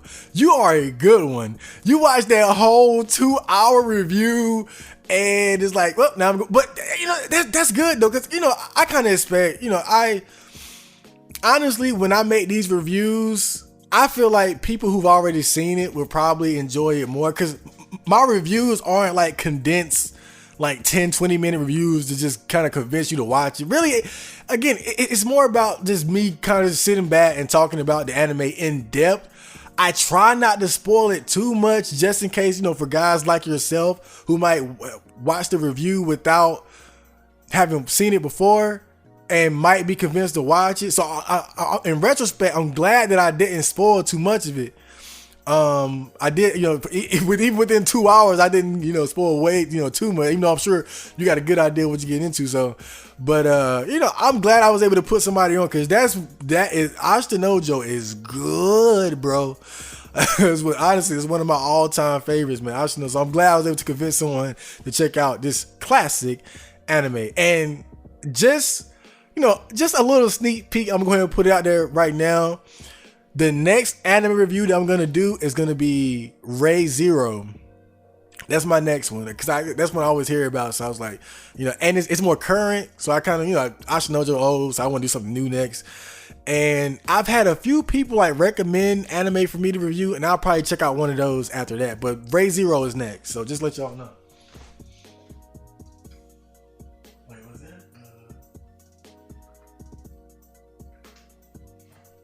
Okay, Moonbase MGTOW is back. He says, I'm in revids to BitChute, and it's actually my main channel now since I have more subs and views there.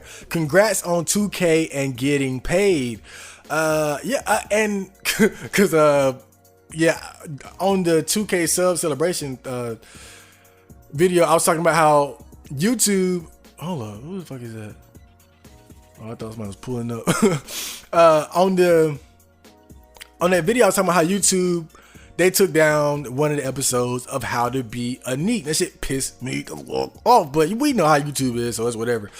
So far, I've been uploading them on Daily Motion. Gross. But Moonbase, he recommended BitChute, and I just made a BitChute account last night. So, I'll probably just have a couple, just to kind of spread my influence throughout the internet. So I'll probably just make more accounts on different websites, and I even made like a pin interest for whatever reason. So I'm just, I'm just gonna try to dabble in more different in a wider variety of websites just to sort of see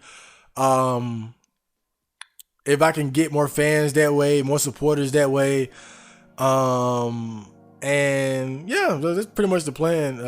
Cause I already kind of knew about BitChute. So, and yeah, man, that money, it's not, and yo, I don't know if I told y'all about this shit, but, I think I did talk about this, but, DistroKid, that service that distributes music on streaming, it wasn't much, but through the few songs I had up there, like I had $50 accumulated and didn't even know it. So I got that too. So again, man, it's I ain't gonna lie, bro. It's cool, bro. Like I've been so broke. I've been so broke, man. And it's like, God, man, it's so cool. Like being able to like give my mom some money, and I was able to buy a coat. I just wanted a coat. I got this nice coat, and like the girl at the grocery store, she complimented my coat. Oh man, it's good having just a little bit of money, man. I swear, bro. Like a little $16 coat, man. Thank you, man. Okay, Fanboy966 says, I love your channel. Greetings from Germany. Hello, Germany. Sorry about the whole Hitler thing, but yeah, we're global shit, man. This is an accomplishment. We're fucking global over here. So yeah, let's try to get Germany.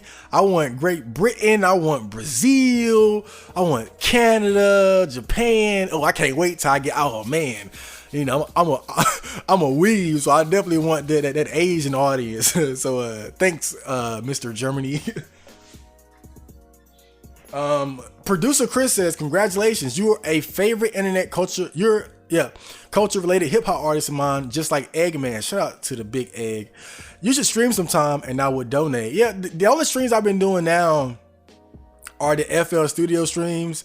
And I know those are not the best streams because if you watch and you see me like just fucking around in FL Studio, because I mean, if you haven't noticed, making beats isn't always like the most glamorous thing. Like sometimes you spend like a long time just trying to find the right sound for something, and you just hearing the same pattern repeated, and it's not the best thing to stream, I know, but I feel like it does have some value, because when something clicks and it starts sounding good, y'all get to experience that with me, and you kind of get this, and people who make beats, they can sort of maybe learn something. So I think there is value in there.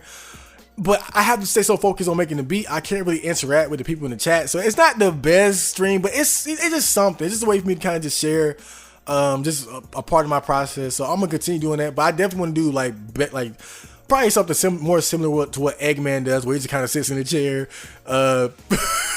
getting drunk, talking to the guys. I don't drink, but probably I smoke something. I don't know. But I really want to get into like Twitch streaming. Like I want to start streaming like me playing games and have like a headset talking to you guys or whatnot. I don't know how much you guys be interested in that, but really I'll probably do that anyway, regardless. Because I feel like if I'm gonna play video games, real talk though, bro, I feel like nowadays if you a gamer, because let's be honest, it's not the most productive use of your time. You might as well just stream it on Twitch. I mean, why not? If you got the extra money to get the capture card and all that.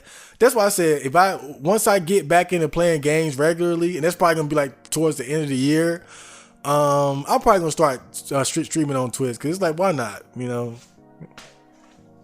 But thanks, producer Chris. Travis said, congrats, man. Can't wait for the Robot Mix Volume 2. You should put the I do that too. Just I hate it when I post something and I see the typos, like, oh God, I'm so fucking goddamn punch drunk. But you should put the album up for sale. I'll pay for it. I wasn't really considering like selling it, but I mean, for those you worried, I'm not gonna like paywall it. I don't do shit like that.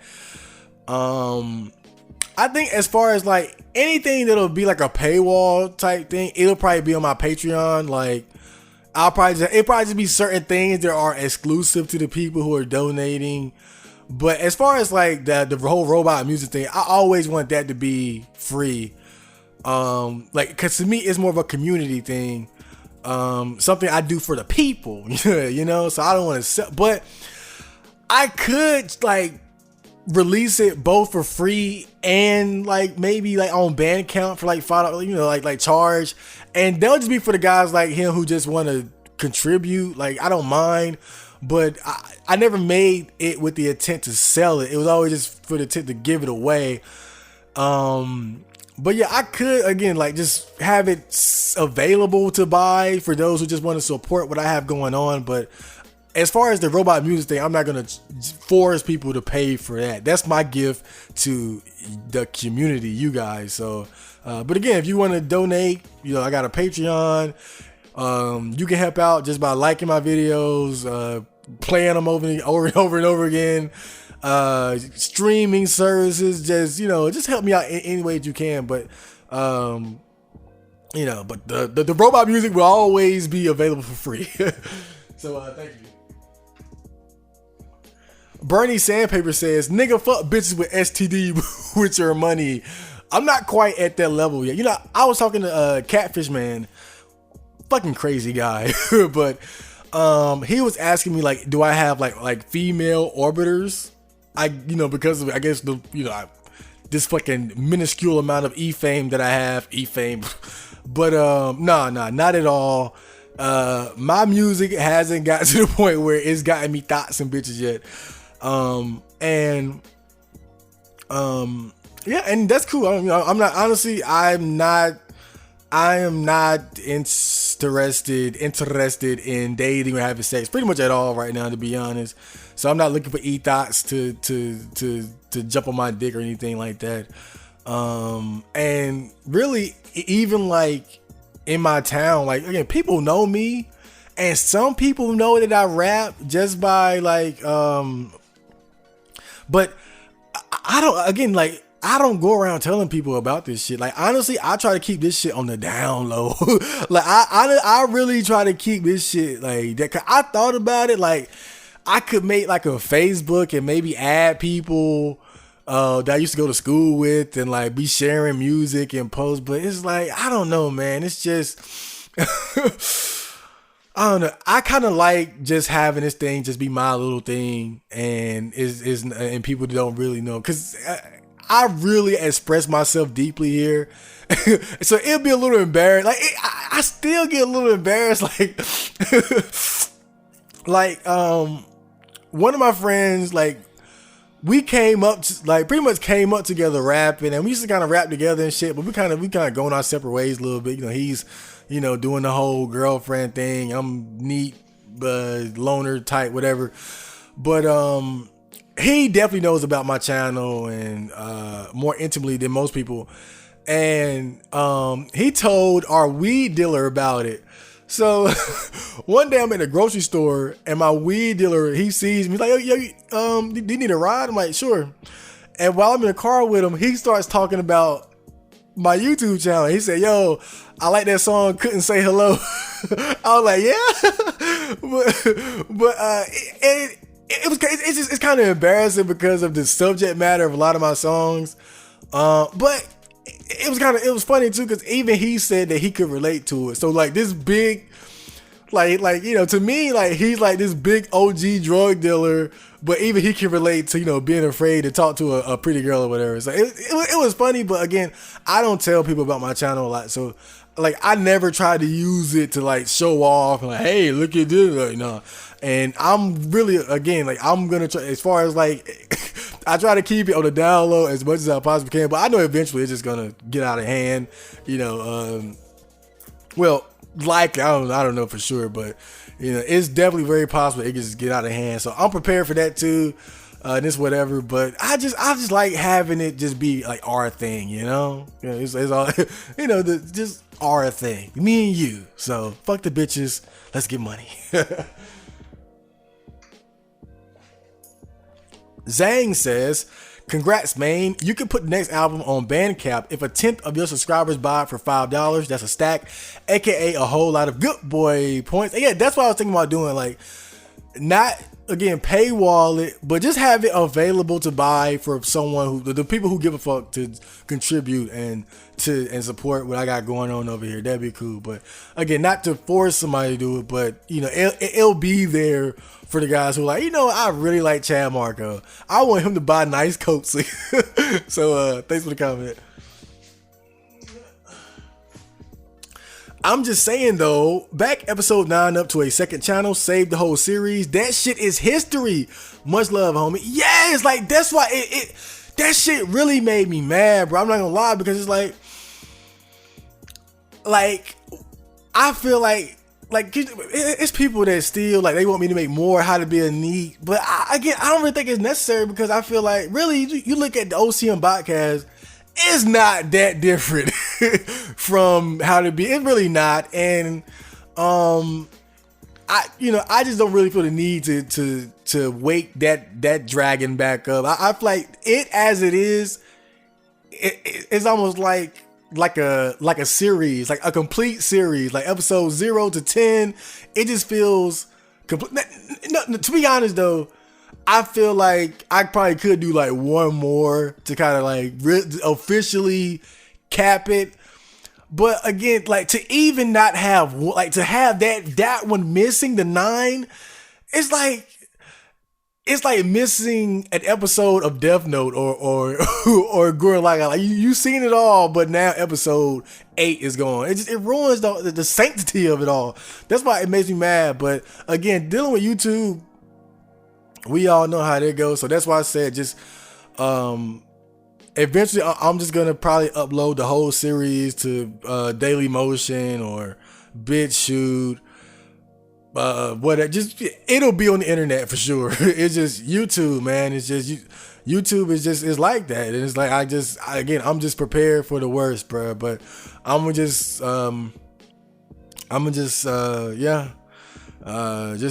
try to make this YouTube thing last as long as possible. But you know how YouTube treats us, so let's just hope for the best, man. But thank you.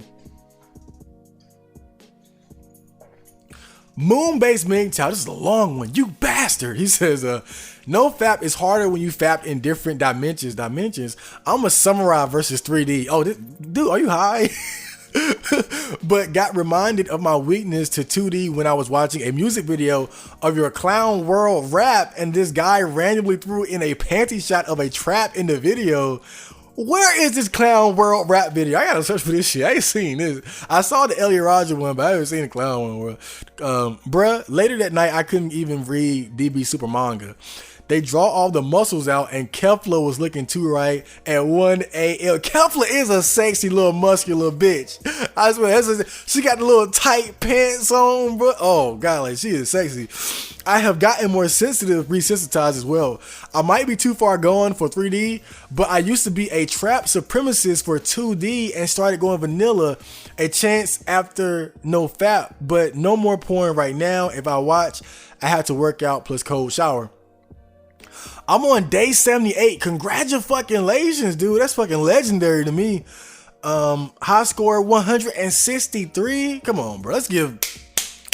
Yo, you own it, bro. Like, honestly, bro, like, I respect that shit. A lot of guys just can't do that shit, bro. Like, honestly, I feel like the no fap guys, like, I feel like they in the league of their own, bro. Cause, and again, even if you're not fapping, like, you probably fucking bitches. So, I feel like it's not a lot of guys going like dozens and hundreds of days without fapping, and so that's just awesome to me, which I still don't regret breaking, because I can't even find a video I fapped to. So oh god, was it worth it?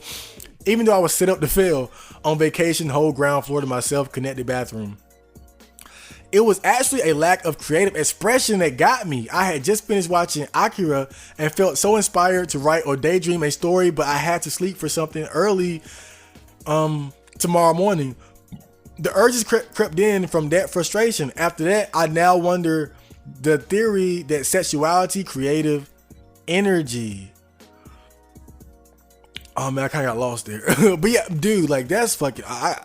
Dude, like my record, at least in terms of like, since I started doing no fap. I mean, because once I started masturbating as a young teen, I was on it every day. But now, more recently, I'm proud of myself because honestly, this year is probably the least I've ever masturbated in years, bro. Ever since I started fapping, like I've gone, like honestly, like this year I've had so many like 1 or 2 or 3 or 4 or 5 day streaks. And like I said, it's progress. It's progress. And I'm still working on. I still fuck up every now and then and get caught up in that PMO loop. But I feel like I'm starting to find the right balance and the self control.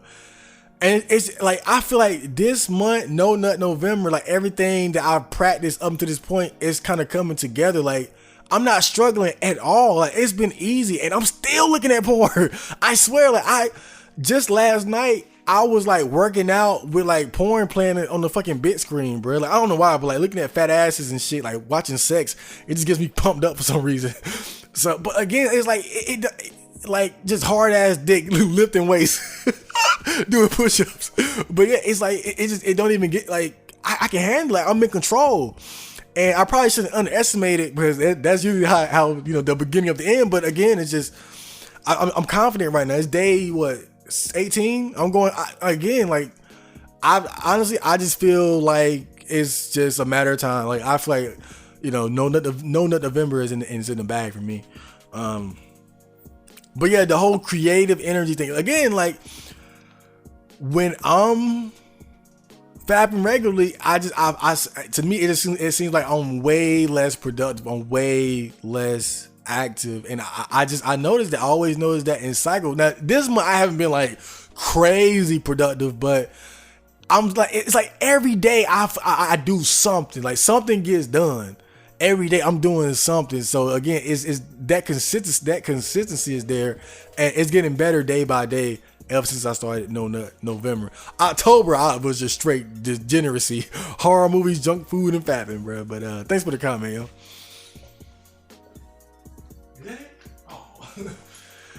Whew, God, I'm turning out. But thank you guys for tuning in to the OCM Botcast yet again. And I hope you guys enjoyed this episode. It was a very passionate episode, to say the least. Thank you, Seth, for being our very first guest. And again, if you are interested in being a guest on the show, just let me know. We got a Discord. We have hit me up on email, whatever. And yeah, just talk to me. And because I again, like I you know, I love those one-on-ones, man. Like even just the 2 times I've done it so far with Catfish Man and Seth, I had a lot of fun talking to those guys. And I feel like people on R9K and 4chan, like we're on one hand, like you got people from so many different walks of life, but it's like I feel like a lot of us are on a similar wavelength where it's like, I guess it's just the sort of the type of person you have to be to be able to tolerate the dark humor of 4chan, to be able to tolerate the disgusting things on 4chan, the racism, the taboo sex porn, and the rudeness, and just the free fall of it all. Like I feel like that one thing is what we all have in common. So we all can. So that's why I can't wait to do more interviews with people who love to browse R9K and 4chan as much as I do. So again, thank you guys for tuning in, and hopefully I'll see you guys again soon. Chad Marco off the scene.